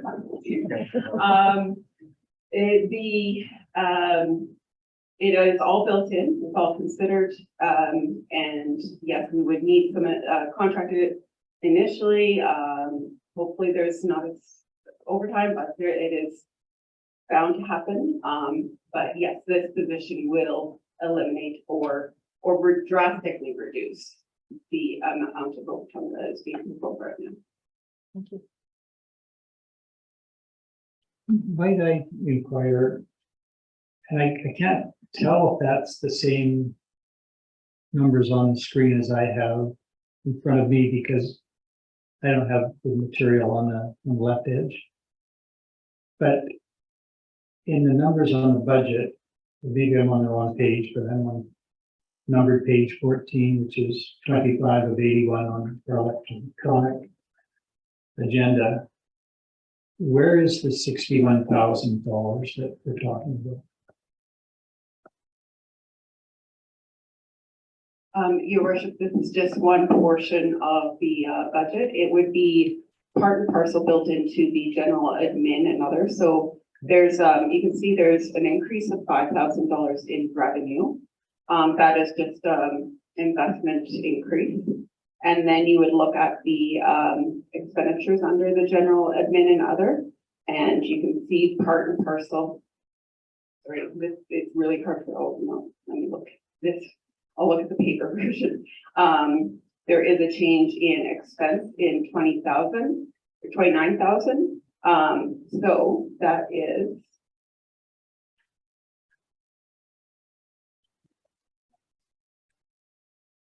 So if you take the 5,000, then include the 61,000, then remove, it's actually, it works out to be 38.8 $1,000 in contracted services, and then another 3.1 in other nominal up and down increases, decreases in other areas. It works out to be the net impact of adding $24,186,000 to the budget.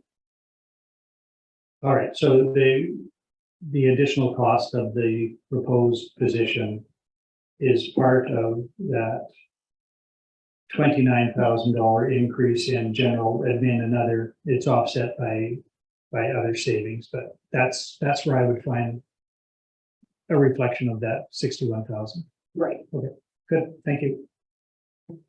And your worship, and that makes the point that I was saying earlier about the reduction in other expenses. the reason that you don't see $61,000 increase is because there is a decrease in expenses in that area.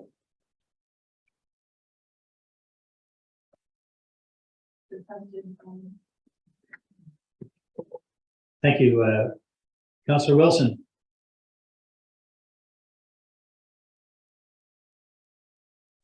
Sorry about that. Thank you.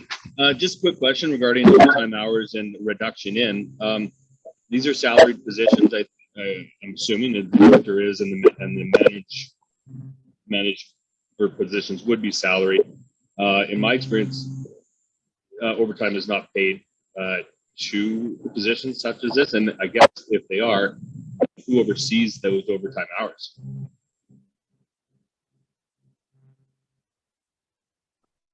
Your worship, through to Councillor Wilson. It's recognized as overtime because the overtime is being put in. Now, with management, it is not paid out as overtime. There is some flex time, as you might be able to call it, but there is overtime being paid to any unionized positions. So that is minimal compared to what is being done by on the non-union side. And your worship, I guess, additionally to Councillor Wilson's question, the nature of the work in this area, and in fact, a lot of municipal work is that the option of not doing the overtime is not an option. When it comes to the development of the municipal budget, for example, deciding not to do it or deciding to take longer to do it is not really an option for administration. It needs to get done. And this is the reflection of overtime, whether it's for management level employees or for whether it's unionized employees, the work needs to get done. And so that is what we're reflecting here. While there is oversight, everybody's timesheets are signed off. Ultimately, I sign off on each of the directors' timesheets, and the directors sign off on each of their employees' timesheets. So we're all very aware of the overtime. We do encourage our employees to take the time off that they get in lieu, where they do get it. But in the end, the work that comes to administration needs to continue to happen. And there are ups and downs throughout the course of the year. Development of budget is a particularly busy time, I think it's safe to say. But in the finance area, finance operations continue throughout the course of the year, and we are asking the team to do more analysis. For example, the utilities discussion and the utilities rate model, the implementation of the new model, and reconsideration of the model are all things that have a direct impact on our clerks in that area and the assistants in the finance area. And when that work needs to happen, it just needs to get done. Thank you for that. Councillor Wilson, did you have any follow-up? Yeah, I guess my follow-up is that I'm still a bit confused in that salaries should represent the extra work that is done. And if you're suggesting that it's sometimes of the year are busy and sometimes the year are slow, work a little harder at the times where you're busy, and then you get your time. I'm confused with the salary plus overtime. I'm just it hangs me up a little bit, but I'll sit back on this. Your worship, maybe just with that, I understand Councillor Wilson's question a little bit more. Let me just clarify. I don't want there to be the suggestion that a salaried employee also receives overtime, because that is not the case. So, Councillor Wilson, sorry, I didn't quite hear it, but to clarify, no, none of the salaried employees receive overtime. So, for example, myself, the directors, other salaried positions don't receive overtime. As you can see in this service area, the vast majority of the employees are actually unionized employees, which sort of operate differently. And we do ask them to do overtime in order to support the operations of the department. So sorry for that answer before, Councillor Wilson, didn't really get to your question. But just to be really clear, no, management employees are not due overtime in terms of financial compensation. We do receive time in lieu, which is a liability for the organization. If you think of it that there's a cost to that, but it is not a financial expense out.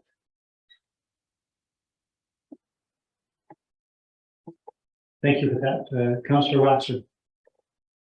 I have two questions. One is, would the reduction in contract fees be 40,000 in future years, or is it more because it's 12 months versus 7 months? That's the first question. And my second question was in terms of office space, if there's sufficient space to accommodate an additional person. Your worship, through to Councillor Waxer. Thank you for the questions. The contracted services, no, it would just be that amount. I foresee being able to get through until the June time period with that and follow through. It would not further reduce in other years.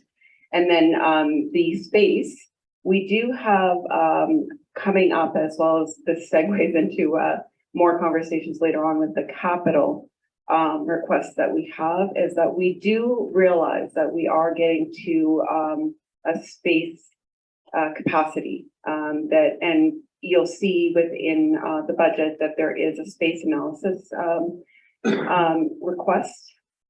And that would be to look at our current situation, because there's situations with departments not being all together. There's also situations with maybe the department's not in the right location. And there's also not enough space to bring in future positions. So at the moment, it would be a little bit of a squeeze to fit that person to where we are right now. But with that space analysis study, then we're hoping to figure out what we can do going forward with where we are currently, but also where we want to move as an organization into the future.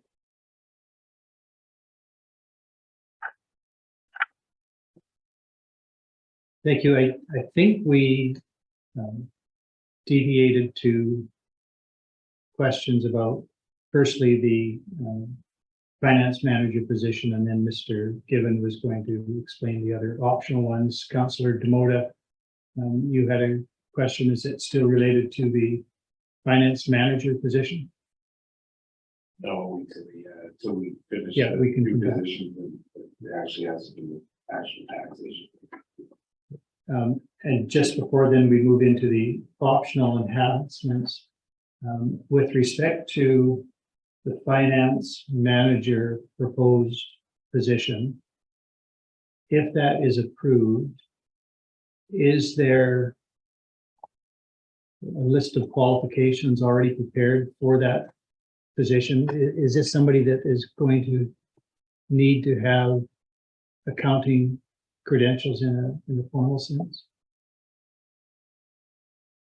Your worship, no, the position has not been created, or that work will not go into something like that until it's actually positioned within the budget. We don't want to put some time into something that is not necessarily coming to fruition. So that would only occur later. Generally speaking, would this be someone with professional qualifications? Would you anticipate, without having done the work, and I understand why? Yes, your worship. Thank you for that. If there's nothing further with respect to the finance manager position included in the base budget proposal, then Mr. Given, you were going to address the optional enhancements. Yes, Your Worship, thank you. It's also to these three, so that the distinction here in the slide, at least you can see somewhere in that column and somewhere straight font. But the finance managers included, I think, as council aware, in the base budget. These positions are ones that are optional enhancements. And again, in that priority-based budgeting theme, administration is proposing that these are directly related to the red areas on that big table we saw, where there are gaps in our current level of effort or dedication of resources to specific items. So the Energy and Environment Coordinator is an expansion of our current municipal energy manager position to take on the lead responsibility for environmental matters of all types. Currently within the organization, we don't have any dedicated resource to environmental matters. Obviously, the operations department through utilities does touch on that area, but we are, as council saw in the report from community conversations, seeing significant requests for the community, from the community, for the municipality to be involved in other environmental matters with respect to the operation of the town site. And so the concept here would be once the year one grant funding in partnership with the year one grant funding from the Municipal Climate Change Action Center and the partnership with Hinton End in April of this year for the municipality to essentially establish this position as a Jasper independent position. And so what you see in the optional enhancement is starting that as a full Jasper only position in April 2023. The responsibilities would include acting as a lead on all environment related matters, coordinating and collaborating with various internal and external stakeholders, researching and preparing reports to council on environmental initiatives, and leading the examination and analysis of the environmental benefits of our existing services and on council's priorities. It could also act as the in-house subject matter expert with respect to energy procurement for the municipality, which currently Ms. Melvin Chuck and I do that. But there would be an opportunity for this position to lead our energy procurements. Late breaking news on this position, to make matters more complex, is that the Municipal Climate Change Action Center, when we applied, indicated there would only be first year funding available. They have, in the last 2 weeks and since the preparation of the budget, come back and said that there is the potential for second year funding.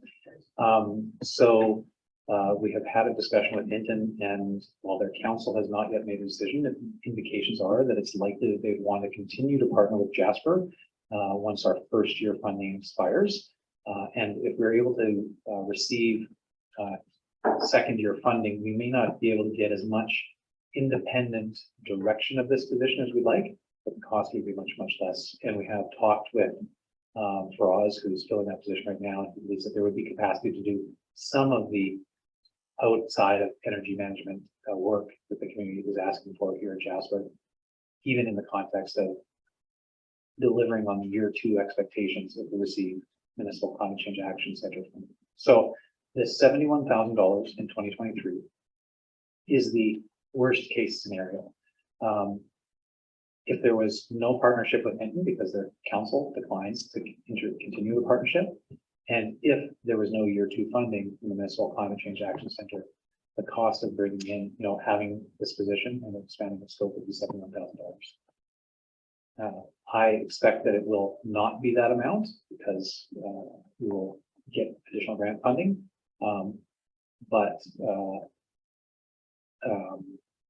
this is the total cost with the as a backstop to should those other things not materialize. Again, these additional funds are not in the 2023 budget. And so if council wanted to have a backstop, then you would need to add some funds. If there is a level of comfort that it's likely that Hinton will continue the partnership and that Jasper Council is interested in continuing to receive Municipal Climate Change Action Center funding, then you may dedicate a smaller amount. There would still need to be some amount in there to continue even the shared position beyond April of 2022. Is that clear as mud? And that was unfortunate that that information came out just in the last couple of weeks. But again, we get the sense of things change in budgets. And in this case, we certainly will go to get additional funding from any source possible to offset costs. But if council wanted to have more resources available to focus on coordination of environmental matters and response to environmental matters within the town's jurisdiction, this would be the top line cost to do that. Any questions on this position? Councillor Melvin. Thank you, Your Worship. With the current position, even though it doesn't have an environmental component, and we did receive funding for it, have we seen a benefit or reduction or potential cost savings from the work that's been done so far? Or recommendations that would come from the work of the energy manager? For Councillor Melnick through Mayor Ireland, so I would say that is still materializing. So no, we haven't seen direct cost reductions. And the position has worked with the teams to analyze our facilities. So there's a report that's going to come to council shortly that evaluates the energy performance of 4 of our facilities against the average across the province. And the energy manager has identified a list of low-hanging fruit and improvements that can be made in the near term. And a part of that program through the Municipal Climate Change Action Center is to develop a longer-term list of improvements that can be made to identify potential grant funding sources to address those improvements. So it is still in development, and we've had the position for less than a year. They have identified opportunities for improvement and cost savings. They're going to be bringing forward those recommendations over the coming months. Additionally, and maybe slightly outside of the scope of the energy the energy manager position as it's currently scoped, he has supported the organization in exploring some alternative energy options. He has worked with Mr. Greathead, and we're going to see a recommendation later on in the budget presentations to fund a solar study. I think council saw that at committee. Faraz worked closely with Mr. Greathead and ATCO in terms of leading that. So the direct answer, can I point to how much have we saved by having this position? Not yet, but we've only had the position for less than 10 months, actually, probably more like 6 months. That's actually been in operation after we hired. So we would expect to be able to quantify, and in fact, not just expect, we're required to be able to quantify what those savings are as a part of the grant funding.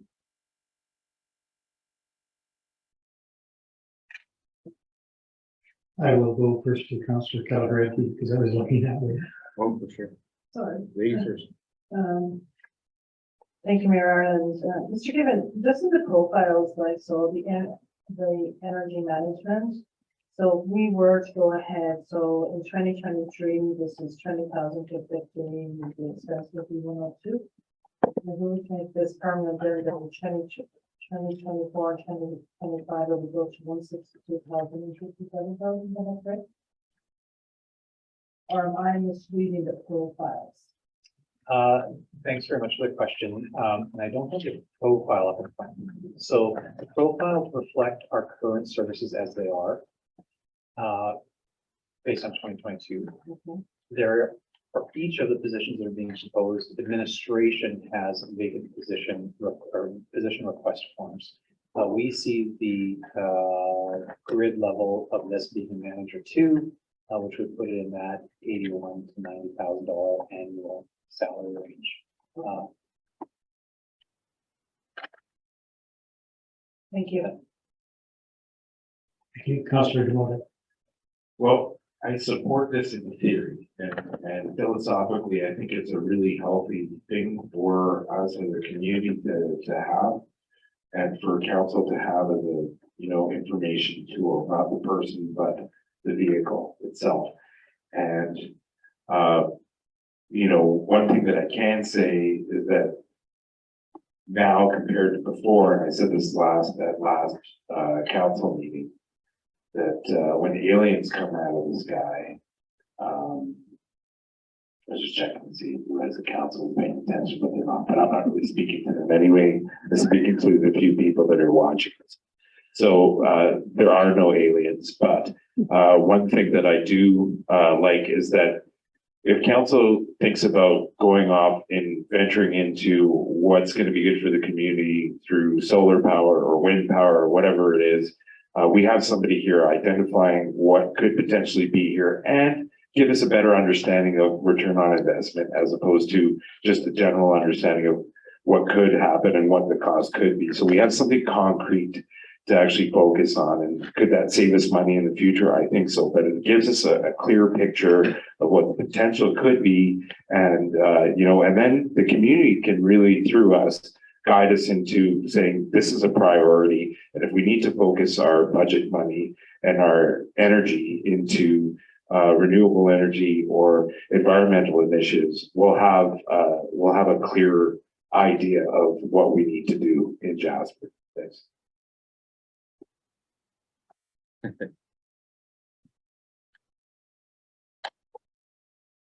Your worship, I'd just like to correct the record, if I can, in response to Councillor Keller-Ramby's question. I was going through my position request, and so Councillor Keller-Ramby, just wanted to make sure that all councillors knew that you were interpreting the document service profile correctly. In 2024, the full cost of a full year of operation of this position, salary and benefits, all in the net cost would be about $62,000. So yeah, I just want to make sure that catch up. And again, that's the 2024 number. If we were full, if there was no partnership with the MCC, AC, grant funding, which it looks like there's a. Can I just touch on that? So we go from 102,000 to 160,000. Not a big jump of 60,000.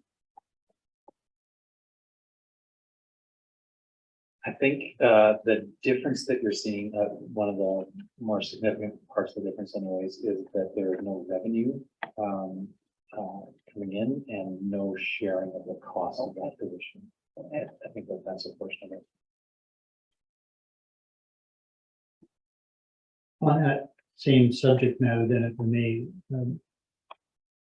on the screen in the room, there's an indication of a cost of $71,000 in 2023, but in the profile that we were provided, the net cost for 2023 is almost $83,000. So what is that $12,000 difference?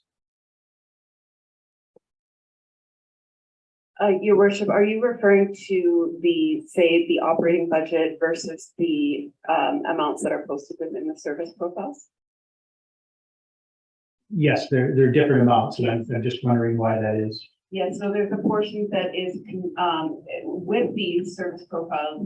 You'll have to remember that they are sometimes, if you will look at, say, the CAO office as a program, and then it's subdivided into services.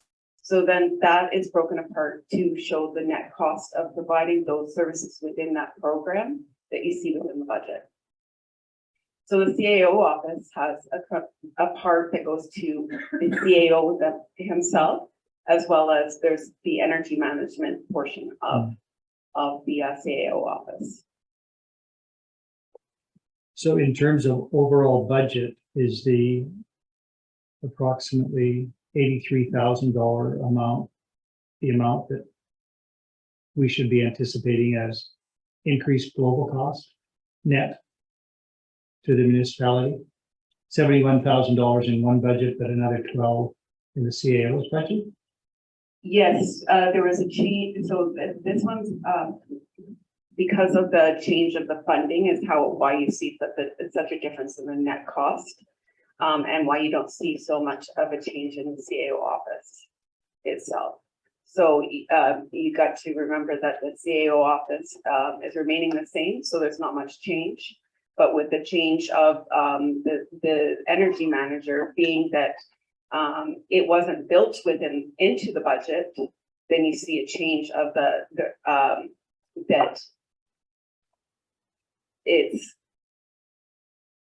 there's a change of the $20,000 in revenue, as well as a change in the expense resulting in that net cost.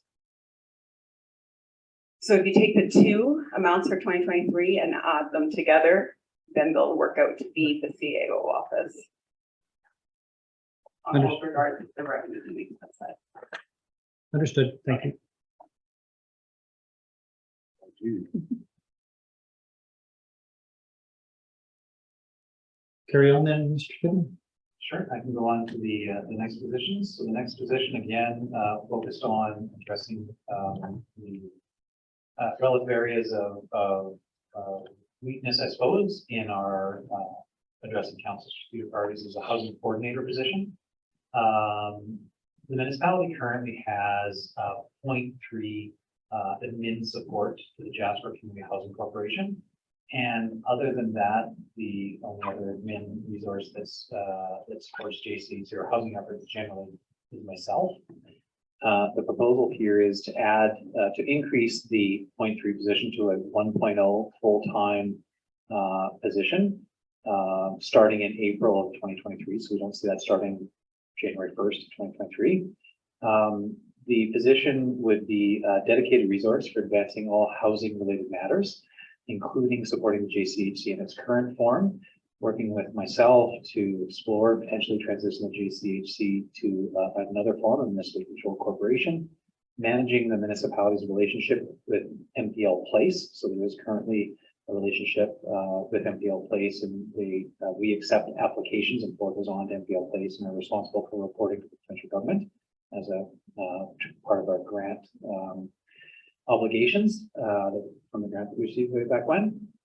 The position will also evaluate and improve and deliver all of our processes related to the provision of municipal staff accommodations. So council is aware that we already have municipal staff accommodation, small inventory, including the duplex, two sides of the duplex, the standalone single family home, and we also rent from the private sector a 6-bedroom home, and we have move-ins, move-outs. And so we envision this housing coordinator handling all those move-in, move-outs, because right now that is sort of by definition off the side of somebody's desk, and also really taking the lead in all other housing-related matters, including the development of the housing strategy, which you'll see a recommendation for that in the budget as well. And you'll also see capital items related to housing, particularly build, and the parcel CH servicing, the RCMP site. This housing manager would be the lead administrative resource on that, reporting to myself. Again, the cost for this position starting in April 2023 would be $69,000 for 2023. And we see that position overall cost being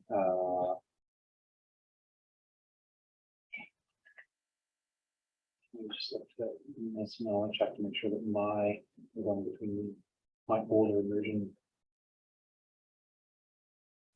Yeah, that's right. So that one is not including those service proposals. We're sort of recognizing as it is today. So the ongoing cost of that position would be in the annual cost would be approximately $85,000 a year in 2024 for a full year operation.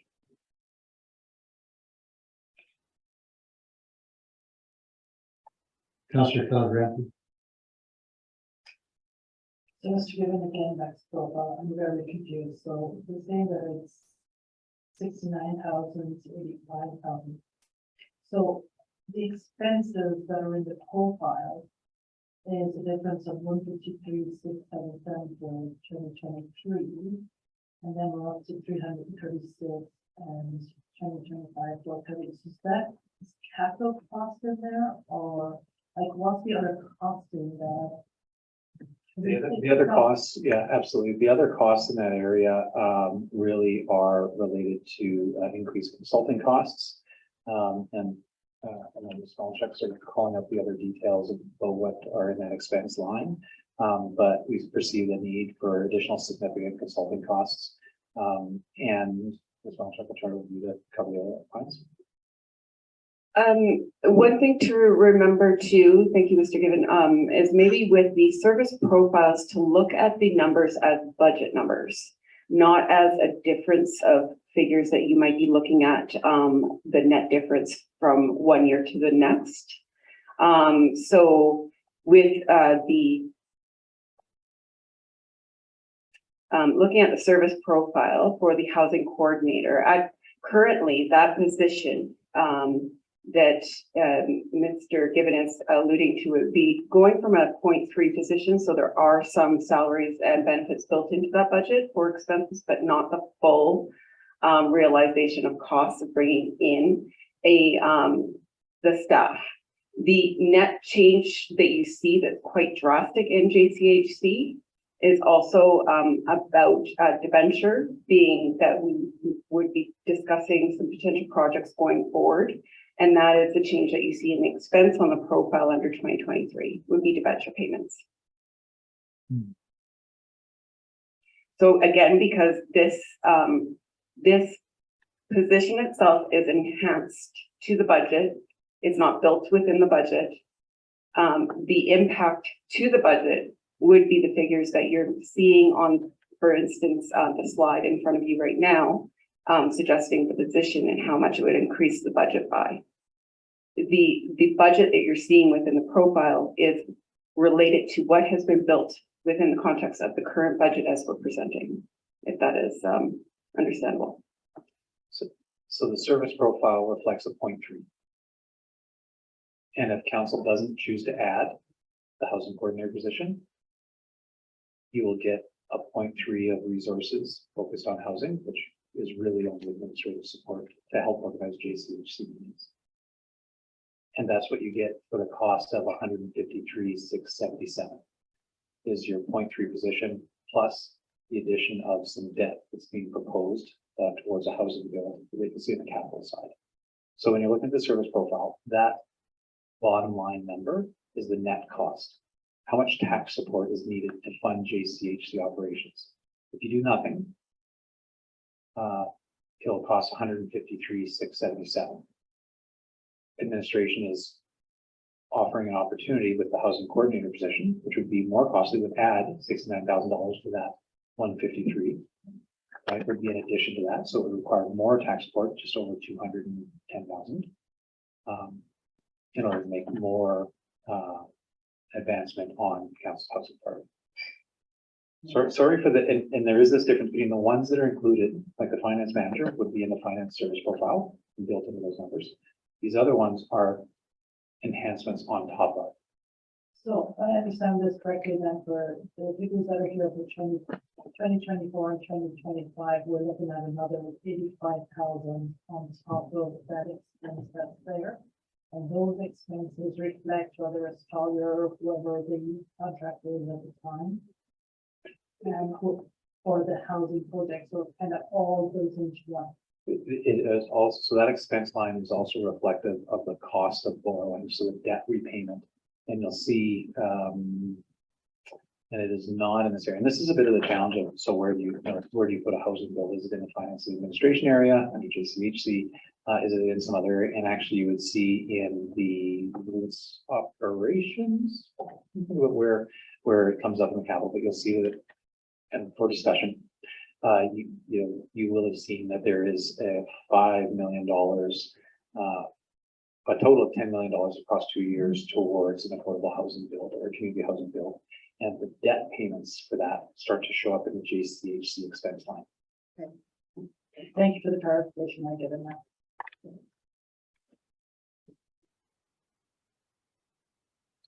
Mr. Given, if we relate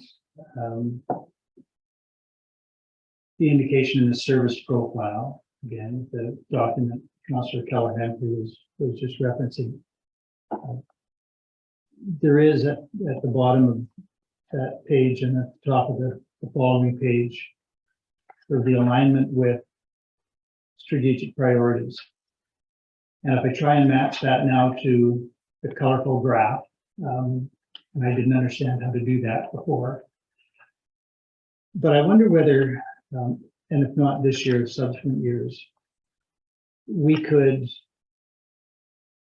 attempt to quantify the change. So the one we were looking at, invest in housing or whatever the word was, it got a low of 9, the reddest number out there. So I would assume that if we had this position, that might be a bit of an investment, except that strategic priority doesn't actually show up in the profile. There's some other ones related to housing that do. That one doesn't. I would have thought potentially that would be a 4, so then we'd be up to 13 on that particular column, and then there would be other columns affected, including community health in a generalized sense. So you might get a 2 or a 3 for that. With housing, building internal capacity, I would think that might be a 4 if we had somebody. I wonder whether there has been any attempt to quantify the value added by the position to the priorities in that numerical sequence that somebody worked so hard to develop. Yeah, your worship, certainly that is something, an enhancement that we could do to the process going forward is to evaluate each new position and make some subjective guess about how much we think it will add to our services. But I think that the reference point here would be that existing housing coordinator, with the service profile is for the existing housing coordinator position. Right. Which is 0.3, it provides admin support to JCHC, organizations. And is helpful, but is not doing significant research on contractors. And so that being the case, position received, it got a 1, undertaking proactive steps to reduce the risk of people becoming vulnerable. I mean, it helps because coordinating JCHC board meetings do a lot of help. And so you can see how it's a bit subjective, but we can't say that it's poor by any means. The next one was build our internal capacity to advance our housing priorities. Again, it does that. Is it really building our internal capacity? Not significantly. We assess it as a 1. The next 2, facilitate others in developing diverse housing options. Again, a 1. Explore increasing the number of units available for municipal staff accommodation. Again, a 1. Then we saw engage with other municipalities, orders of government, and advocacy associations. I think we assigned a 1 there, and a 1 again for welcoming expertise and innovation for the community members. So because it right now this position is purely providing admins, booking meetings, calling together the board members who consist of other external parties. So you can say that supporting, the creativity and innovation of other parties. Is it really doing a lot of that? No. And so as a consequence, they got a total of 6 points going horizontal across all the council departments. We can only really assess it in its current form. It's 6 points. Which I believe I think I understand your question. Okay, so you're proposing the new position at 1.0. How many points would that position have? I think that's a fair question. The administration doesn't have that for you in this round of the discussion. Well, yes, you understand where I'm trying to get some more objective measure to evaluate all of the positions that are proposed, either in the base budget or as additions. And one of the ways I might do that is to use the scoring matrix that you've provided now and say, all right, so if we went, in this case, from a 0.3 to a 1.0 full-time position, that would enhance sort of the numerical value by a dozen points compared to the environmental and energy coordinator who might score 9 points. But it would give me some relative way to score positions, because again, it's going to come down to priorities, and right now it's still fairly subjective. Well, your worship, if I can, appreciate there's an opportunity for improvement in the way we propose new positions. If this position, so if a position was solely dedicated to doing this work and took on the lion's share of responsibility, again, the discussion with law firms about potential models for GCHC has been me doing that. And so now this entity would take that over. And so you would say that it would be very directly involved in the majority of our housing goals. The most that it can add to any one of those housing goals is a 4. Right. And so in terms of how much will this add to build our internal capacity to advance our housing priorities? I think that this would be a 4. We'd get a 4, and so we go from 18 up to 22. So I think that that's the kind of analysis that you're looking for. And so you can kind of say, well, if this position or any of these optional positions are directly dedicated to advancing those specific goals, how much will that specific goals total go up? The most it can go up is by 4. What we need to do across the organization is do more efforts in other areas to also advance housing. And that's a tailoring of the services that we currently offer that will also help lift those scores in council's priorities. I won't belabor it, but just to make sure that I understand it, it could go up by 4, from 0 to 4. But over 31 columns, presumably. It's not gonna be a 4 in every one, not like council getting 3s everywhere, but it could certainly get 4s in a number of columns. That's correct. And specifically, you know, there are a couple of other areas around fiscal services where if we are collecting funds and paying debt that's related to a community housing bill, well, then we're going to see something in the finance area that's going to go up more directly supporting housing. All right, well, I can now struggle myself, but it would be an interesting exercise if we can look at a proposed position, see, well, excuse me, that would be worth 3 4s, 4 3s, a 2 and a 1. And then you say, yeah, it's a pretty worthwhile position to have. And I'm not complaining we don't have that. I'm just trying to look at a way to use that really colorful graph to help me through this process. Other questions with respect to the proposed position for housing? Councilor Demota. Thank you for that peripheral catch there. Through you, your worship, to Mr. Gibbon. I'm just curious to why this didn't end up being worked into the budget, because I thought through our conversations that this was kind of like a high priority consideration, and I thought when it was coming into the service profile that it would be worked in already. So I don't mean to put you on the spot. I just thought it was one of those things that we thought of as a priority. Well, even though you just worked.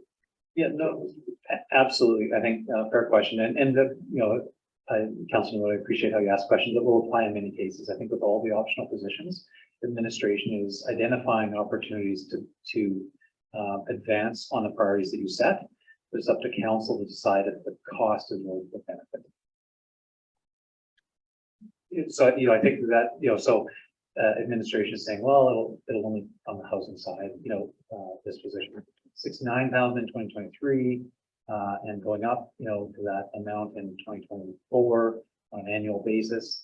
That's what we would suggest that it's going to cost to make some progress on your housing priority. We heard that housing is priority. We suggested this is a good strategy. And then it's up to council to make that decision of if that's a cost that the community is willing to bear. The positions that were included are really more administrative in nature. And as you'll see, there's a repeating theme of where administration saw the opportunity to offset other expenses by providing an in-house service. So it was a relatively low cost. These are all 3 of these positions. And if we haven't even talked about the planning and development manager, are costly ongoing positions. They do appear to be aligned with council's priorities. It's up to council to judge whether there's enough value or potential to progress on that priority to make it worth the investment. And that's up to council. Thank you, and you answered my next question, so let's take this a little bit of time.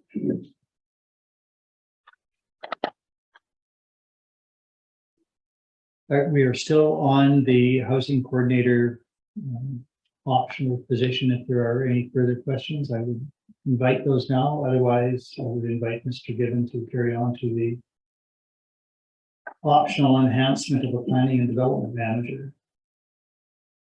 Thanks, Your Worship. So this position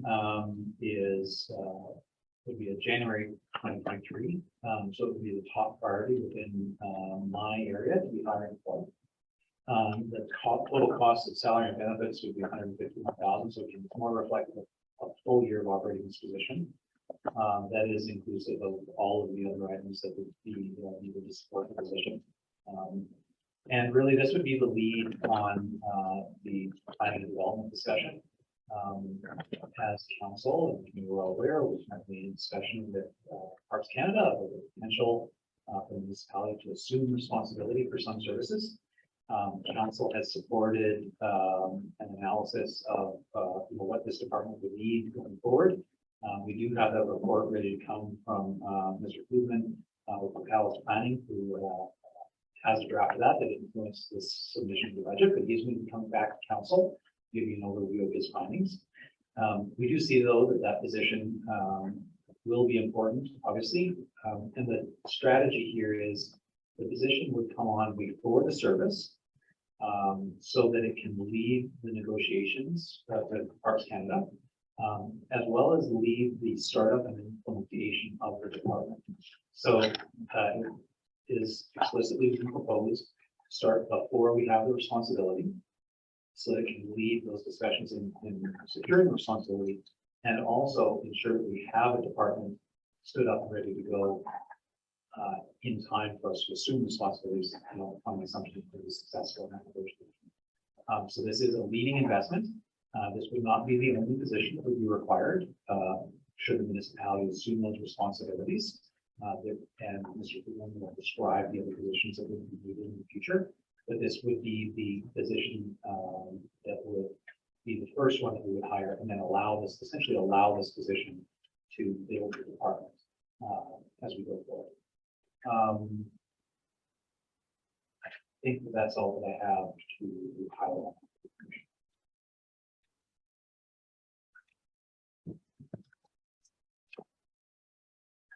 Thank you, Mr. Given. Questions then with respect to the proposed position of the Planning and Development Manager? Councillor Wilson.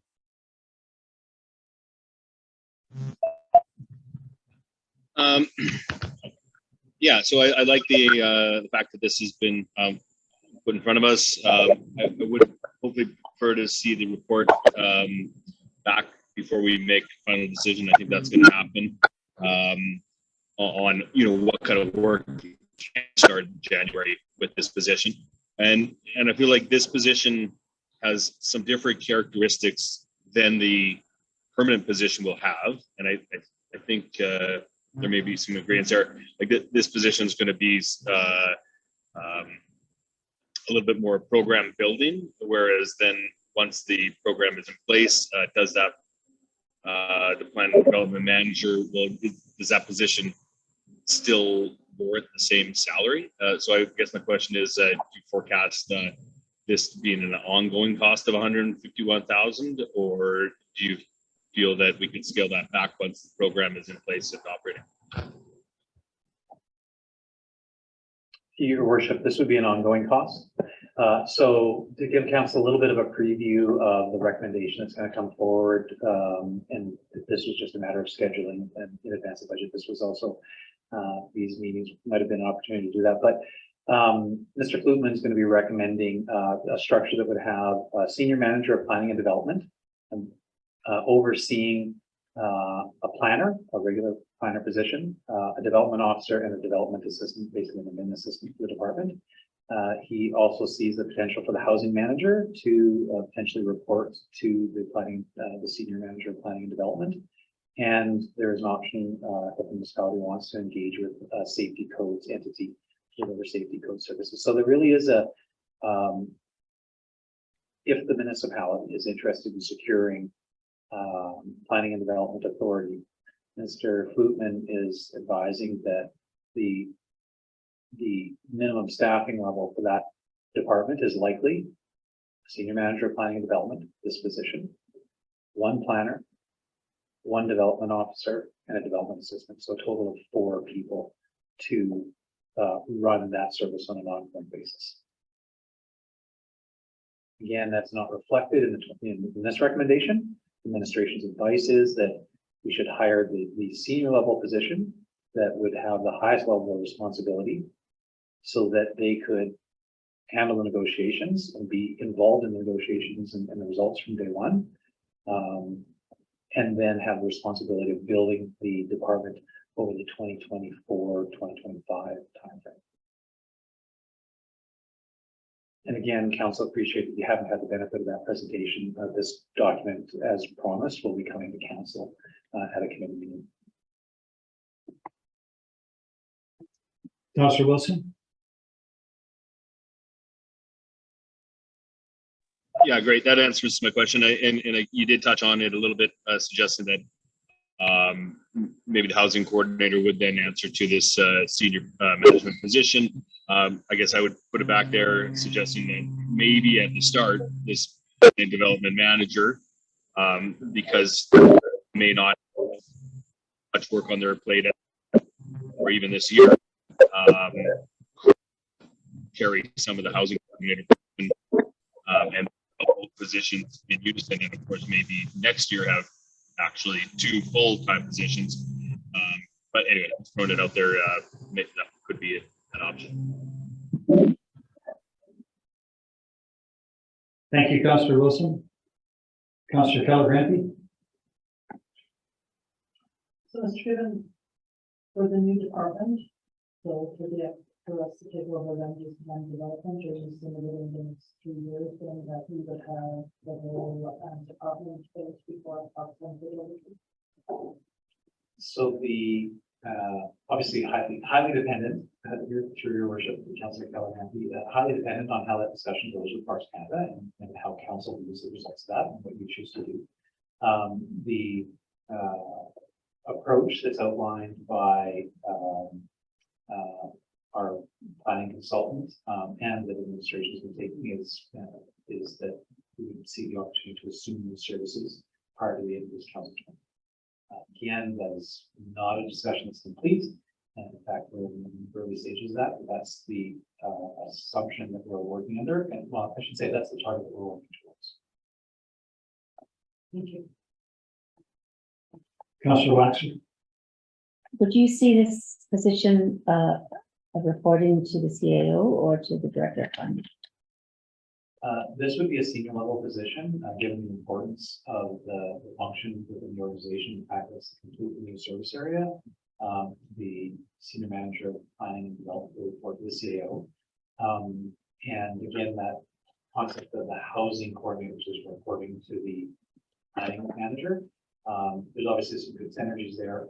And it's possible that having the housing manager report to the planning and development manager would defer the need for admin support for the start of that position as well. So I know Council will also discuss, maybe this position could also focus on housing. I think that it actually might be the case that the housing position, which is a little bit less costly, could be doing dual duty of providing admin support, basically admin support to the planning and development position. So that position would be most effective. But again, there's a significant capital around between housing and that.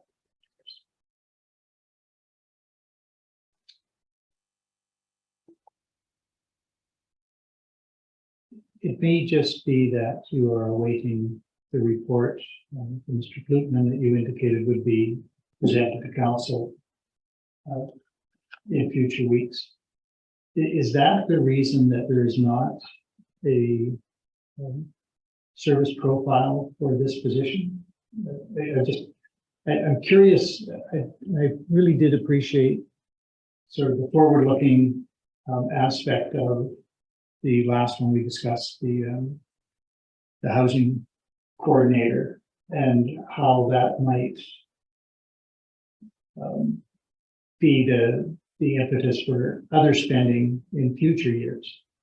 So what about this position? We know a starting cost, but then there will be other positions added over time, presumably depending on how discussions and negotiations go. But then the question that Councillor Waxer asked earlier, do we have space? Are there going to be additional capital expenditures? What are we looking at getting into when we start this ball rolling?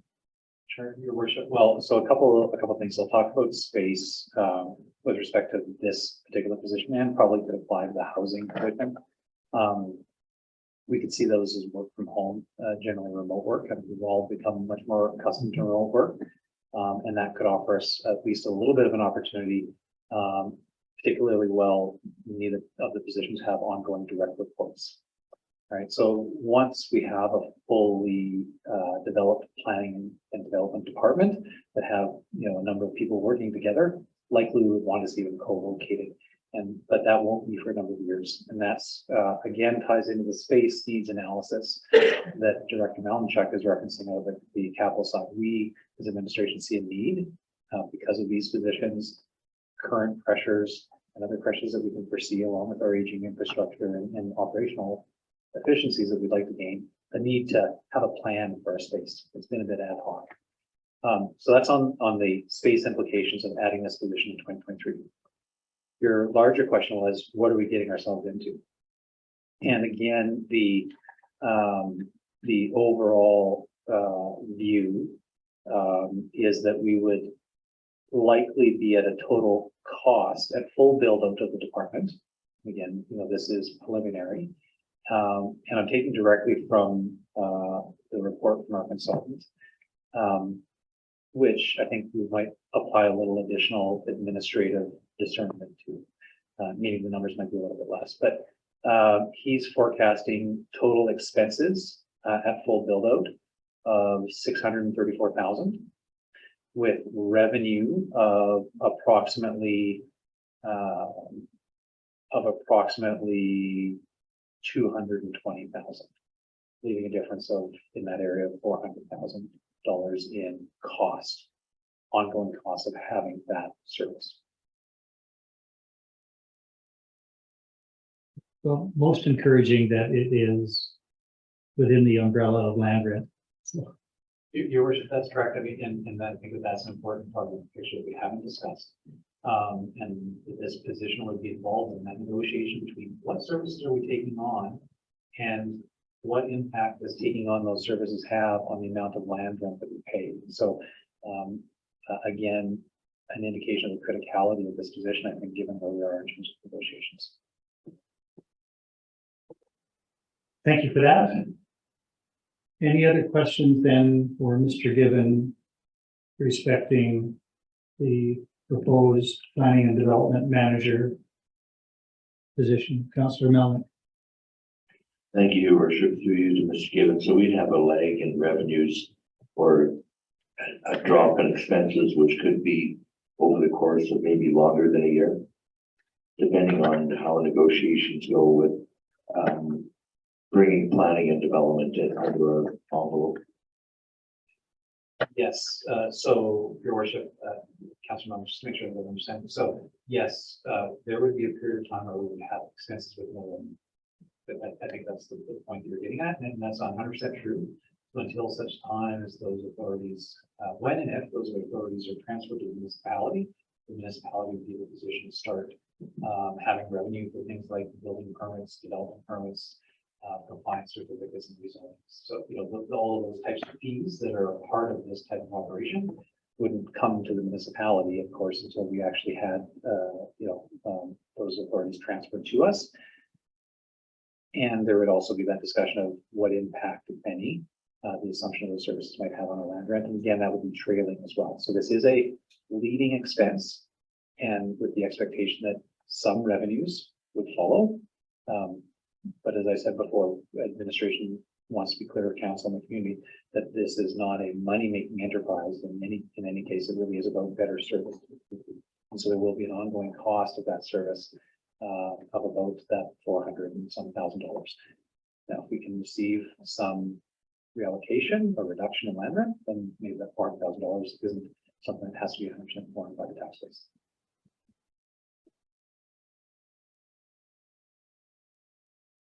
Thank you. Other questions? If not, we deviated, I think, from Mrs. Melanchuk's overall presentation of the finance and administration budget to dive down this particular rabbit hole of other positions, but we can return now to your presentation of the department budget, if you wish. Thank you, Your Worship. Yes, so there's a bit more to discuss on this slide about the figures that you see, also represented on page 14 of the document.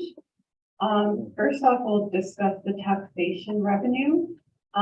There's a bit of a mesh of items that go within this area, and also, so I just wanted to discuss some changes that you would see to result in the 221,000 increase or change in the revenue. There is franchise fees built into this area. Projected at a $121,000 increase from the prior year. Another thing to consider is that there is a decrease, and this was already brought up by Mr. Gibbon about stabilization reserve. It was 500,000 in 2022, and that would be decreased to $250,000 built into the budget. And also to note with this, this will also come up as we discuss protective and legislative services budget presentation. So there's the change in the paid parking reserve contribution. So that will bring us back to the conversation around this stabilization reserve that is built in within the budget. And then the large part of the change within the taxation revenue. So we have to bring in revenue for requisitions that we then expense. So you see an increase of $324,000 that is estimated at this point for, and everything is, for Alberta School Foundation. And also 24,000 for Evergreen. And this is just going off of history trending, whatnot, to build those into the budget. And then a nominal $3,000 increase to the general capital reserve contribution from that area. So that is all we would see here. Now, there's a lot of things within the expense side of the taxation that results in the $512,500 or that you see in the change.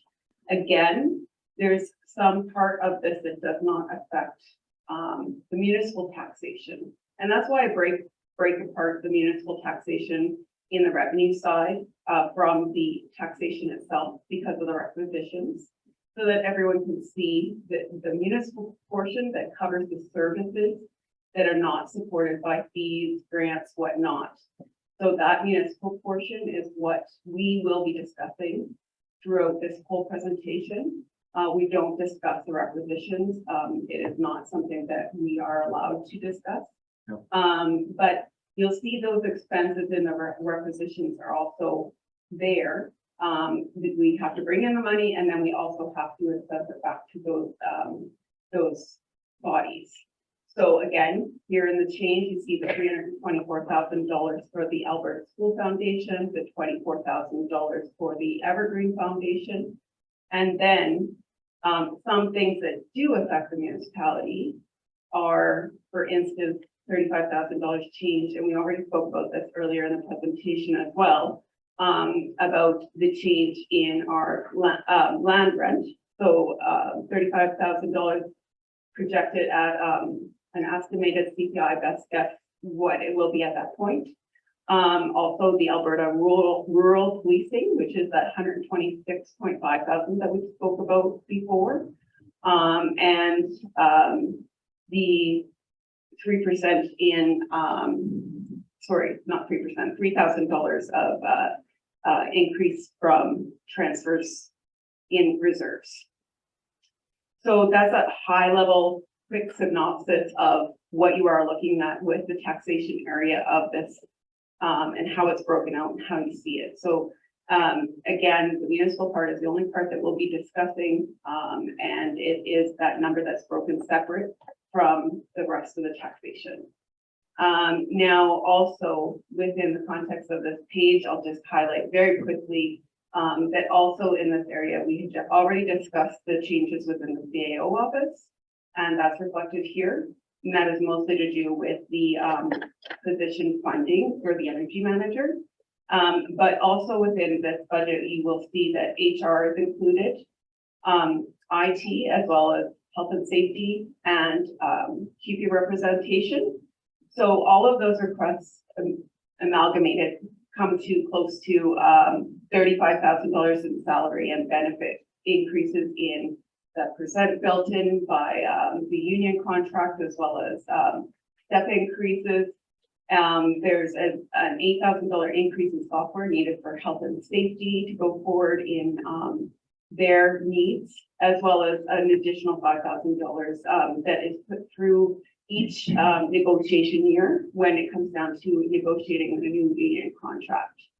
Also IT, you see a change in their department, or the one person department. And that is just mostly due to paying the IT support from that one department with a reallocation back from departments to not lose sight of the departmental costing of having that service provided to the municipality. So that in a nutshell is what we are looking at for the municipality changes within finance and administration department. Thank you very much. Thank you, Mrs. Melchuk. Questions, Councillor DeMoto? Hello again. Thank you, Your Worship. Yeah, and I'm glad we're here because this is kind of where I wanted to start. And as far as taxation goes, I was under the impression when I was opening this up that that 7.5 million were things that we can't control or have influence over. So, like you described, the school levy, got to be careful with words. Now, prior to 2022, we had some most funding, and then that went to reserves, whatever was left over. Now it's rate stabilization.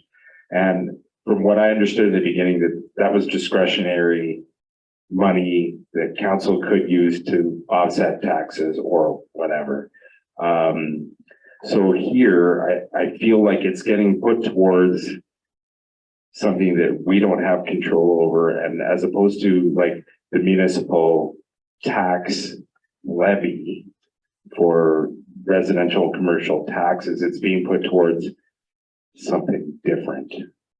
Because I thought that 221 was a mixture of everything that went up and down, and that's the difference of, sorry, like in that top row in taxation and revenue, we have $221,000 in the difference from last year. And I thought that you had said to us that that $250,000 in rate stabilization was in that.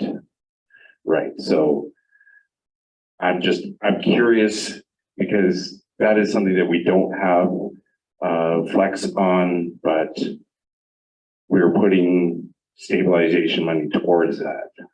So that's where I kind of got confused with that one. Does that make sense? And why I'm confused? Yes, Okay. Your Worship, through to Councilor Demota.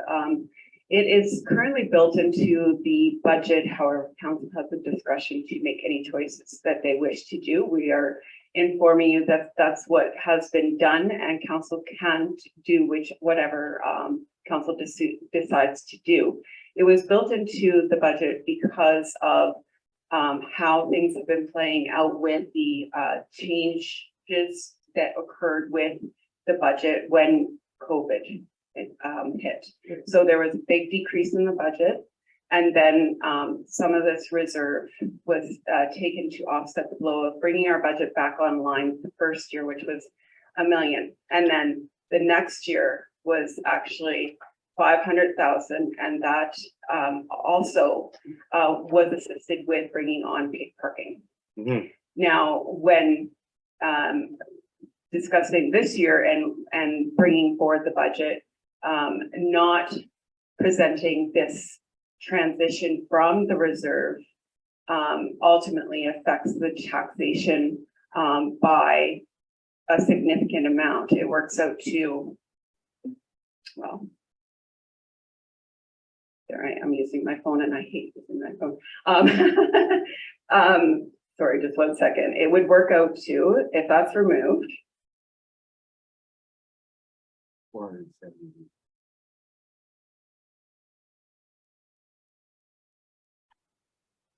2.7%. Right. So that would add on to the tax impact that we're suggesting. Now, this is also comes back to paid parking being not initially wanting to offset the overall impact to the budget, but to actually put away for the future. and reserve that money for future projects coming down the line, given with our asset management plan that road infrastructure is going to need a lot going forward. So this is just a proposal. And yes, council can make any changes that they wish, and we are just suggesting that it might be a good fit here to balance it back into a normal state. I totally get what you're saying. Thank you. If I can continue, sir. Thank you. I think where I'm getting confused is the breakdown in the difference between taxation and municipal tax. So we have taxation, and then we have our tax levy from the community, which is $10 million, and that's an increase of $1 million. So regardless of where that $250,000 goes, the community is getting taxed X amount. Some of it's going to from levies that we have no control over, and then the 10 million that we do have control over. So I was just curious, I think, to why that 250 was being put towards the taxation that we don't have control over. And I think that's how it's separated, right? Because we have the difference between taxation and municipal tax are two different things, but taxpayers are still paying that money. That collective 17.6 million. Maybe, and if I can, and I'll allow, obviously Ms. Malinchuk can correct me, but I think one of the distinctions, Councilor Moda, is that in the taxation column, there is the difference between the taxation and the municipal tax are taxes that we're required to collect and remit directly to others, versus taxes that we collect from to deliver municipal services. And the addition of the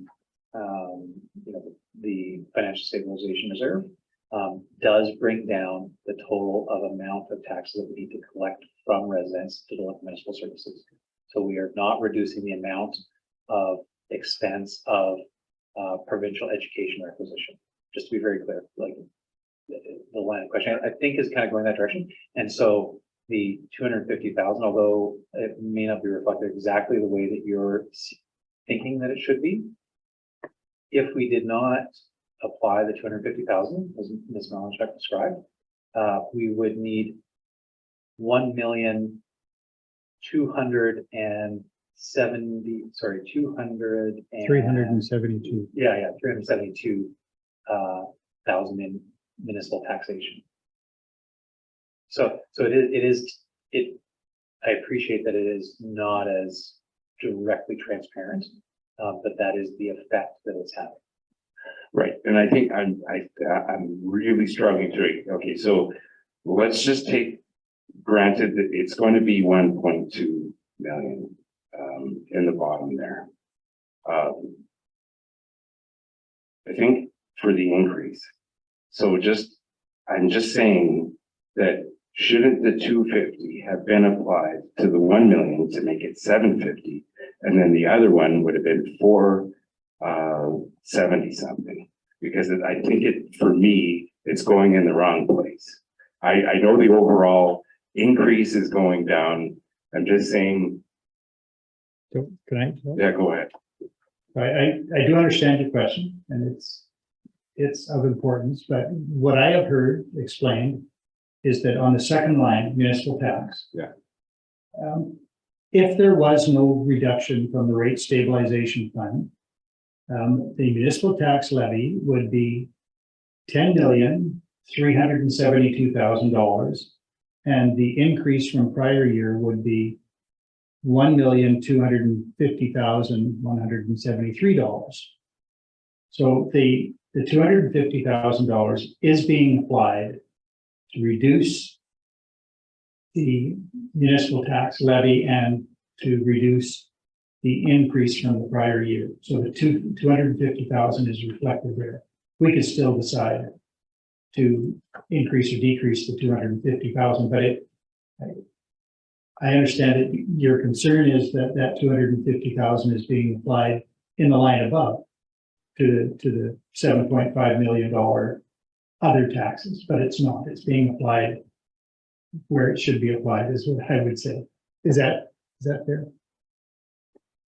You're completely correct, Your Worship. That's exactly where it's applied within the municipal taxation portion that is separated out.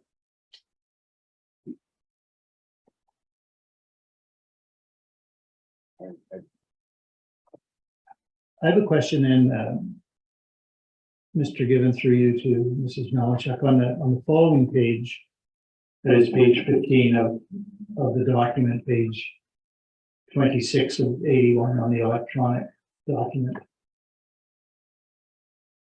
Can you tell me, sort of brief form, what is anticipated in the next couple of years? So increase in taxes, municipal and external requisitions, goes up from 15.3 to 16.6, and then goes up by another 2.5 million next year, and then is more or less, well, it goes up by another 900,000 the following year. Transfers of reserves are a little over 2 million, then drop and then just about disappear. I'm curious about what's happening there. And similarly, on the contracted services, we're at 2.2 million this year, 2.2 million in 2024, and then a huge decrease to under 500,000 the following year. Can you walk me through that? Yes, I can, Your Worship. So first off with the taxation, yes, and you'll see this also in the debt projections, that it is based off of an assumption of how much we might be able to see in increased revenue annually.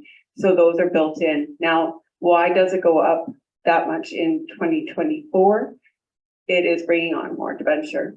So that is offset by the taxation to make those payments. Again, it would go up in 2025. There's more debenture, and it's all as it's laid out right now, just potential, and it will be determined by what council decides to do moving forward. Now, with the transfer of reserves, the big impact that you see in 2025 is that 2024, there's a lot of still certainty in funding of how transfers of repair, maintenance, replacement of capital assets occur. So there's a transfer from what we plan within capital that gets it shifts over to the operating side as a transfer to offset also, which is what is mentioned in your contracted services. It's not all of the contracted services, but there's a big portion that would come from the capital side rolled over and truly expensed from the operational side, because accounting wise, there's only so many things that you can actually capitalize. You can't capitalize everything, but we show the budget as capital items that make a big impact so that you can see them listed out, but they do roll over into the operating side of things. So that's why you see those changes there. Thank you.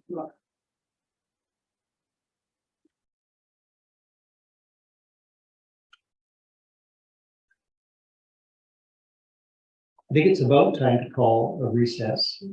Everybody needs a break. I just wanted to confirm one matter, if I may, and I think it's evident, but I want it to be clearly confirmed.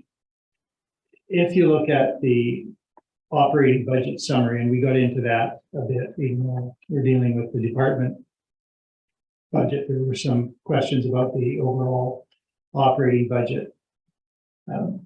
The net difference that is listed in the right-hand column, can you just confirm that that is the net difference in the net tax envelope and not a difference in the budget? Yes, so in the end, all of the departmental net changes will add up to the $1 million that you see as in the net change to the municipal tax dollars that are changing there. So you'll see that all departments are, that will align up into that change in the taxation. And the $250,000 transfer is just notionally to that entire list, so that without it there, instead of seeing 1 million at the bottom, we would see 1.250 million. Yes, you're correct. And that is why it is in this section, even though it also is, part and parcel, direct tied to the protective and legislative services in the parking, because we're trying to get back to that normal, budget that we were aiming for, trying to get back to post-COVID, true post-COVID. Thank you for that, Councillor Keller-Hampton. Anything we add goes on top of that, right? Yes, correct.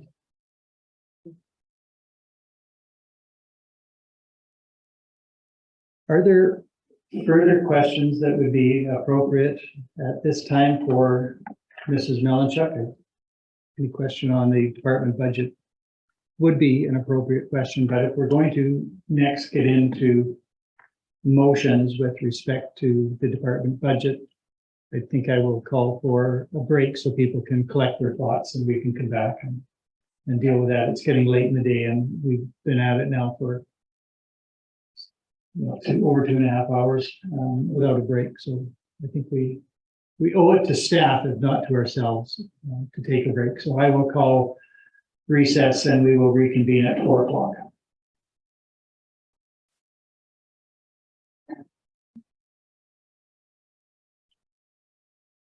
We have lost our screen. I'm not sure whether that means we've lost Councillor Wilson.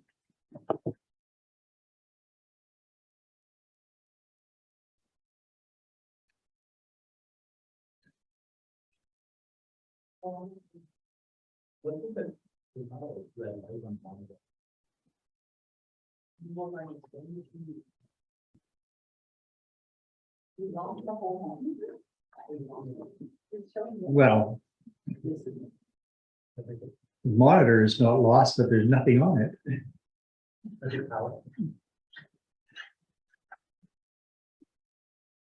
think we just saw another $800 go into the 5-year capital plan. Not just.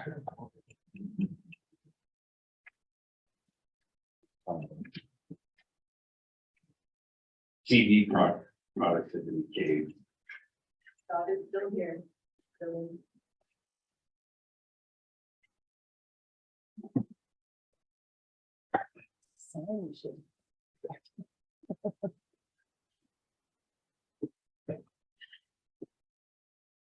There, life's good again.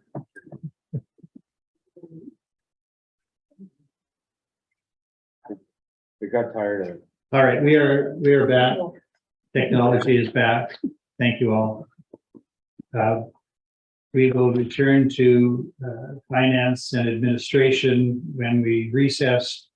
I thought we were about to move into motions, but I overlooked the fact that we have not yet given Mrs. Melanchuk an opportunity to present the finance and administration capital plan, the 5-year capital plan. So I would invite you to do that now, please. Thank you, Your Worship. So the first item to touch base on is the PSAB 3280, which is the asset retirement obligation. So again, Public Sector Accounting Board 3280. It's so common asset retirement obligations under the scope of 3280 have not previously been recognized by municipalities.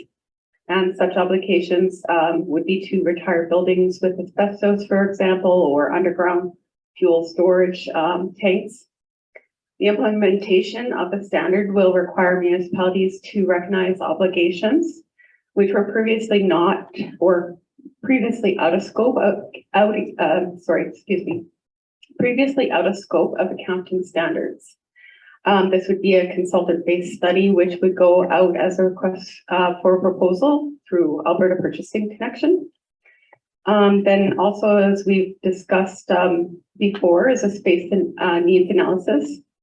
As the municipality expands, and operational enhancements occur, we as administration find we're running out of space. There's a need to get community development as well as protective legislation to be stationed together, and finance and administration to be better situated for ease of accessing services. And ops also has land needs assessments that need to be recognized and dealt with. This study would be to logistically recommend how to go forward with the changes to ensure that our current and potential needs are to be encompassed. And then just also to note, there's an IT master plan on the listing as well. This would involve consulting to further structure IT administration, staffing and emergency needs especially, along with policy and project prioritization.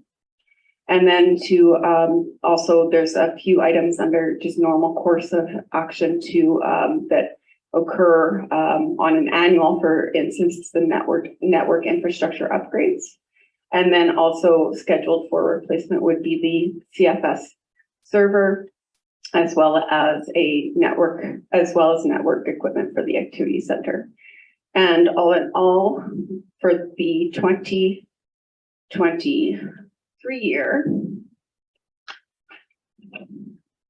that works out to be 99,000, including carry forwards from the prior year. And those carry forwards are $28,000 in administration and $62,000 in IT. Now, going forward, I'd just like to explain to council and the public as well with carry forwards. They're just projected amounts at this point. I will be coming back to council when we have final numbers for the year to have an actual recommendation to carry forward certain amounts for each department. So these are just very high level estimates at this point. There are some monies that have been expended already, and many are work in progress already. So we would want to look at the exact numbers so that we're not carrying forward too much money. And that's the summary for finance and administration. Thank you very much. Thank you, Mrs. Melanchuk. Are there questions concerning the 5-year capital plan for finance and administration?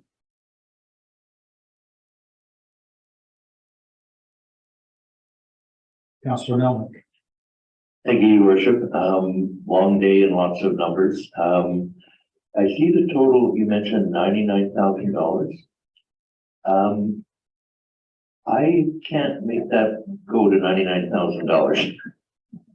Yes, you are correct. That is actually a total of the carry forward numbers. I apologize for that. It must be, I'll bring up the spreadsheet, I apologize.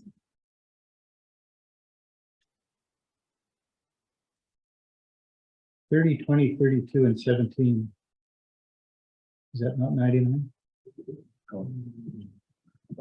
50, 82, and 17 is 99. It is to me.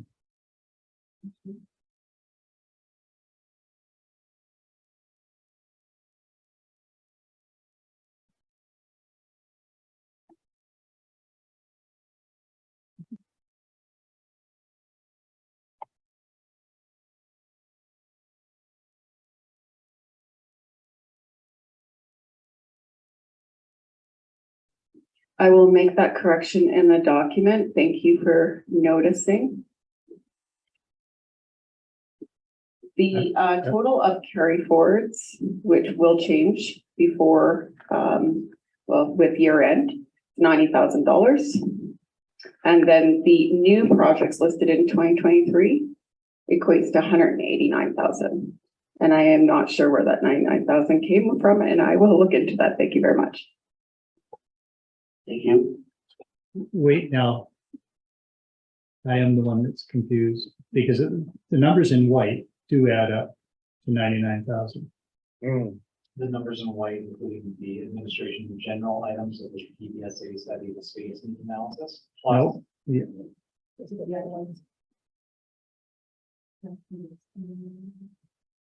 From IT down in the lower table.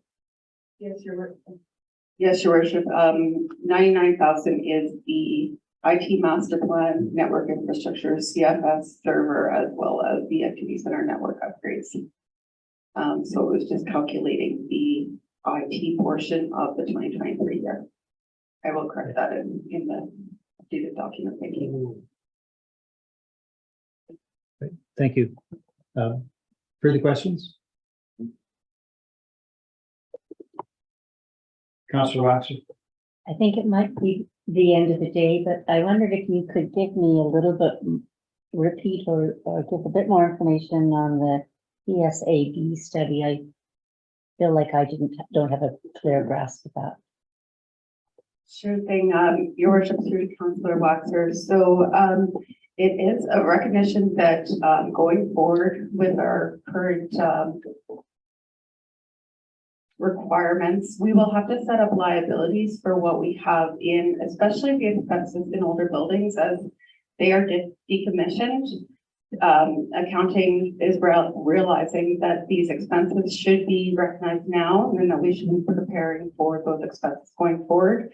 So it'll be setting up those liabilities. So a study will need to occur to assess how much we would have it, say, asbestos in a building, and then set up that liability for the future if that building should be decommissioned, or if there's anything else that's outstanding that we're unaware of.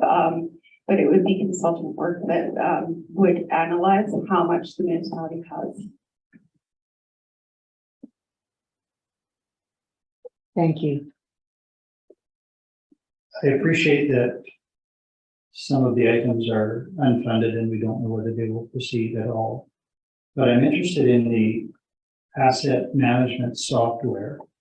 And if it was to proceed, who would be charged with responsibility? I ask that because many years ago, we had the MIMS program, Municipal Infrastructure Management System, but no one ever entered the data. And we continued to not know where infrastructure is, even though we paid for a program, but the human element was not applied to the tool and we didn't get benefit. So if we are to invest in management software, is it confirmed that there would be someone responsible and accountable to keep the information flow up to date? Your worship, that actually is segues into another conversation that we'll have to have with the operations department. So there would potentially need to also be an area department to assist with ensuring that that product would work going forward. And that those numbers can be discussed when operations comes to the table. But it was in the plan prior to this year. We're going forward. The asset management actually was bumped to 2024 because of recognizing that the manpower is not currently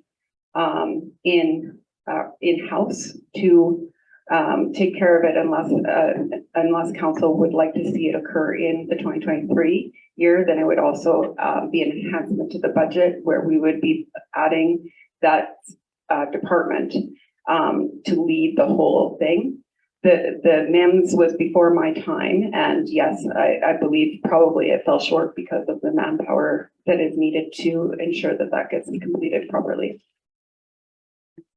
Thank you. Mr. Gibbon? Your worship, you'll see a bit more, as Director Malinchuk said, when we get to operations, but the approach that administration is doing here is rather than just looking at the program, saying how much would it cost to buy the program, we're saying what are the people that we need in place to ensure that this is successful?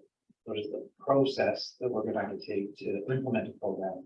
And then let's undertake a project of implementing that program. So rather than just saying buy the software and asset management is fixed, we're saying make sure we have the human resources, the people in place to run the process to ensure a sustainable startup and deployment of asset management software. And that's why you're seeing deferred 2024. Years of operations, you'll see an enhancement position around asset coordinator that will be responsible for leading the startup of that discussion. Thank you for that. Anything else about capital? Councillor Melnick? Your worship, my apologies. We flipped the page. Went into the operating budget. And I didn't take the opportunity to ask a question about salaries, just for clarity. On the same page as the capital, I see that salaries in 2023 are going down, but we've already included in one of the positions that was requested. Is that, again, just for clarity, the moving around of individuals between departments as you were doing the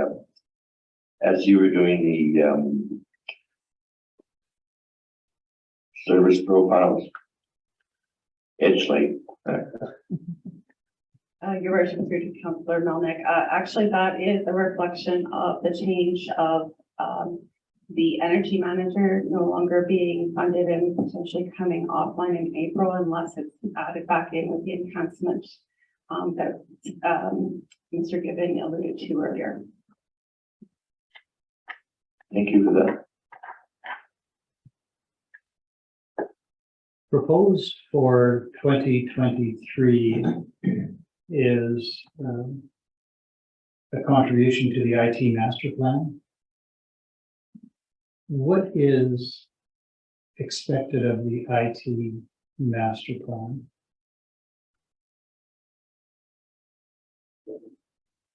Your worship, it is to give a better reflection of movement forward within the IT department. There are a lot of needs going forward, especially since COVID in the IT world. And currently, as it stands, we have a one-man show running IT for us, as well as supported by one contracted services that supports him in his service to us. However, we need to look at the larger picture and see that we're making the right decisions and doing things in the proper alignment when it comes down to, when it comes to staffing or the administration side of it, and then also policy as well as strategic planning behind where we should go forward with it. It's ultimately a strategic plan for IT to move forward move the organization forward. But then an internal focus rather than an external focus. Yes, and it would then give recommendations, especially to with emergency situations. We've definitely seen that with the Chatham fire that additional resources could have been very helpful. We were very, very lucky to have an in-house support, and he was wonderful and was able to support us hugely. But there's always more that we'd be doing better. Thank you for that.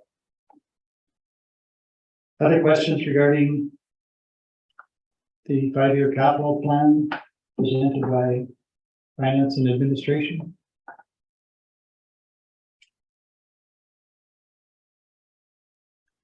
If not, it is getting late in the day. We could entertain some motions potentially and wrap this matter up before we depart for the day. I appreciate that others have been waiting all day for their turn, but I'm not sure they'll get their turn today.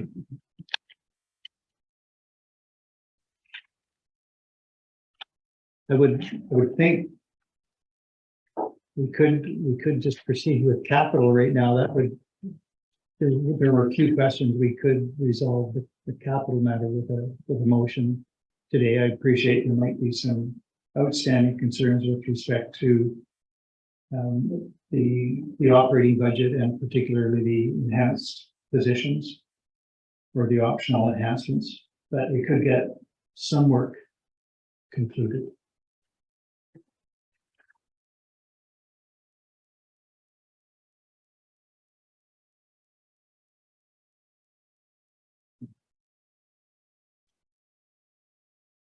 Councillor Melvin? Thank you, Your Worship. With reference to the capital plan, I would be prepared that committee approve, to move the committee approve the finance and administration capital budget as amended, as discussed. Correcting the columns. And that's fine. For clarity, we talked about the column that ended in 99,000, but two other columns are also wrong if you add from the top to the bottom. So if the corrections are going to be made, but we can still accept, I think, what's presented and just fix the numbers if that's acceptable to you.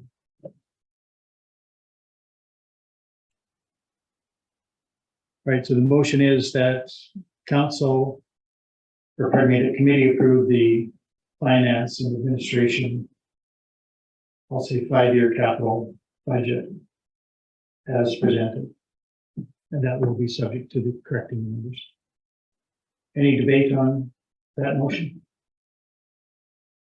Councillor Waxer? Not a debate, but a question. The committee approved the budget, but should it not say? I just got confused if we about. Understood. And, Yeah. And on that point, I think that as a committee, we approve this as the budget that goes to, or as part of the budget that goes to council for ultimate approval. Administration is nodding in approval. Yeah, Your Worship, that's exactly, I appreciate, somebody, committee, we could maybe phrase it slightly, the committee is not finally approving anything, as you said at the outset. This is simply the committee giving that direction to the administration. We approve this addition to the draft budget. Then at the end, you'll have the chance to recommend the draft budget to council for consideration. That's solve your That inquiry. clarifies it for me. Thank you. Any other debate? I will call that question. Oh, I'm sorry, Councillor Wilson, is your hand up or is that just holding the conch shell still? And resting on it perhaps? Yeah, I will take it that I saw a shake of the head. And I will call the question. All those in favor? Any opposed? And we have no action from Councillor Wilson. Except he's smiling, it appears. Despite the warm temperature, he's frozen. I think he did a screenshot and just left it there. These are done.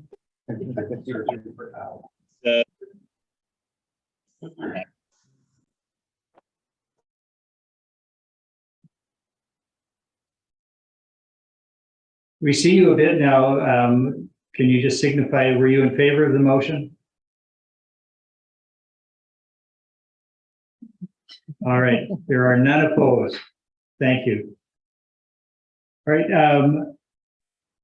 we can return now to the proposed other motions with respect to the base budget for the department and or the optional enhancements. And I will look for motions. Options are available. Go ahead, Councillor Keller-Hampton. I have a question for Mr. Gibbon. Out of the 3 optional enhancements, like I look at 2 of them and we look at planning and development manager to move our initiative for land use planning and development, and I've been on council for 9 years now, and it was the council before me, I think, since we ever became municipal, that is a very high priority for us all. And the housing is a very high priority for us all. And then we have environment, it's a high priority, but if we weren't to approve all 3, where the ministry and the CEO see us most important to you to move our strategic plan forward? Your worship, so I would say, certainly housing and planning and development are, from what I understand of council's priorities and the community's priorities, some of the top level items. There are some smaller areas on energy and environment. The thing that I would say is that the energy environment position, given the new information, that there's the potential for second year funding from the MCCAC and likely a second year partnership with Hinton. I don't believe that 7,000 is required. I'd suggest that likely half that amount or 30,000 in 2023 would allow us to continue the position in a partnership basis. So I don't think we need to be looking to fully adopt that position in-house in 2023. I think the planning and development would probably be most important. Well, how does one decide? And again, this is where it's council's priorities. So which is more important, housing and advancing housing or planning and development? I don't know that I want to have an opinion on that, but I would say those are certainly the top two. And I would offer that on the energy environment coordinator position, since we developed the budget, there's new information that suggests that we wouldn't need $71,000 to continue that position. And to be clear, if council didn't vote for any dollars for energy environment in 2023, then at the end of April, we wouldn't have even matching dollars to go along with grants from the other parties. So, but I believe that $30,000 or $40,000 would allow us to continue that in its current form without expanding. So that's a bit of a punt, but it is because it is up to council to determine the relative level of priority for the investments and the costs that administration brought to the table.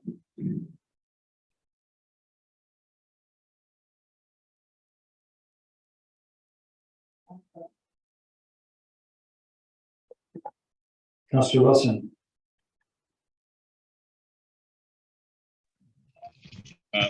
Hopefully I'm coming across heard. Yeah, so if we're talking about priority-based budgeting, all three of those enhancements are in my mind my top priorities, and I would hate to see any of these left behind.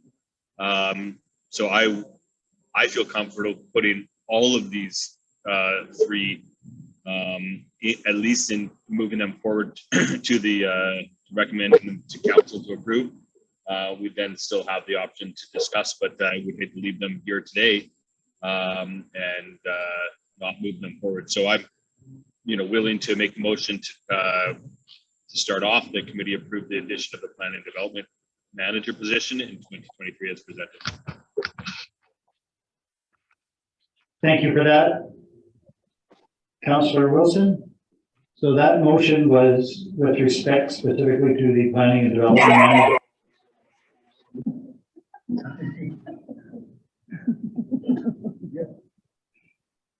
With respect to the finance and with respect to the planning and development manager position as presented. So again, moving it forward to council consideration in final budget, not approving the position as of yet.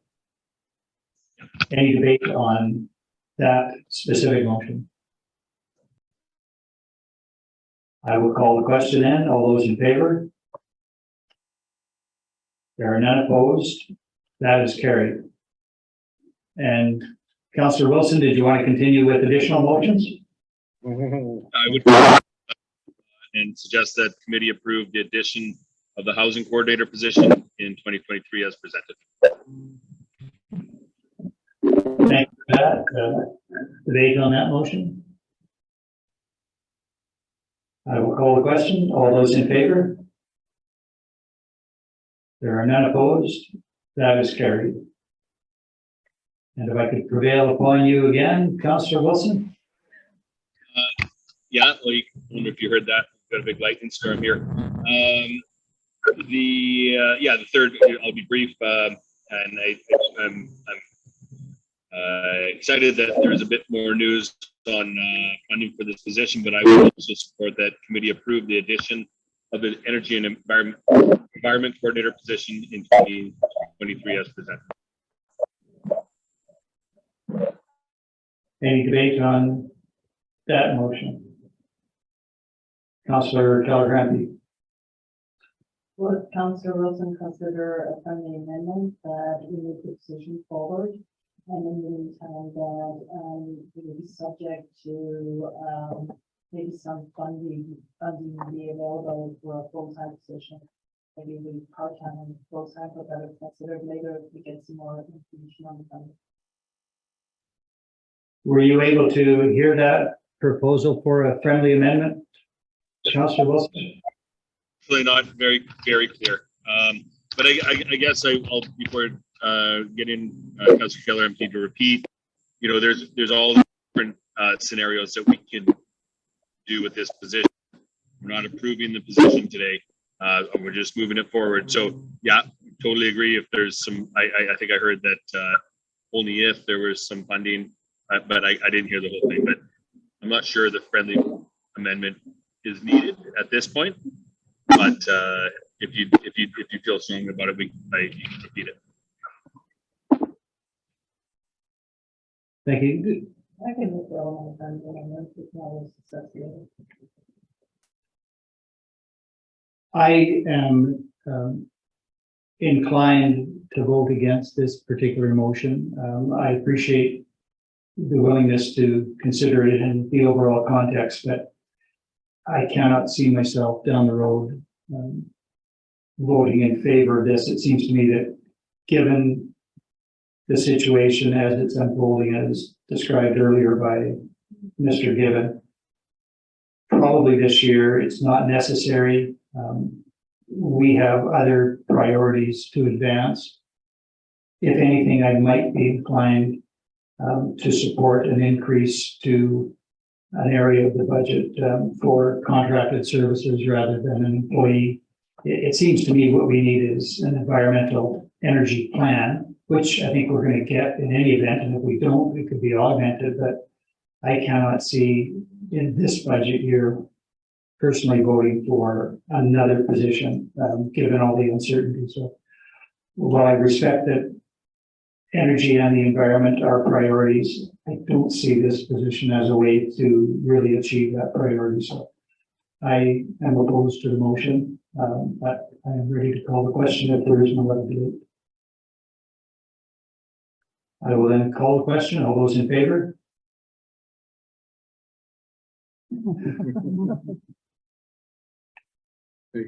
Those You're pretty opposed? persuasive. You're pretty persuasive. Now I'm not sure whether Councillor Wilson heard me call for those opposed, because that's when I started. I did. You convinced me just a short while ago. So am I able to be opposed to my own motion? I like honestly, I do agree with you, Mayor. Yes, so there are definitely lots more. you are so entitled, and I had called the question. We could just withdraw the motion if you prefer, but I called the question. Okay. So those opposed?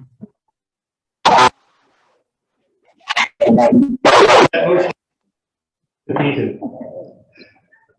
Squelching as there is. Everybody was opposed? Yes. Yeah. Including the mover. Councillor Waxer. I think I'm again a bit confused. With this motion being defeated, are we withdrawing from the partnership then with the town of Hinton and the, So if council doesn't, so at this time, there's enough money in the budget for us to continue to partner with Hinton and the Municipal Climate Change Action Center for that 1-year term, which would expire in about April. And then beyond April, we wouldn't have any funds for a second year of partnership. The council wished to put, so the amount that was there that was just defeated of the 71,000 would have been Jasper having its own position after April.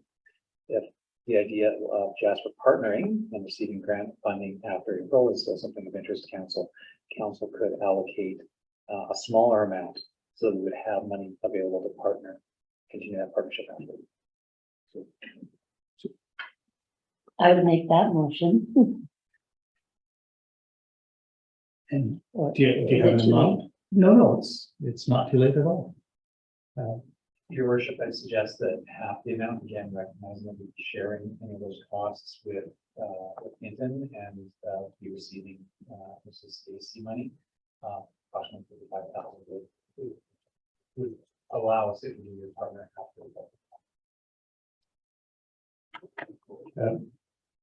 I'll get to you, Councillor Demoto. So a motion then that council, That committee approved the continuation of the finance coordinator position. Should funding, or in the amount of 35,000, or continue the partnership with the town of Hinton, and not. How would you recommend?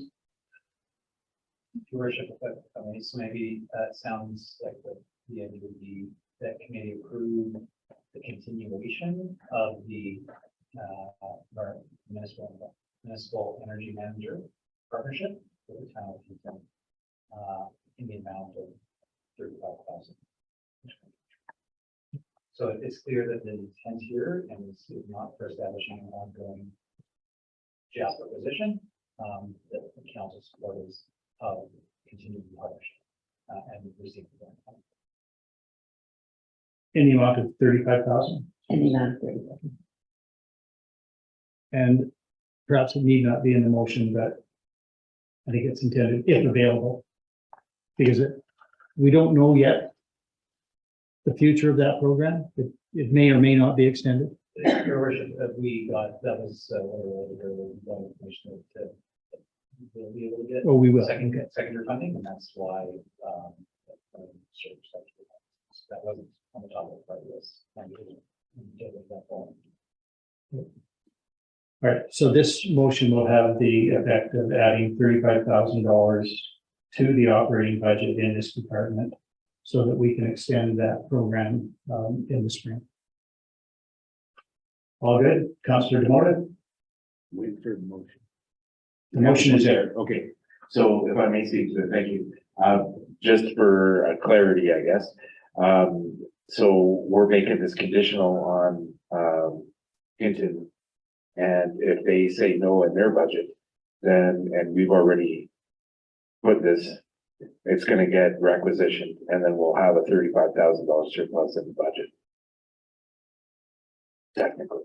Yeah. Right. So if Hinton, if for any reason Hinton didn't participate, or the grant didn't come to fruition, then administration would come back to council and inform you of that, and we would have some decisions to make at that time. But I think the most likely thing would be that the position would end, the money wouldn't be expended, and we would have additional revenue in the budget surplus. Yeah, that's good. Thank you for that. Any further debate? I will call the question in. I lost Councillor Wilson again. He's gone. I think the thunderstorm. All right, well, we continue to have quorum, so I will call the question. All those in favor? There are none opposed. That is carried. I think that completes. Is there? Oh, I guess to put forward the budget proposal as amended. Is that No, your worship, there is the matter of the finance manager position. So this one's Oh. different than the others. The others had an impact on the dollar value of the budget. But we are seeking council's approval of the addition of that position, although it is not an addition to the base budget. So the dollars, the ones that you just discussed, were increased dollars and identifying those positions. This one, the increase in dollars is already built in the base budget, but it is adding a new position to our overall establishment chart. And that's something that only council and the administration can't decide whether to create new positions that didn't exist before. So if council agrees that position should remain in the budget, then we're asking you to make a motion to do so that it's actually established on our establishment chart. It's a change in an internal service. It's an increase in internal capacity. Absolutely. Thank you for that, Mr. Gibbon. Councillor Kelleher. I can make the motion and also recommend the finance manager position to the finance administration organization. And the reason that I agree with this position is if it's going to cut back on overtime, organization and health, if people are not working overtime, and they're cutting back on contract services, I think it's a win-win for the organization.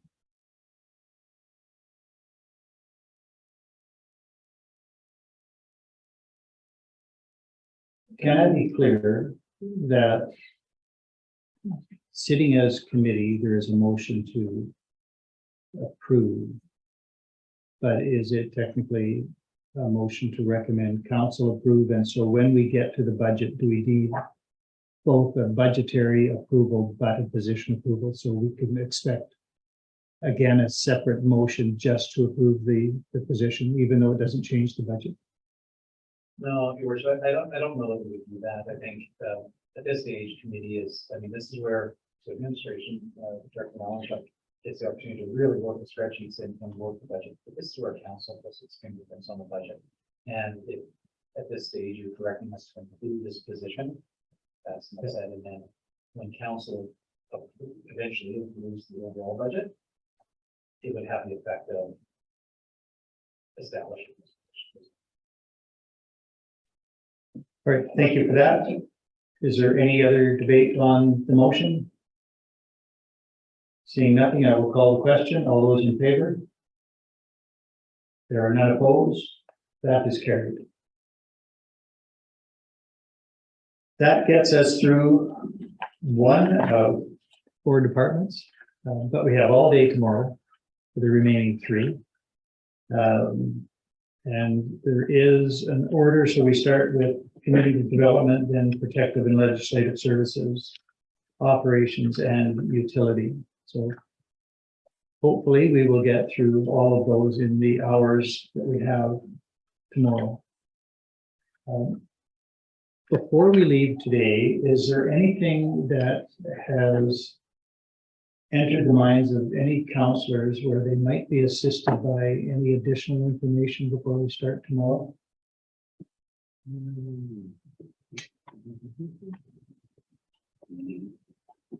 Councillor Komodo. I'm sure it's assumed, but just because it was a hot button item in the community, paid parking, I know it's worked into a lot of things, like many of our other things. I've been asked about it, and just to focus on where the revenues are and how much they are.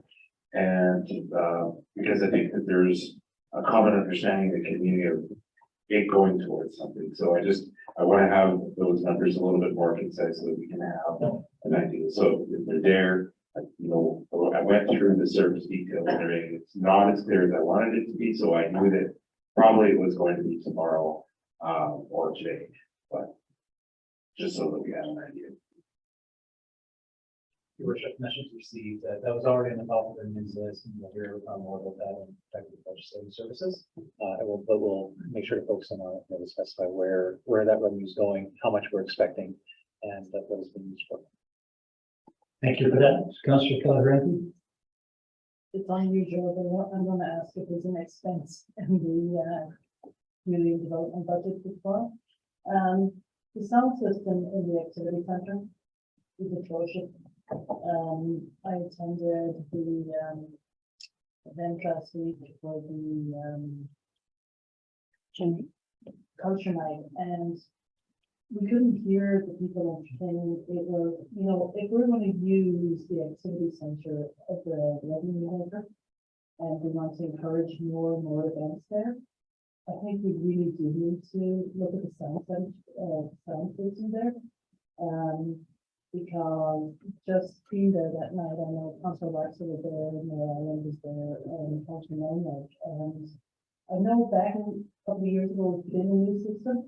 I don't know whether it's wires wrong, but it definitely, the volume wasn't there. It was really sad, and I think if we're going to be encouraging weddings and if we're going to be encouraging events, I think we have to set expectations in the public office.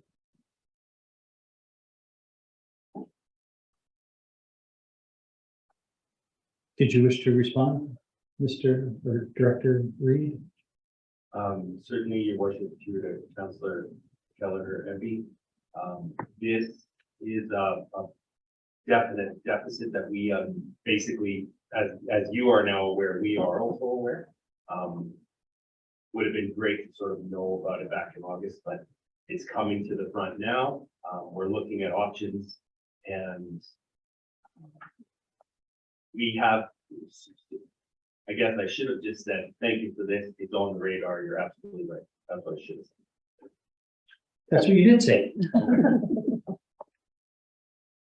All right, subject to that.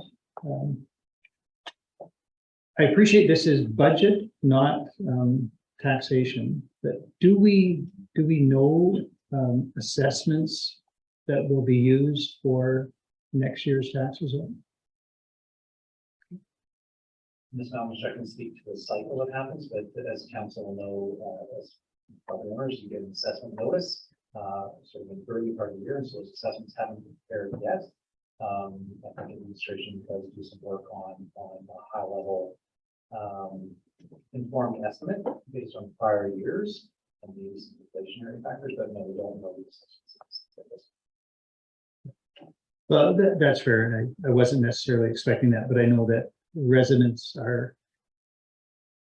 they're interested in the budget, but they're more interested in how the budget impacts their taxes, and we can't know that until we have a better understanding of both the overall assessment and the split between residential and non-residential, but that is not yet available, and that's understandable, so I will leave it at that. All right, I will invite us to adjourn for the day, and we will reconvene tomorrow morning at 9 a.m. to continue our philanthropic ways. Thank you all. Oh, I'm sorry, Councilor DeVoe. You're just adjourning. There's no need to. I am. We're more recessed than adjourned. We're still in the meeting. That's right. I used the word adjourn. Yeah. All right, thank you all.